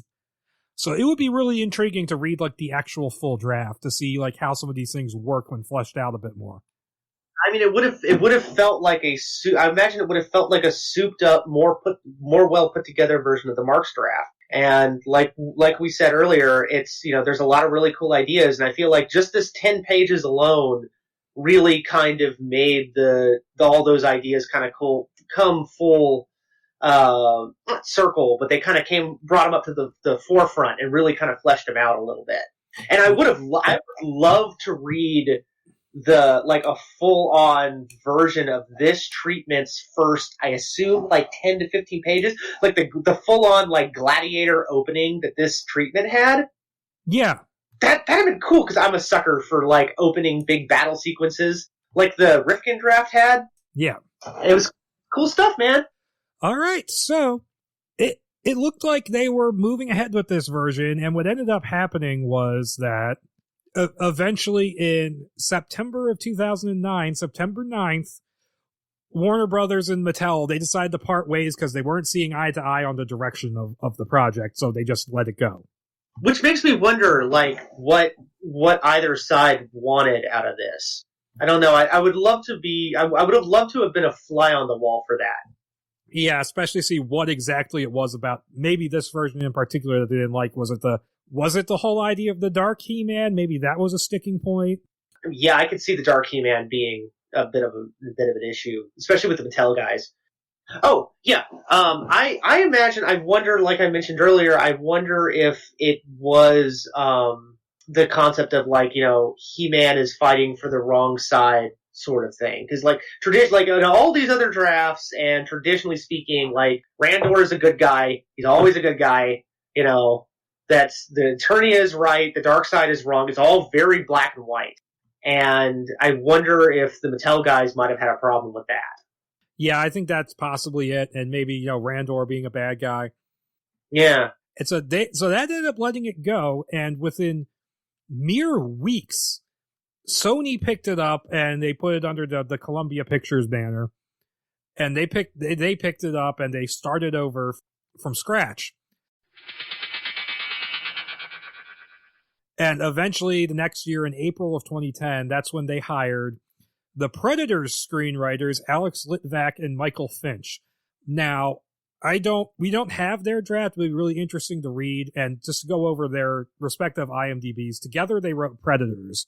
Go off. Not in a bad way, but I could go off on that movie because I really like that movie, and I really wish they'd kind of kept doing that. But anyway. But okay, so they wrote that together, and they had also written a spec script together called Medieval, which got like a lot of which is kind of what got them noticed. But they seem to have kind of gone their separate ways since then. Their pitch for the Masters of the Universe movie, Alex Litvak, he discussed this in a podcast which doesn't exist anymore, so I'm only going off of the bullet points that are recorded here on He-Man.org. He said, no big guy with muscles, and that could mean anything, really. It could just mean He-Man's more cut than bulky. No transformation, which the scripts kind of go iffy on the whole transformation thing anyways. Yeah.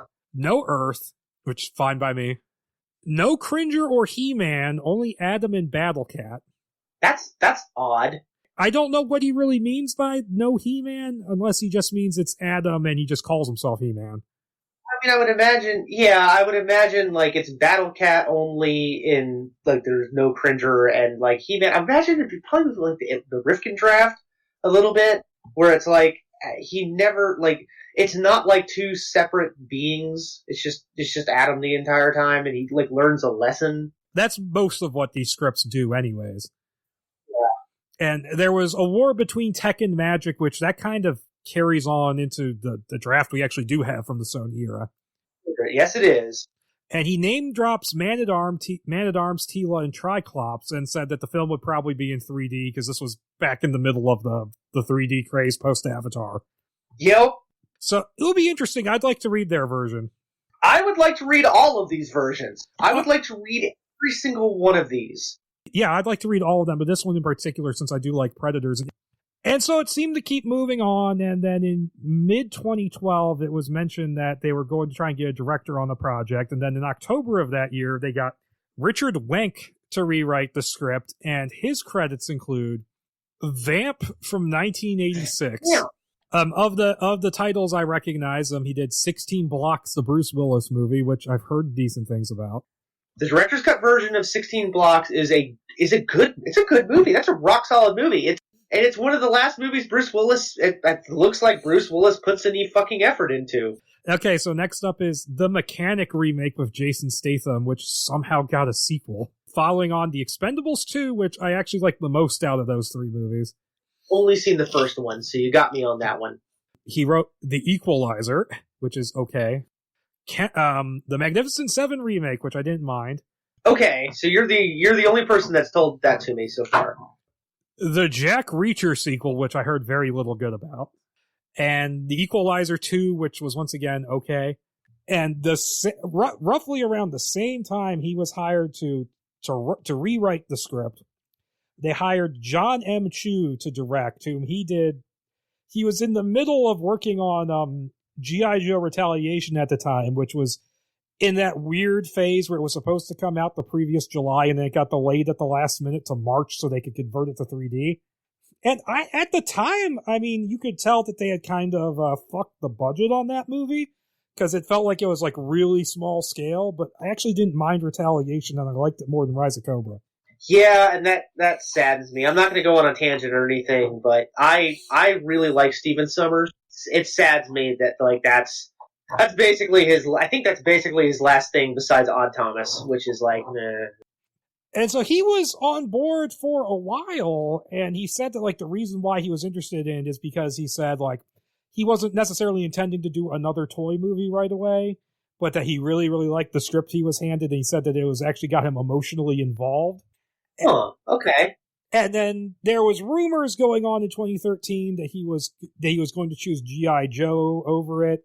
And then by the next October, he was officially out. And they didn't really say why exactly, but he was gone. Yeah. And it wasn't long after that they announced that Terry Rossio was working on the script. Now, Terry Rossio is like one of the big blockbuster writers who, along with his writing partner Ted Elliott, they did Aladdin, like most of the Pirates movies, the better early draft of the Godzilla movie. Yes. They wrote Shrek, the first one, Mask of Zorro, which is excellent. No, The Mask of Zorro is awesome. My wife and I love that movie. That's one of those movies where it's like, if we're flipping through the channel, and that movie, doesn't matter. There's like 5 minutes left of the movie. If that movie's on, we're like, nope, we're watching this. And he has a story credit on Godzilla vs. Kong. Really? If that is ever coming out. Yeah, I don't know. I really like Terry Rossio and Ted Elliott, but Ted Elliott's name isn't on here. But I really like Terry Rossio. I think everybody does. He's a genuinely good writer. But no, I would be really, really curious to know what his take is. And I just know if Sony ever officially cancels this, or if the movie ever actually does get made, he will probably post the script to to his blog, because he does that with a lot of things where, like, if enough time passes, he will post his draft. Yeah, I would thoroughly enjoy reading all of these. I would like to see, because we're about to get into it, my friends. But yeah, I would love to see the evolution of this particular script. Yeah, but I really want to know, like, how much of what we're about to get into was Rossio. Because, like, out of all these writers that are attached to this, I feel like there's a lot of Terry Rossio that, like, from like, out of all these big names, I feel like there's a lot of his stuff that bleeds through in this. Yeah, it's very possible. So, yes, they were basically taking this and they were pitching it to directors. And they included Jeff Wadlow, and he ended up doing a rewrite. And he mentioned there was an interview where he said that he took the job to rewrite with the aim of getting to direct. But the idea being that if the studio liked his script, he would direct the movie. Now, to look at his IMDb page, okay, he has 14 writing credits and 12 director credits. We're going to look at the director credits. He wrote and directed Cry Wolf, which that was an interesting sort of twist on, like, the post-Scream slasher. It wasn't great, but... I give Cry Wolf a little bit of credit in that it was not a good movie, but it did kind of, like, push us away from... Exactly what you said. It kind of pushed us away from the Scream shit. And he directed but didn't write Never Back Down, which somehow turns into a franchise. But I've heard decent things about the first one. He wrote and directed Kick-Ass 2, which is a disappointing sequel, but I have a hard time fully blaming him for that because it's trying to adapt the Kick-Ass 2 comic, which I heard was not very good to begin with. In that trying to adapt that to the changes they made to the source material for the first movie didn't help matters any. Yeah, I haven't seen either of the Kick-Ass movies. Okay, and so next up, he wrote and directed, oh god, he had he did a TV thing, but he wrote and directed True Memoirs of an International Assassin, the Kevin James Netflix movie. Oh, Jesus. But this is circa 2016, so this is what he did, I guess, instead of Masters. Yeah. That's a big old step down. I guess it all hinged on Kick-Ass 2. Yeah, and so after that, he did 2 fairly notorious Blumhouse movies, both writing and directing. Truth or Dare and Fantasy Island. And Fantasy Island, yes. Yes, I agree, and I know the poster for that movie is very cool, but that movie looks like hot garbage. And he recently had a writing credit on Bloodshot. Which, I don't know, man. Like, I actually like the Valiant comics, but no. I don't have any interest. And so, yeah, that covers his filmography up to the present day. That takes us to the script, which is titled Masters of the Universe. And oh, by the way, this was, there was some background where in December of 2014, they tweeted out one of the Sony guys tweeted out like the title page and then tweeted some concept art of Battle Cat, which looked really cool. Ooh, I'll have to look at that. And this is a draft, and it's got all the other writers listed on it. And it's dated January 8th, 2015, and it's just called Masters of the Universe. There's no He-Man, there's no Grayskull. We're just going to start from the beginning. And it starts with showing space, going past the sun to show us Eternia, as a female voice narrates about its history, and it's the sorceress. Like, they say it later, but I'm just going to say it now because there's no point in hiding it. In a single camera move, we go down to Eternia and into a battlefield as the voice says that the Grayskull line ruled Eternia peacefully for generations until the Snake Men, greedy for power, started the Magic Wars, opening a portal with the Horde staff, unleashing the evil Horde on Eternia. King Grayskull, wielding the Sword of Power, and 6 of his warriors fought back. And they're the Masters of the Universe. We don't find it out till later, but that's, that you might as well say it.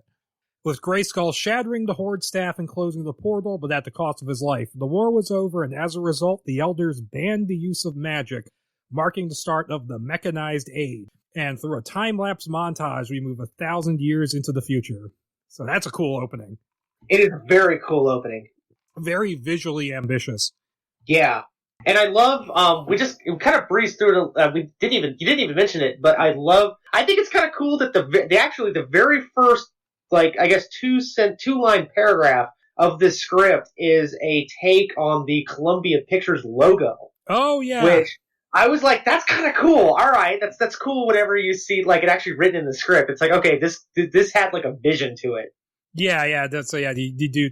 Sometimes they put logo gags in scripts. Sometimes they don't. But we're then shown Eterno City, which appears to be a mix of medieval and futuristic. And we are introduced to Kel and Adam, two brothers posted for guard duty on the city walls. And Kel is the older, more responsible brother, while Adam is the slacker goofball. And already the dialogue is great. And that's something I want to go ahead and just cards on the table. The dialogue in this, there's like a couple of instances, I think, where the dialogue in the script isn't that great, or could have been cleaned up a little bit, but by and large, the dialogue in this script is excellent. Yeah. I loved it from beginning to end. By and large, it's good. Like, there's a couple of moments I'll point out where I'm like, ew, but mostly it's good. And so, Adam, he gets Kel to climb down the wall and investigate a disturbance in the jungle, which turns out to be a rhino-like creature called a Preknar. And from here, we start this kind of running thing with this script where he describes everything as being grounded and real feeling to, or it got to a point where it's like, we get your idea. You can stop saying that. Yeah, they really browbeat us over that. And yeah, it's good, and there's a payoff there, but at first I was a little hesitant over that because I'm really married to the idea of like Eternia being like sort of like a Frank Frazetta Princess of Mars cover, where it's like everything is weird and wild, and this kind of like it really kind of goes for more of a down to earth look. Like it literally even says that in the script at some point, where it's like, this is Earth, except it's a little bit different. Yeah. They really browbeat you later on over that. Now, I mean, you can get a balance of that, because I feel like, for example, the first Conan the Barbarian movie manages to both be very Frazetta and grounded. Yeah. Like, he creates what feels like could be a real world before the dawn of written history. That's true, but then again, Hyboria is, that is Earth, essentially, just with the Mediterranean Sea filled in. This is like another, I don't know, this is another planet. I've just always been married to it, but it's okay. It would depend on how he directed it, how he visualized it, where it could still look like crazy and alien. But, I mean, I just pointed out because he keeps saying that, and it gets to a point where it's like, oh, okay, we get it. You want it to feel real. And so Adam makes a joke that it's actually pretty funny, that makes Kel laugh, and so that alerts the creature. And it pursues them to a gorge, to Eternos Gorge, as they call it, as Kel calls for help on a communications device, and they have to jump off the cliff and grab onto some vines in order to escape before being picked up by a wind raider. And we learn from the pilot that the two brothers are both royalty, and they're the princes of the realm.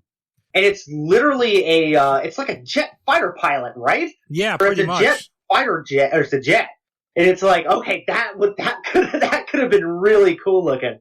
And you really, like, right off the bat, you really do get a sense that these guys, like, this is the last time I'm going to mention the dialogue for a while, but you really do get a sense that these guys, like, love each other. Yeah. And that's really important, man. Yeah, it really makes you feel things later on. Okay, so we next see them, particularly Adam. They're being dressed down by Duncan, a.k.a. Man-at-Arms, for shirking their duty, with Adam getting a lecture about how a snake man could sneak into the city at any time if they don't remain vigilant.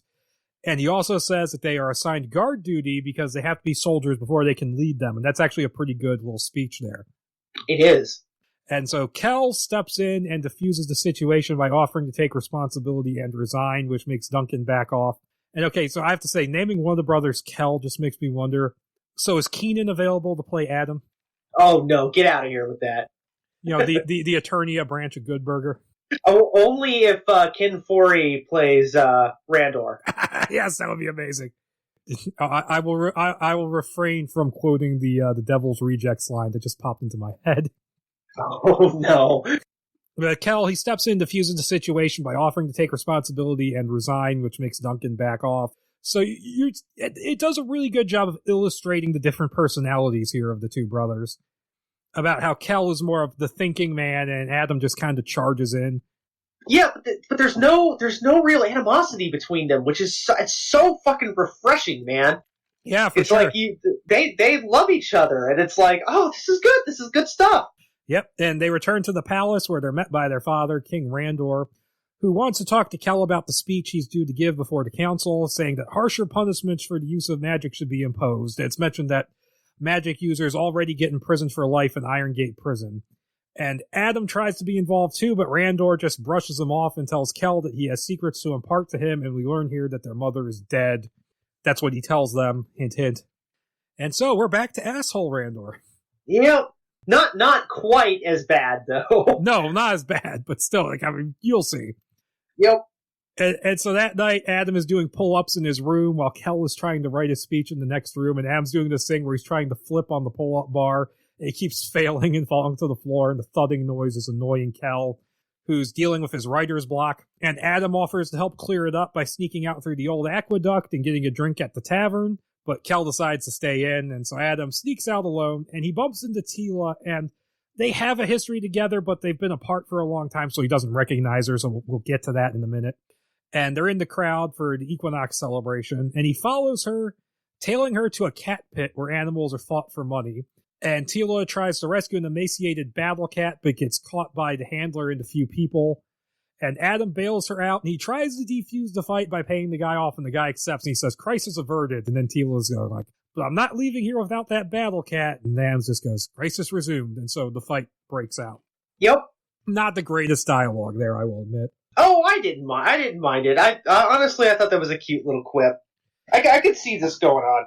And there's a scene where like one of the, there's a running gag in this thing where it's Cringer, essentially, and everyone's tripping over him. Yep. And one of the handlers trips over him and gets pissed and goes to, chop its head off with an axe, and then Adam kills him or stops him, and then that bonds him and Cringer for life. And I like this. I like the idea of Cringer being like stuck in like what is essentially like a bear baiting or a dog baiting, pit. And it's like, that's cool. I dug that. I always had the picture in my head of if you're doing the more serious Lord of the Rings version of this, just rip off that scene from 10,000 BC with the saber-toothed tiger and the trap, only actually have it come back and do something instead of just disappearing from the movie. That was so disappointing because you look at the ads of that movie, it's all saber-toothed tiger, and it looks awesome, and it's in the movie for 5 minutes. Yep. That was a really shitty Roland Emmerich movie, I'm sorry to say. Yeah, that began the downhill slope. So back at the palace, Randor is told that a Snake Man spy has been captured in the city. And oh boy, yeah. Snake Men are a very Howard thing. They come from the Cull stories. And heads down to the dungeons to interrogate it. It claims that it wants nothing and that Randor is dead already. So the king orders his sons and the council to be accounted for. Then back out in the city, the cutting back and forth made it very difficult to take notes.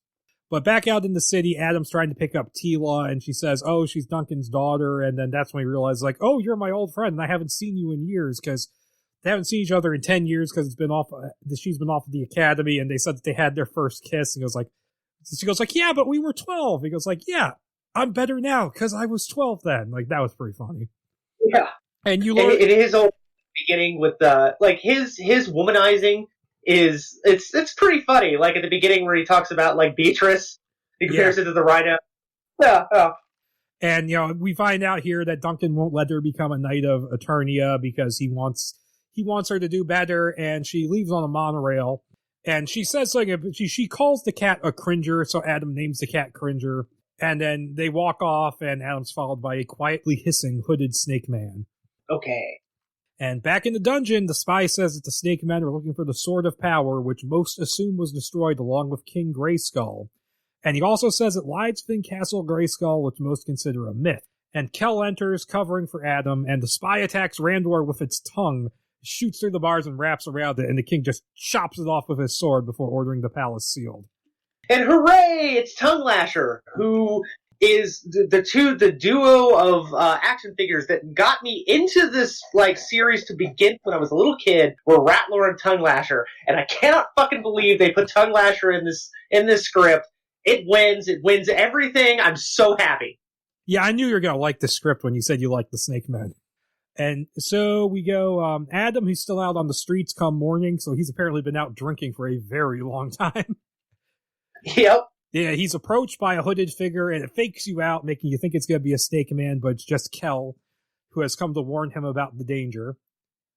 And that was actually a pretty decently tense moment.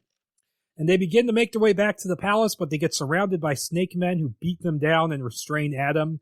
And they drag off Kel into the sewers, disappearing from sight. And I love this whole scene because the way they get slowly surrounded by snake men in the fog. And the snake men could be really silly, but they're actually menacing in this.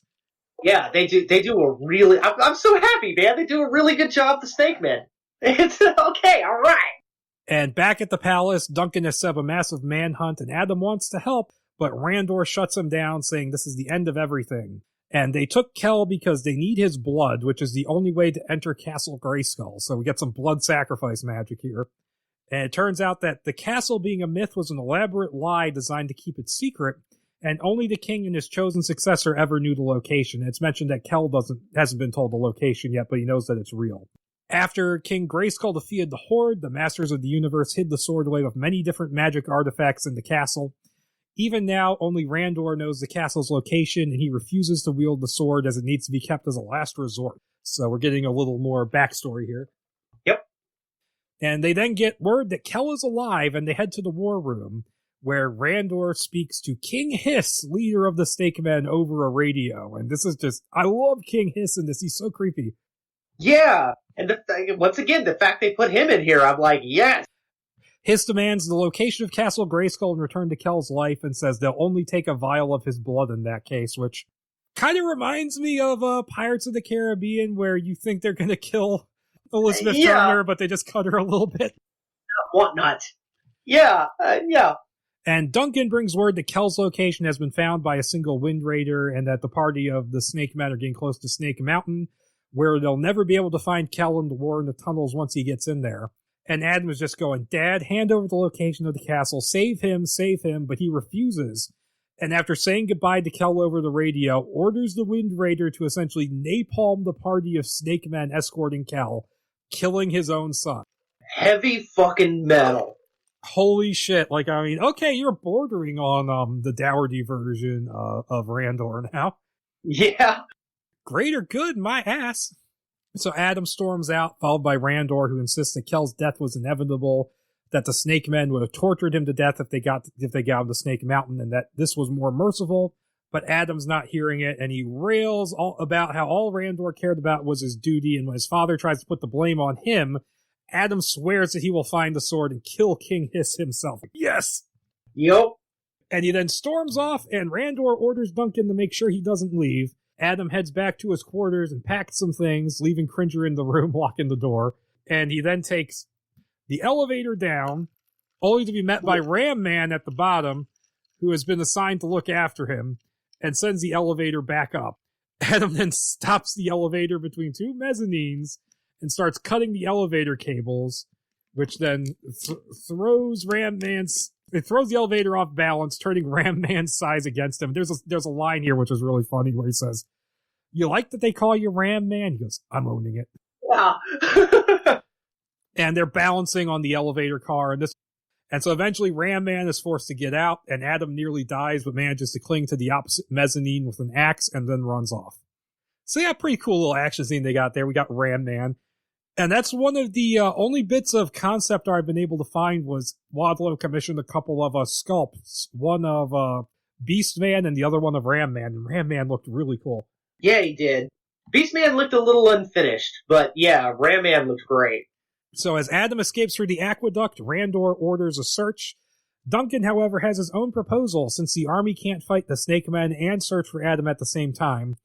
Duncan asks for leave so he can go find Adam himself, to which the king agrees, and Ram Man goes with. So Ram Man's the main character in this. Fuck yeah, he is.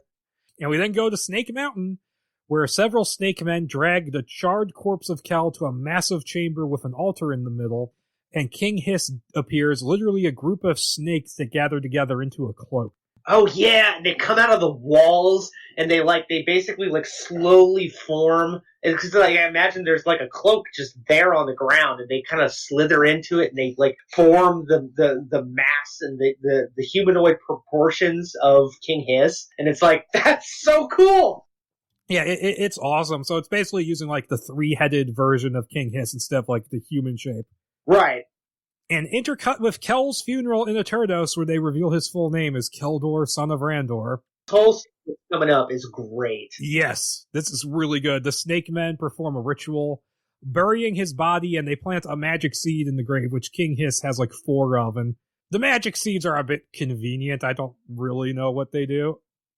Yeah, they do. They do whatever the script needs them to do. Yeah, and they plant the magic seed in the grave, which sprouts a tree that then withers and dies, and a newly resurrected Kel emerges from it, now skeletal. Yeah, and actually, do you want me to? Do you want to this is great. Let me finish the scene first. And as Kel looks upon his new face in the pool of water, King Hiss tells him about how his father betrayed and killed him, and offers to let Kel rule alongside him and claim the Sword of Power. Kel makes his decision, shedding his own blood on the floor. And he then says that Randor will never reveal the sword unless the Horde returns, so Kel proposes summoning the Horde themselves. And King Hiss responds by saying that he'll need 3 Masters of Magic to create the Horde staff, to cut the handle, cut the diamond, and then, find the magic ram skull. However, Kel convinces him by saying that all the magic users are in the same place, Iron Gate Prison, which is okay, that's just Iron Heights from The Flash. And I'll just... I was thinking of it more like the prison from Demon Souls. I have never played a single Souls game. Don't remedy that. It's not... Right after you're done with New Vegas. Hey, I mean, the whole, this game is super hard thing is not exactly a selling point to me, personally. And all they'll have to do is just go get them.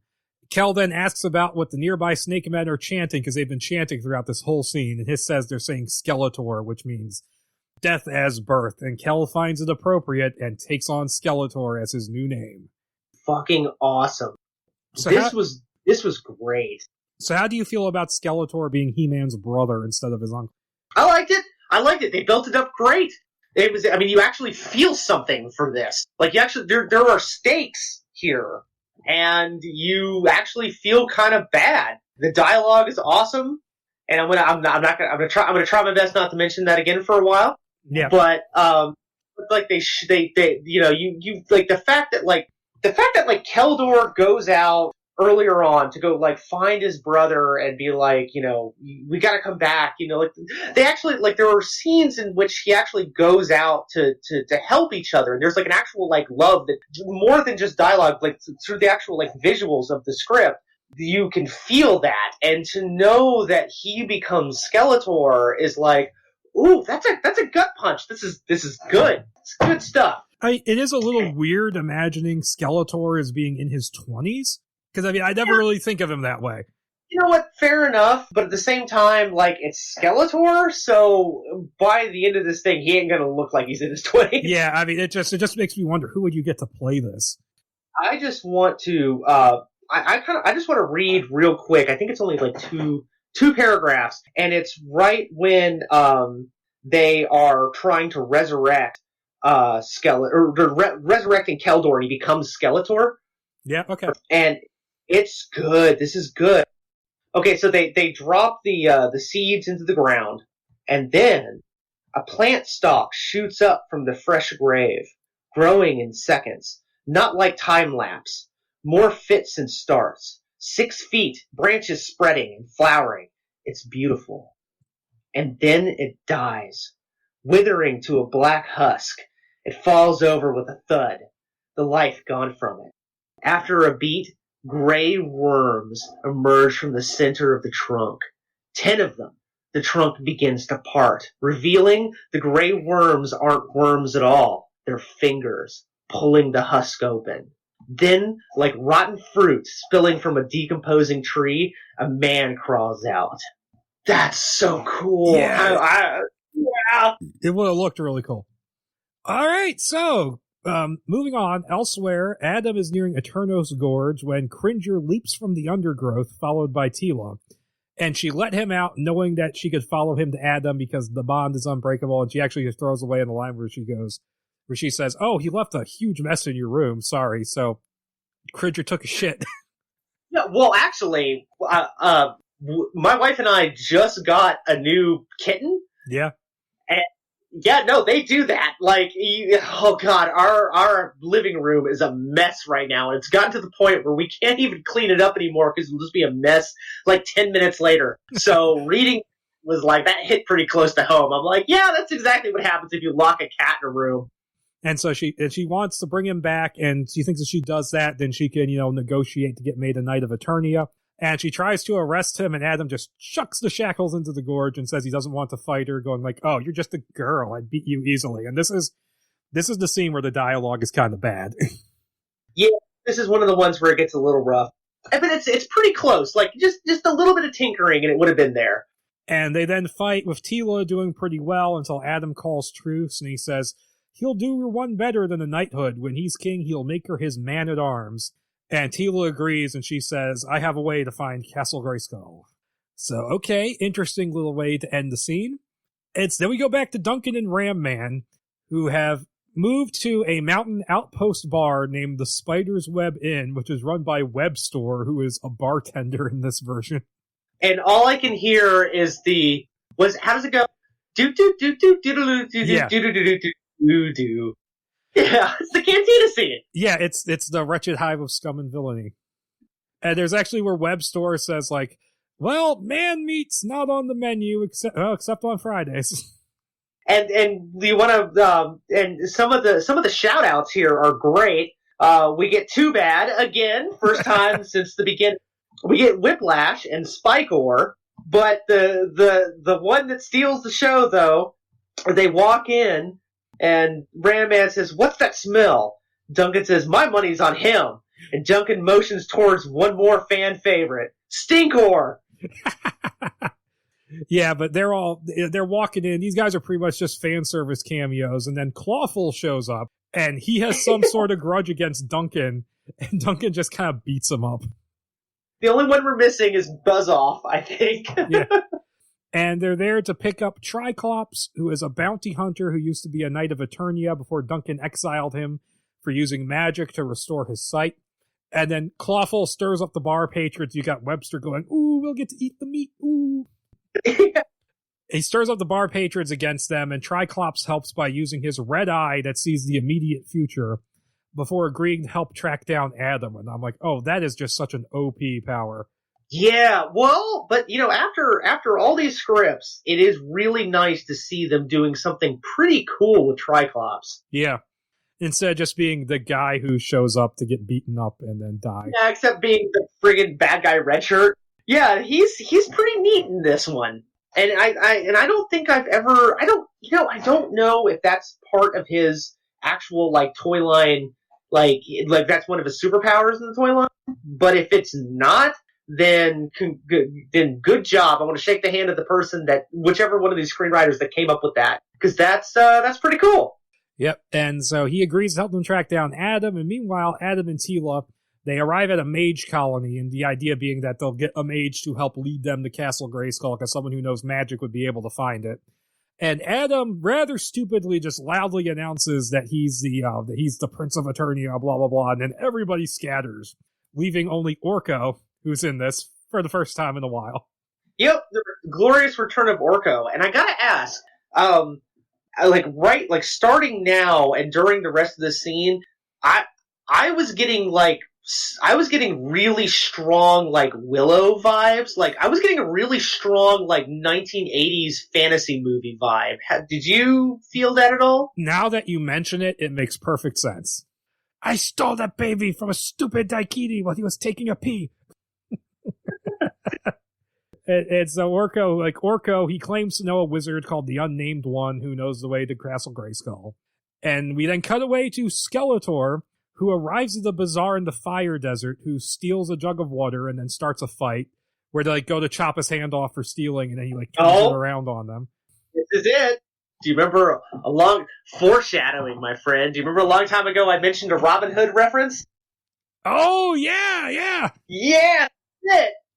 So basically what happens is he comes in from the desert. Skeletor comes in from the desert, and the guards, he comes in from the desert and he's begging for water. And he just kind of makes his way up to, I guess, the bar or the kiosk where they have like water and stuff for sale.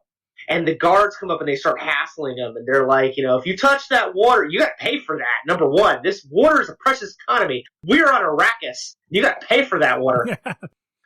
And he's like, he just kind of goes for it. And they're like, well, if you touch that water, we're going to take your hand. That's the price you're going to have to pay. He just turns it back around on him.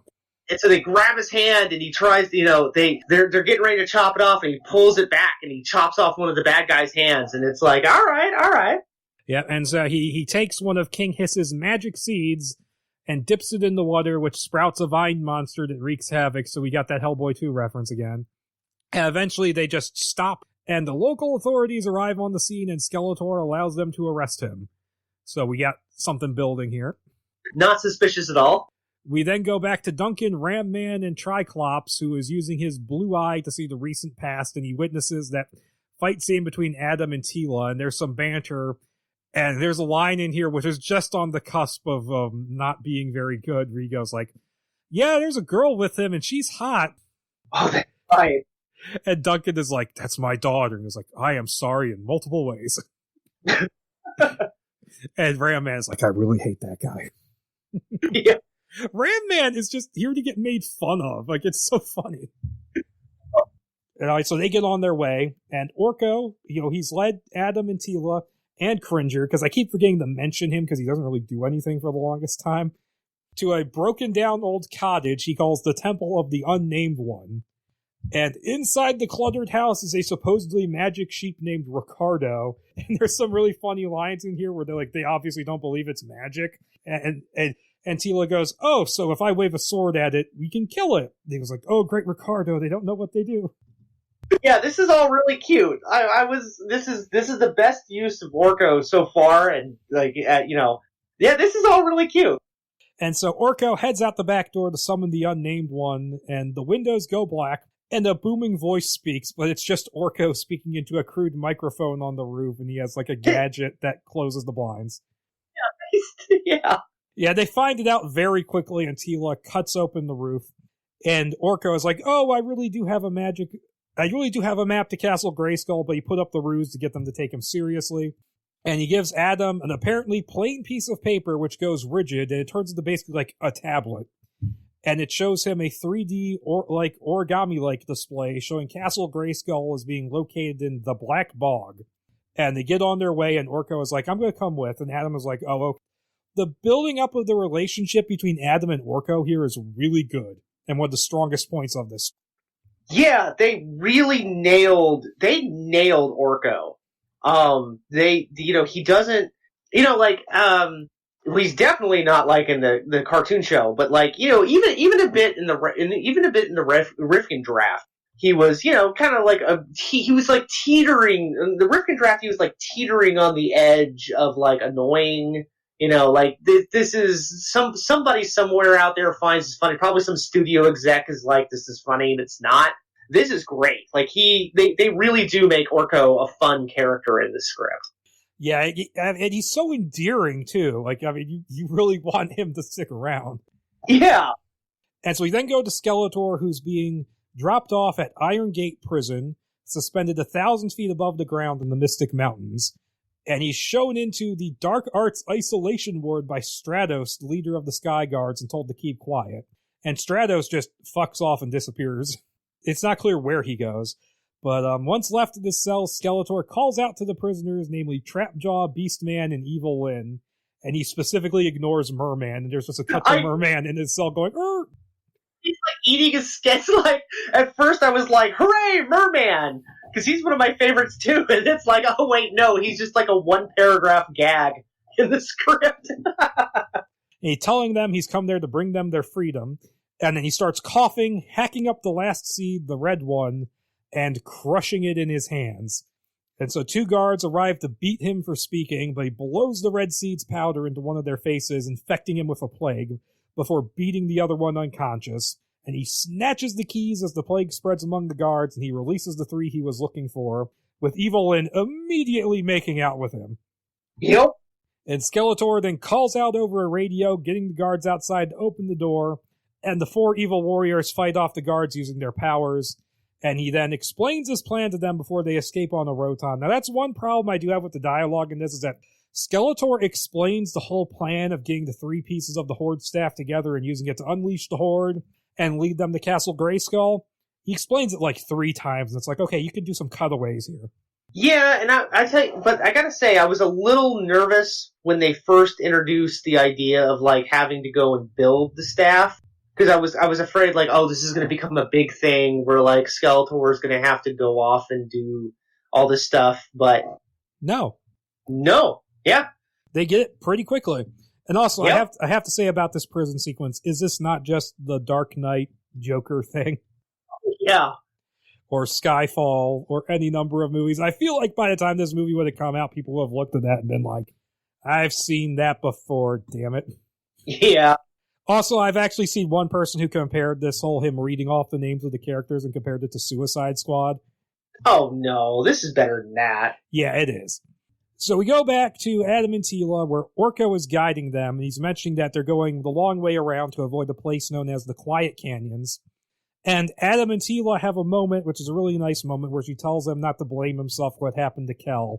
And he says that even though the Snake Men were coming for the family regardless, his actions only made it easier, so he does bear a certain amount of responsibility. And I do like that he does acknowledge his own responsibility for what happened. Actual, like, character development going on, especially between these 2 characters, especially between Adam and Teela. Yeah. You feel forced. It all feels very natural. And he mentions that he feels like Orko is the only one who fully believes in him, so he's glad to have them around. And that's when Triclops attacks, with Orko helping them trip up his future vision, as he knows what the helmet is and what it can do. So he says, be random. Yeah. Then Adam makes the decision that they should head for the Quiet Canyons to lose their pursuers, where it's like basically if you make a noise, you'll die. And so they try to make their way quietly through the canyon, and we get to see what happens when Orko accidentally speaks, and the sinkhole opens underneath him, and he nearly falls to his death, but the other 3 working together manage to pull him out. I think it's really funny that Adam grabs onto Cringer's tail, knowing that it'll just freak out and, like, run away. A little bit of payoff there. I like it. And then they're managing to pull him out, and there's this really funny bit where they just keep pulling his scarf, and it keeps going and going and going. Yeah. And that's when Duncan, Ram Man, and Triclops arrive in the canyon, and this whole next sequence is really cool, where they're running through, and it's silent, and they're, like, saying things through gestures, and it's pretty drawn out, and it's a really great scene. It is. Like, I mean, it just feels really cool, and then it ends when Adam shouts to create a chasm between them. And he nearly falls in himself, but Teela rescues him, and then they climb out, and the pursuers are forced to double back. That whole scene would have been amazing. Oh, yeah. Oh, yeah. And back at the palace, Stratos alerts King Randor to the breakout at Iron Gate and to the presence of the new threat named Skeletor. As he does so, we see Evil Lyn carve the handle for the staff, Trapjaw find and cut the diamond, and they then arrive at the Mage Colony looking for the sacred ram skull. And here it comes. The weirdest, like, deep pull they could possibly do. Fucking flex right here, my friends. Yeah, Skeletor's talking to the mages. He's making their pitch to them. His pitch to them that, we'll summon the Horde and magic will rule Eternia again. And the only one who actually talks is Gwildor from the old movie. The fucking movie that we talked about 1,000,000 years ago. Yep, he shows up in this for just a split second. But then all of the mages who are described as being, like, really cute, like, animal people, they all go like, yeah, no, summoning the Horde is a really bad idea. And the way the Mage Colony is described reminds me of Wizards a little bit. Yeah, like, absolutely. The cute furry critters. But then Skeletor is just like, nah, kill them all. So bye, Gwildor. Yeah. I cracked up. Oh my god, I'm laughing right now. I was just like, really? That's hilarious. Because, I mean, I know people tend not to like Gwildor. So that's probably what the point of that was a bit of a jab. Oh, Oh, totally. That was, like I said before, that was a flex to end all flexes when it comes to these. And Beastman tracks down the ram skull, leading them to Orko's cottage. And they're like, where's the skull? And they look over at Ricardo, and they're like, it must be his. He goes, eep. Rest in peace, Ricardo. And they go outside, and the skull gets, the pieces get mounted together, and Skeletor is ready to enact the rest of his plan as Trapjaw burns Orko's home to the ground. Sorry, Orko. Yeah. That whole thing with Ricardo, Jesus. Oh, it's so dark out of nowhere. It's so funny. And it turns out Orko was right. Ricardo really was a special sheep. Yeah. And okay, so we go back to Adam and Tila and Cringer, who I keep forgetting about in the notes. They are slugging through the black bog, waist deep in mud, while the small Orko runs on top of it. And he's like, I told you I could fly. That's a running gag in this thing, too, Orko saying he can fly. Oh, yeah, yeah. And they emerge at the spot where Castle Grayskull is supposed to be, but nothing is there. And after a bit of arguing, Adam decides he's going to believe because he's going to spill some of his blood on the ground, remembering his father's words and Orko's advice that believing is seeing. And yes, I too have seen the Santa Claus, Jeff Wadlow. And this causes a massive rock fall from the surrounding precipices, and then the rocks magically stack on top of one another to reconstruct Castle Grayskull. And after a near-miss romantic moment between Adam and Tila, the group heads inside. That was a really interesting way to do the hiding of Castle Grayskull, so it's not magically invisible, it's not under the water, it's not stuck in a valley somewhere, it's literally like, it has to be assembled, kind of like a toy. Oh, wow. Yeah, I hadn't even thought about that. But yes, this is the best version of Grayskull popping, like the appearance of Grayskull. I only have like one small note that I think would have really like kind of like put the button on top. You know what I mean? Yeah. I would have really liked, so like it's as it's described, it's just the rocks that come up and form Grayskull, like the castle. And I think it would have been so cool if, like, a skeleton of a giant, like, kind of came up out of the water and, like, opened up in front of them. You know what I mean? And, like, it kind of, like, opened its mouth in front of them as the rocks were forming and created Grayskull around it. Yeah. Oh, that'd have been so cool. Yeah, I mean, I can see what you mean. So they go inside, and they eventually find the sorceress, whose long vigil inside the castle seems to have driven her a bit crazy. And I like this because this is really creepy where she's playing a harp and she strikes a false note. It's like, ooh. They really went all in with the atmosphere here. And she tells Adam he must master his emotions and that the Sword of Power lies deep below in King Grayskull's tomb. And she also warns them about other guardians lurking within the castle walls. So I kind of like this because like I like the idea of the Tomb of Grayskull being inside the castle that's named after him, because otherwise why the fuck did you name it after him? Yeah. And so we go back to the walls of Eterno City. Skeletor plants the Horde staff in the ground, and the portal slowly begins to open, and they say when it's the same size as the sun, then that's when the Horde will come. And King Randor sees the portal and goes, oh shit, and flies off in the Wind Raider for Castle Grayskull, with Skeletor and his minions following in their Roton. So he called it completely. Oh yeah, he did. And I love the image of the, it blotting out the sun. That's really cool. And I know earlier you said you didn't play any of the Dark Souls games, but there's in Bloodborne, there's a scene that is relatively similar to this, and I can see it happening where it's there's a bit where like in Bloodborne, in the game, there's like a moon, and it's like a shadow is shot over the moon, and then the moon begins to drip down. And it's like, oh man, I bet like had this gone all the way to the field, to the end zone, I bet the scene would have been great. Okay, so they follow him to within sight of the castle and shoot his Wind Raider down, capturing him. But Randor doesn't actually recognize Skeletor as his son at this point, where he actually has a line where he says, I know Adam better than you know him yourself, which I thought that was like, oh, that's cool. And then inside the castle, the group finds the tomb of King Grayskull, which has these mechanical statues of the king and the 6 masters of the universe. And the king is holding the sword, and the statues move, and they lower the sword to within Adam's reach. And then they are attacked by several giant rock spiders. And Adam picks up the sword, and with Orko's help, and he's actually having to encourage Orko to help him.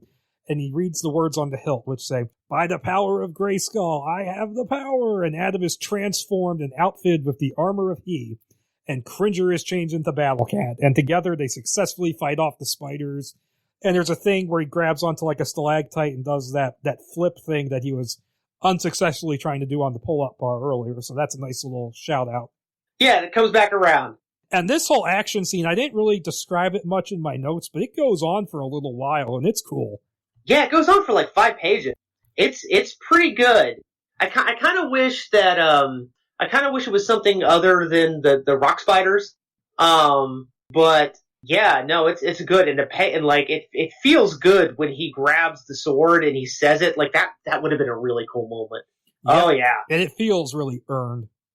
Okay, so the group returns to the sorceress, who tells Adam that there's 5 more levels of the power to unlock, and I think it's interesting, the idea that the power of Grayskull brings more than just the strength and agility. Like, it's almost like it's more of a spiritual quest. Like, it's like those old kung fu movies where it's like, oh, you have to do all this too. Yeah.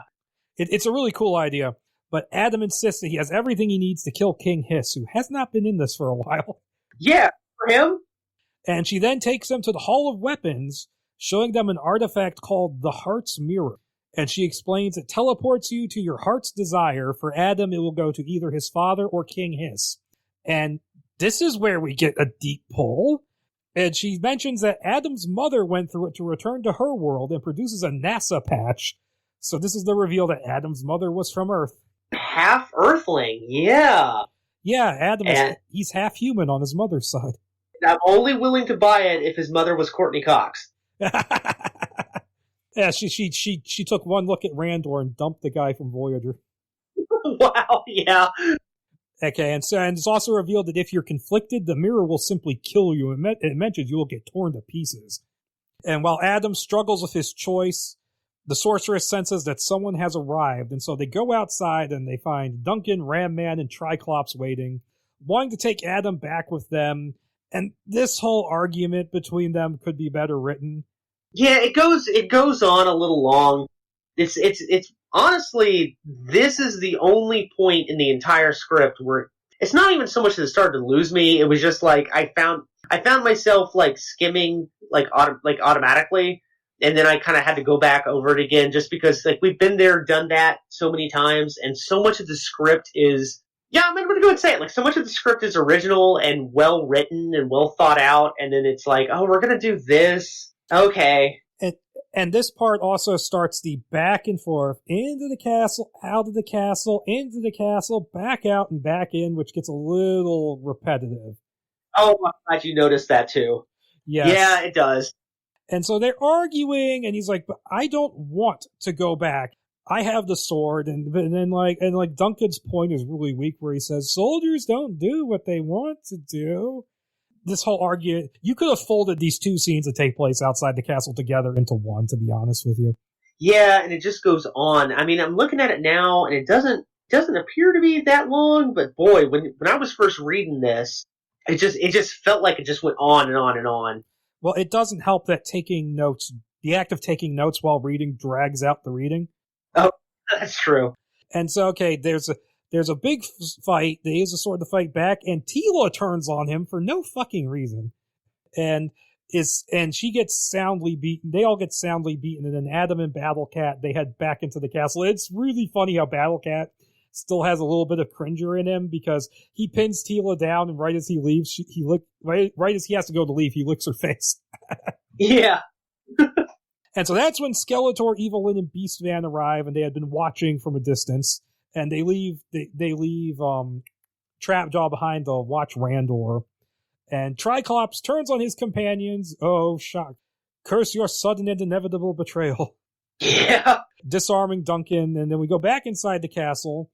And Adam approaches the mirror yet again, and the image focuses into that of King Hiss. But he's stopped from going at the last moment by Orko, who says that Tila needs help. So he makes the choice to go help his friends. But we don't need him going back into... I get we need the choice, but we don't really need him going back into the castle and coming back out. Yep, so he goes back out. And then And so he heads back outside, and the others have been tied up, and Randor is hanging from a tree with a log under his feet. Very Saw of Skeletor here. Yeah. Skeletor reveals who he is to Adam and tells him to give up the sword or his father will die. And I love here that Adam actually tries to talk to his brother and try to win him over. I love this. Yeah.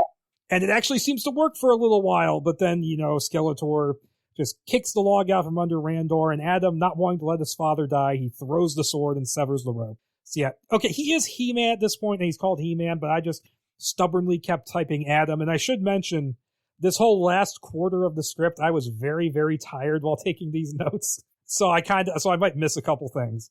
So Skeletor picks up the sword, transforming himself while Adam's transformation is undone. And Duncan, who has been sawing through his rope surreptitiously this whole time, finally gets free and attacks, only to be run through by Skeletor, and he falls into the bog. And then Skeletor tries to kill Teela as well, but Ram Man knocks her off the ridge, saving them both. And so Skeletor and his crew fly off in their Roton, keeping Randor as their prisoner, because he wants Randor to see his kingdom be destroyed. Yep. And Adam, rejoining his companions, is rebuked by the dying Duncan, and Adam refuses, saying that there must be another way. It can't just be a choice between you dying or him dying. I'm going to find my own way. And I like the fact that he doesn't come around to Randor's way of thinking. Like, he actually tries to find a third. Yeah. I think that's really great, because it could have gone really wrong and just had them be like, oh, Randor was right to napalm his own son. Yeah. And so he gets an idea. They re-enter Castle Grayskull, and they fan out looking for a healing amulet. And they find one, but it looks like it's too late. But Adam says, no, I'm going to try. I have to try anyway. And they all put their hands over the amulet, and they save Duncan. Yep, and I'm going to go ahead. I mean, I wanted to mention it a second ago, but I'll go ahead and say it now. When I was reading this, I actually didn't know if they were going to kill Man-at-Arms. Like, that was an actual moment of tension there. Yeah, I had read it before, and I couldn't quite remember, because it had been a few years. We then go outside the walls of Eternos as Skeletor's Roton lands near the Horde staff, and his party is met by King Hiss and his Snake Guard, who want Skeletor to hand over the sword, but he refuses, and he uses 3 magic words, just fuck up King Hiss. Like, he's slamming him around, burning him, like, damn. And then he runs through King Hiss with the sword and kills him, telling Randor he did what he could not. And I like the fact that he isn't fully on King Hiss's side. Like, he still recognizes King Hiss as the bad guy. Oh, yeah, well, he's Skeletor, man. He's gotta be the main bad guy, the main antagonist. Yeah, but he still recognizes the fact that it's still partly King Hiss's fault for what happened. Oh yeah, that vengeance doesn't go anywhere. Nope, and then the portal opens, unleashing the Horde, and the Snake Men flee before them. So, there goes your favorite characters. I'm just happy they showed up, man. Yeah. And Skeletor then says he wants Randor on his throne when the city is destroyed, and he says they're going to take the aqueduct back into the palace, so that's a nice payoff. Yeah. It's the thing that only Adam and Kel knew about. And so we go back to Castle Grayskull, and the sorceress declares the party the new masters of the universe and hands them specific magic items. Ram Man, the Helmet of Invulnerability, Teela, the Staff of Ka, and Orko, the Wand of Trolla, which has a secret that they don't specify. And Adam's like, she's like, I can't give you a weapon to match the sword, so I'm just going to give you the shield that deflects spells. Now, it says it's iconic. I've never really thought of He-Man as having a shield. Yeah, he has a shield. I guess that's something I just always missed. It's not really, it's He-Man, the sword. Like, that's the thing everybody remembers. But yeah, no, He-Man had a shield. And it's nice, it's weird to see it, like, pop up this late. And, like, I never really expected it to be, like, a big thing in any of the scripts, but, like, it's funny that this is the first time he's ever been given a shield in any of these scripts. Like, he's always just, like, the two-handed warrior, you know? Yeah. But, yeah, that's cool. It's cool. And it's there's a little bit going on here with giving him the shield. I like it. Okay, and their plan is to take the mirror to Eternos and get the sword away from Skeletor and use it to destroy the staff, because it's the only thing that can actually do that. And they go through the mirror one by one, and I love the bit where Orko is, like, unsure, going, like, what will happen if I'm not there, if I don't know where I'm going, if I've never been there before? And Adam says, I know you can do this, and Orko goes through. I love the friendship between these two. Yeah.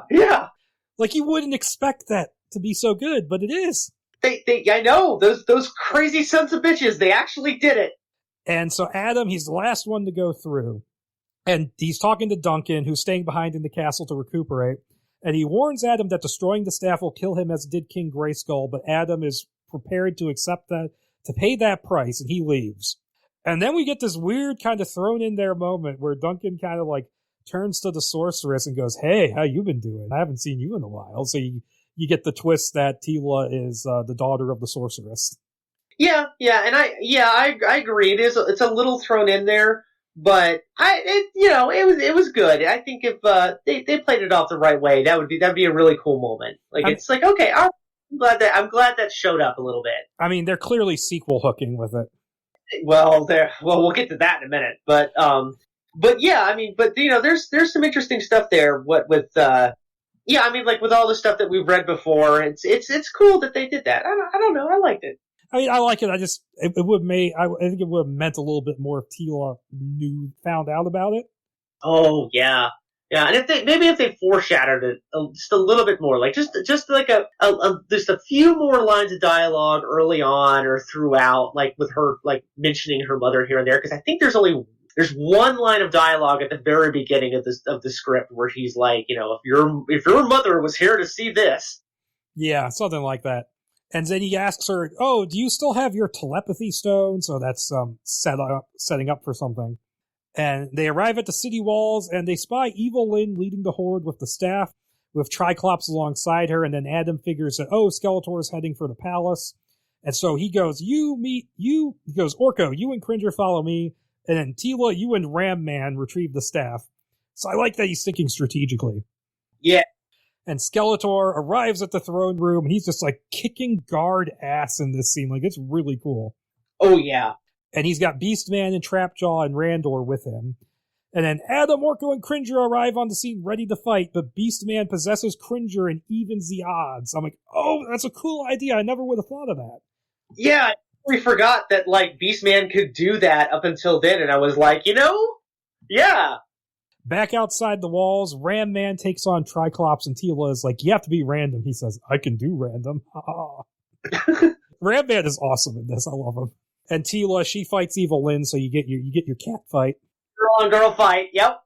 Then we go back to the throne room. Trapjaw has Adam knocked down, is about to saw his head off, and it's mentioned he can like transform his arms into anything, basically, any kind of machine. Yeah, he's like a this is the one. Is this the one where he's got like a Swiss Army knife for an arm, basically? Well, he's described as he's called like a technomancer, so he can just transform his arms. He's a clockwork man. Like it's like he's got like clockwork features, right? Something like that. Pretty cool. Yeah, that's right. I remember reading that and being like, that would have been a neat visual for him. And then we get a moment where Randor starts apologizing, and Skeletor thinks he's talking to Adam, but he's actually talking to him. And he says, "I wish I could have done better with you." And then he grabs Trapjaw and leaps off the tower, and they fall to their deaths. That's how you kill off Randor. Yep. And Skeletor then raises the sword to kill Adam, only for Orko to use the wand to fly over him and snatch the sword out of his hands. Yay, he can fly. We can fly. No. Not going Disney here. Nope, don't do that. Orko tosses the sword to Adam, who grabs it off the floor just in time to get thrown out the window with Skeletor's magic, and he transforms back into He-Man as he falls to the ground. He makes a crater and climbs out of it. That part is very Incredible Hulk. Oh, yeah. And Skeletor then levitates down to Adam and begins throwing him around again. He's cracking pillars. And back in the throne room, Orko's about to be killed by Beastman when he's saved by Battlecat, because the transformation broke the mind control, who knocks Beastman off a ledge, but he doesn't die because he lands on not a griffin, but a giant bat and flies away. Fuck yeah. Na Batman. And so we go back to the battlefield. Ram Man knocks off Triclops' helmet, leaving him blind and helpless, and you actually feel kind of bad for him in that scene. Yeah, that's right. And he kind of does, like, it even says in the script that it's kind of anticlimactic, but it's kind of funny. And it is. Like, he's just like, fuck it. And just, like, kind of pops the visor off, and Triclops is like, no, and can't do anything. Yeah, and he's very much, he basically gets turned into Velma from Scooby-Doo. He's like reaching around for it. And Evelyn is about to finish Tila when she's distracted by the arrival of a Wind Raider, piloted by Duncan, along with Stratos and a bunch of his Sky Guards. So the Voltan and the Hawkman showed up to save the day. Basically, yeah. And Tila takes advantage of the distraction and knocks over Evelyn, stealing the staff. Duncan drops a winch, which Ram Man grabs onto as Tila takes his upper hand, and they fly away. And then Beastman is like, flies up to them and grabs the staff, and they're playing tug-of-war with it, and Tila is forced to let go because, otherwise she would fall to her death. They go back to the lower room of the tower. Adam keeps trying to get through to his brother, but Skeletor just keeps slamming him through pillars until the tower starts to crack and fall. And then he runs as soon as he sees the tower is falling. Then Adam sees that Orko and Battlecat are coming, so he goes and saves them instead of chasing after Skeletor. And the tower falls, knocking a hole in the city walls that the Horde uses to enter. So, oops. Yep. And they all rendezvous at the chapel, which is where they were planning to meet. And Adam says that he's ready to take on Skeletor and destroy the staff by himself. However, they all decide to fight with him anyways. And a massive fight ensues where it's like a long, single shot of Adam just riding Battlecat through the Horde and just chopping away. Yep, it's awesome. And they're going to they're trying to reach Skeletor and the staff, which are atop a pile of rubble. But they all get overwhelmed though, and Skeletor plants the staff once again, telling Adam to give him the sword, and Adam does. But when Skeletor goes to strike, he yanks the staff up and blocks Skeletor, destroying the staff, the Horde, and himself on accident. And Tila kisses Adam, who then takes up the sword, and he becomes He-Man again. That was cool. I mean, it was easy to see coming, but that was awesome. Him just, because there's this whole running thing where he says, I'm younger, stronger, and I'm faster than you. And that comes up right at the end. He says, I'm faster. Yep, and grabs it, and then, yeah. Yeah, it's a cool way to kill the villain. I'm still, I still kind of like the Rifkin ending a little bit, as far as, the Skeletor deaths go. I still think the Rifkin one really nailed that one, but that's cool. That's a clever way to get rid of them. But so we go sometime later. The city is being rebuilt, and Adam addresses the people who are ready to declare him king. And instead, he transfers all power to the council. And he says, "I'm still going to stick around to fight to protect the peace." So, He-Man invents democracy. Yeah, that's kind of funny. I don't know if I buy into that. Yeah, very Rome of him. Yeah. Yeah. And it then cuts to credits before going to a mid-credits scene. Adam is looking at the NASA patch the sorceress gave him, and he's musing over how his mother abandoned him. And Duncan says she did what she had to do to protect the princess. And he looks up and goes, "What?" And that's where it ends. Bum, bum, bum. Giving you a cliffhanger for both. I don't know. Does this cliffhanger mean Adam's going to try and go to Earth? I don't know about that, but they're teasing She-Ra, and somehow I think that this cliffhanger, that the whole She-Ra thing would not have stayed in it, considering how Mattel was not wanting to not wanting to give out the rights to She-Ra. Yeah, but that's a pretty cool way to introduce her. I dug this stinger. Oh yeah, and I like the fact that they threw in the NASA thing, because I remember that's one of the episodes I've actually seen where they reveal that Marlena was from Earth. Yeah. So yeah, overall this script, I mean, it could use it could trim the back and forth in the Castle Grayskull, definitely. Rewrite some of the dialogue here and there, and overall this is a strong movie. This is a movie. This is a movie where it's you nailed it. The only part of this movie really that stuck out like a sore thumb was the Castle Grayskull bit, just the back and forth. And the only reason why I really think it kind of stuck out as bad as it did was because it wasn't even bad. It was just kind of mediocre. It was all right. Whereas the rest of this was just excellent the whole way through. This was a fucking movie, and it's a shame we didn't get it. But yeah, so yeah, this script is pretty good, and it was turned in.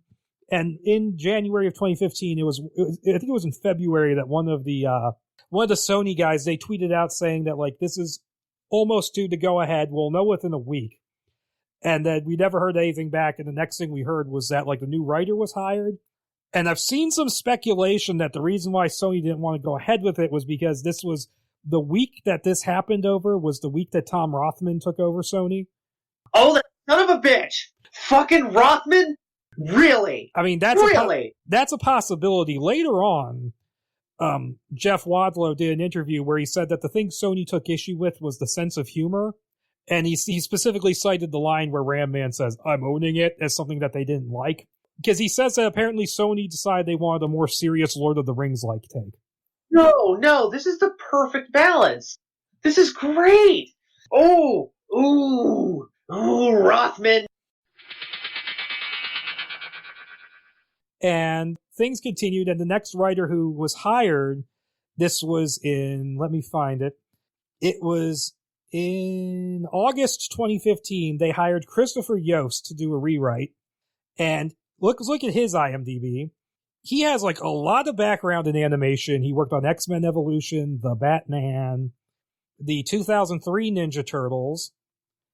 He wrote Hulk Versus. Okay, those are all really good, actually.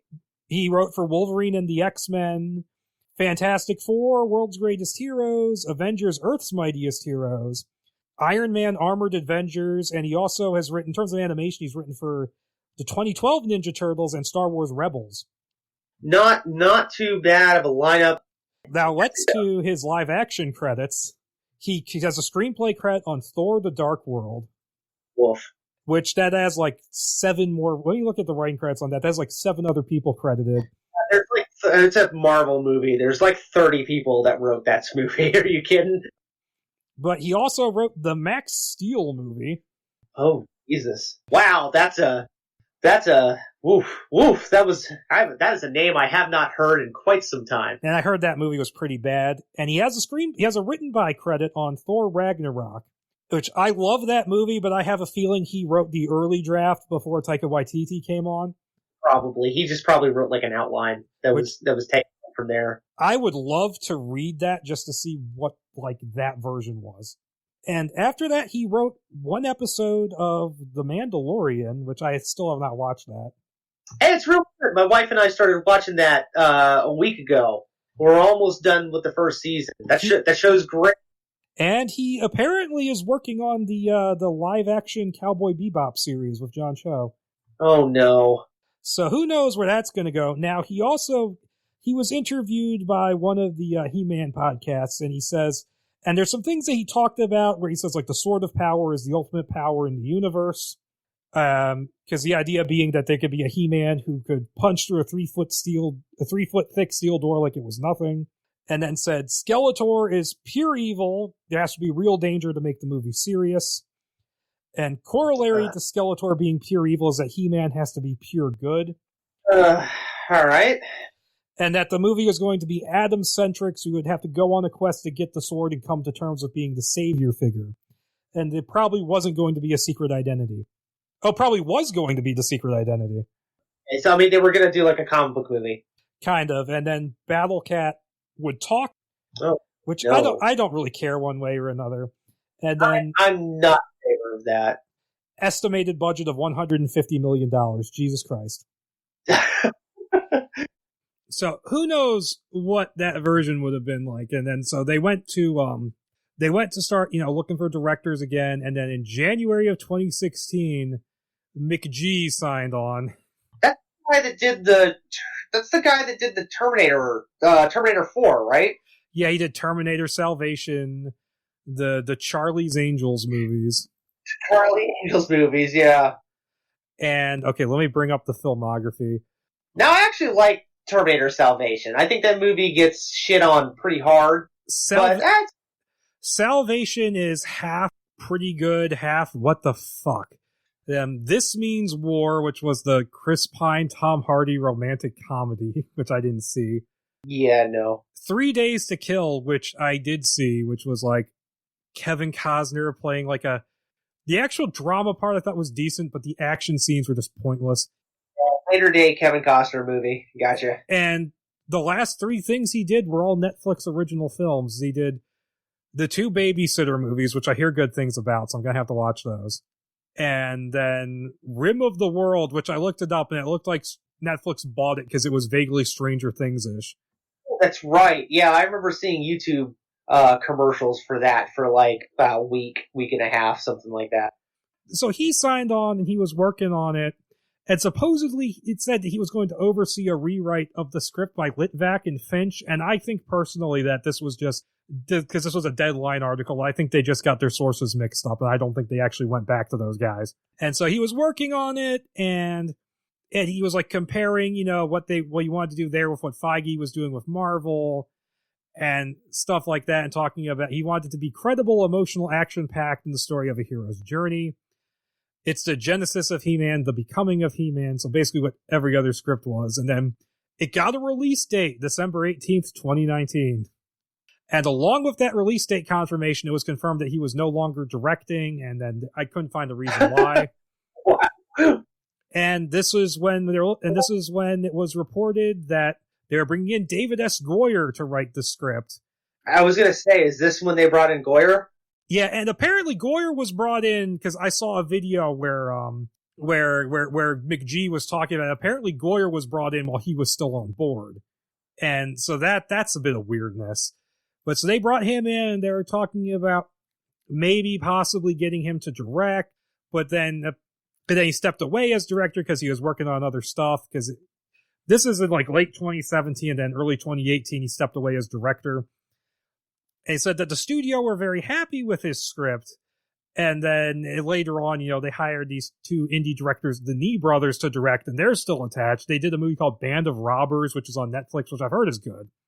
And it later came out that the reason why they didn't go with Goyer's script was because apparently it was a large-scale Lord of the Rings epic, and they didn't want to put that kind of money into it. So, God damn it, Sony.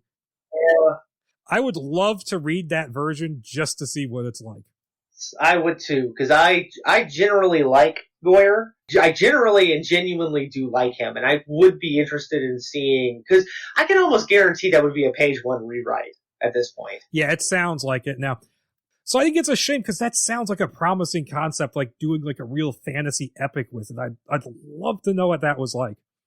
But then in January of 2019, it was reported that he was replaced with Art Markham and Matt Holloway, who are going to write a new draft. Now, we've covered their stuff before. We're bringing it full circle here, aren't we? To the Highlander episode. But they got brought on to write it. And it was in March and April, where they confirmed that they had cast Noah Centineo as He-Man. And he's a guy where I don't know what to make of him as He-Man, because all like the little bits I've seen of him, it doesn't really scream that, so maybe his audition was really good. What is he going to be in again? Because he's gearing up to be in something else. Is it Eternals? He's going to play Atom Smasher in Black Adam. I knew it was a comic book movie. And he is super jacked now, too, like Christ. Fucking huge. Like, it's almost like he looked at The Rock and said, I have to look big next to him. And so, yeah, so he got cast. I want to wait and see what he does in Black Adam to see if maybe he was a decent choice for the role, because it's a little hard to tell. And they were supposed to start principal photography on July 15th, 2019, and they were supposed to wrap in October, and they were going to film some of it in Prague. And then just nothing happened. Like Sony, like they announced the release date would be March 5th, 2021. And then suddenly, they just let nothing happen. And then there was like rumors that they would sell the movie to Netflix. And then in January of this year, they took it off its release schedule. And you know what they gave its release date to? Oh, Jesus. What? Uncharted, which is also being written by Markham and Holloway. No. And which also lost its release. It got delayed again, I think, because of the pandemic. And that's in production right now. It's shooting, and I don't think it's going to be any good. But oh, of course not. That's not a thing that should be a movie anyway, I don't think. It's in limbo again, and no one knows what the hell is going on with it right now. The first of the franchise, I'm sure it'll come out before we both die of old age.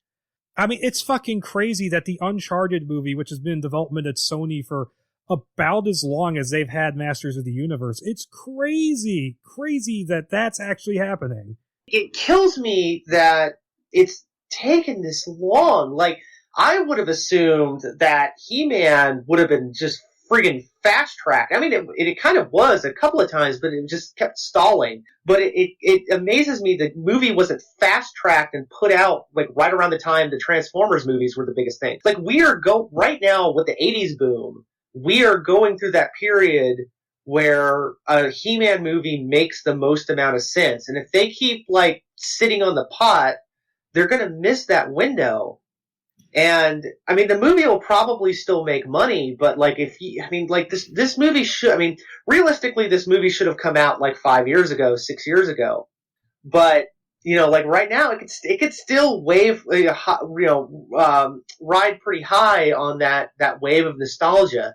But that wave of nostalgia is slowly passing them by. So they really need to get on this. I have a feeling that they have spent so much money on this, just Sony themselves, that even if they do make the movie and it comes out, it's not going to make its budget back, because they put so much pre-production funds into scripts and directors and pre-production.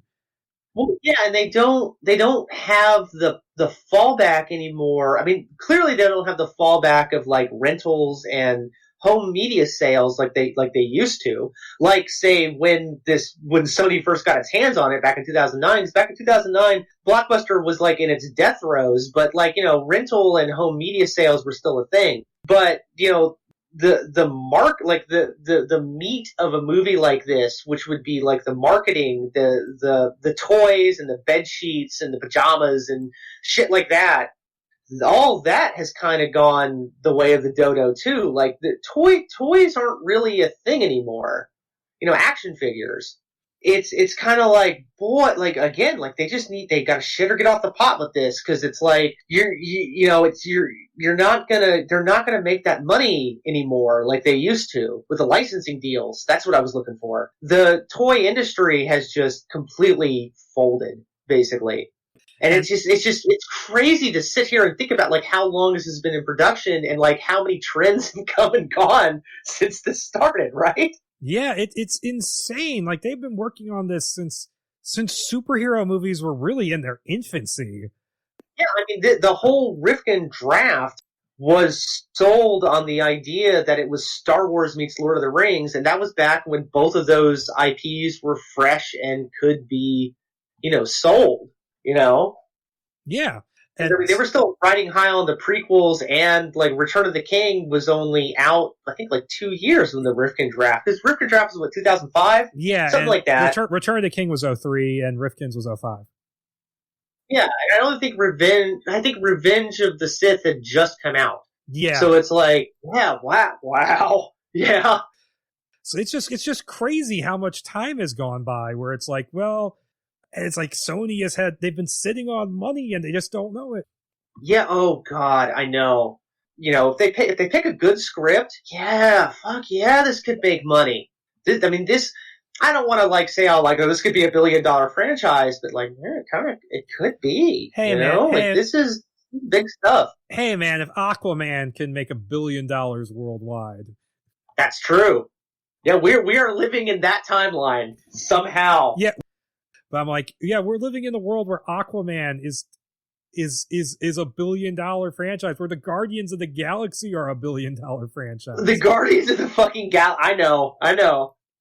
It's crazy. Like, I mean, Guardians of the Galaxy proves you can make anything into a movie and make it work. Yeah. Yeah, you would think with Guardians making the money that it did, they would just like instantly greenlight this. Like, yeah, do it. Pull the trigger. Let's do it. Yeah, but this is Sony. I mean, they own Uncharted by default, and they took 10 years making that work and getting it into production. Oh, yeah, I mean, yeah, this is Sony. Yep, that about wraps it up. This was fun. This was a fun time. I thoroughly enjoyed this. Yeah, and I'm glad you liked most of the scripts. Because, I mean, especially after your reaction to that treatment, like, damn. Ooh, yeah. The cursed treatment. Yes, let's never mention that again. I would be perfectly fine with that. But this was great. This was fun. It didn't overstay its welcome, I don't think. Like, it was the same story over and over and over again, but it was different enough, and I was really into it. I love sword and sorcery. So, good stuff, man. Yep. I'm glad I got to come along with this on this journey with you. Yeah, I mean, I had no idea when or if I was going to do this episode until you actually showed interest in it. But yeah, that was and the scripts for the most part are fairly decent, which I mean, my God, when you had to read through some of those flash strips, like, dear God, the one with the alien in it. And Oh, yeah. But yeah, I think we've summed this up rather well. So until next time, bye. See ya.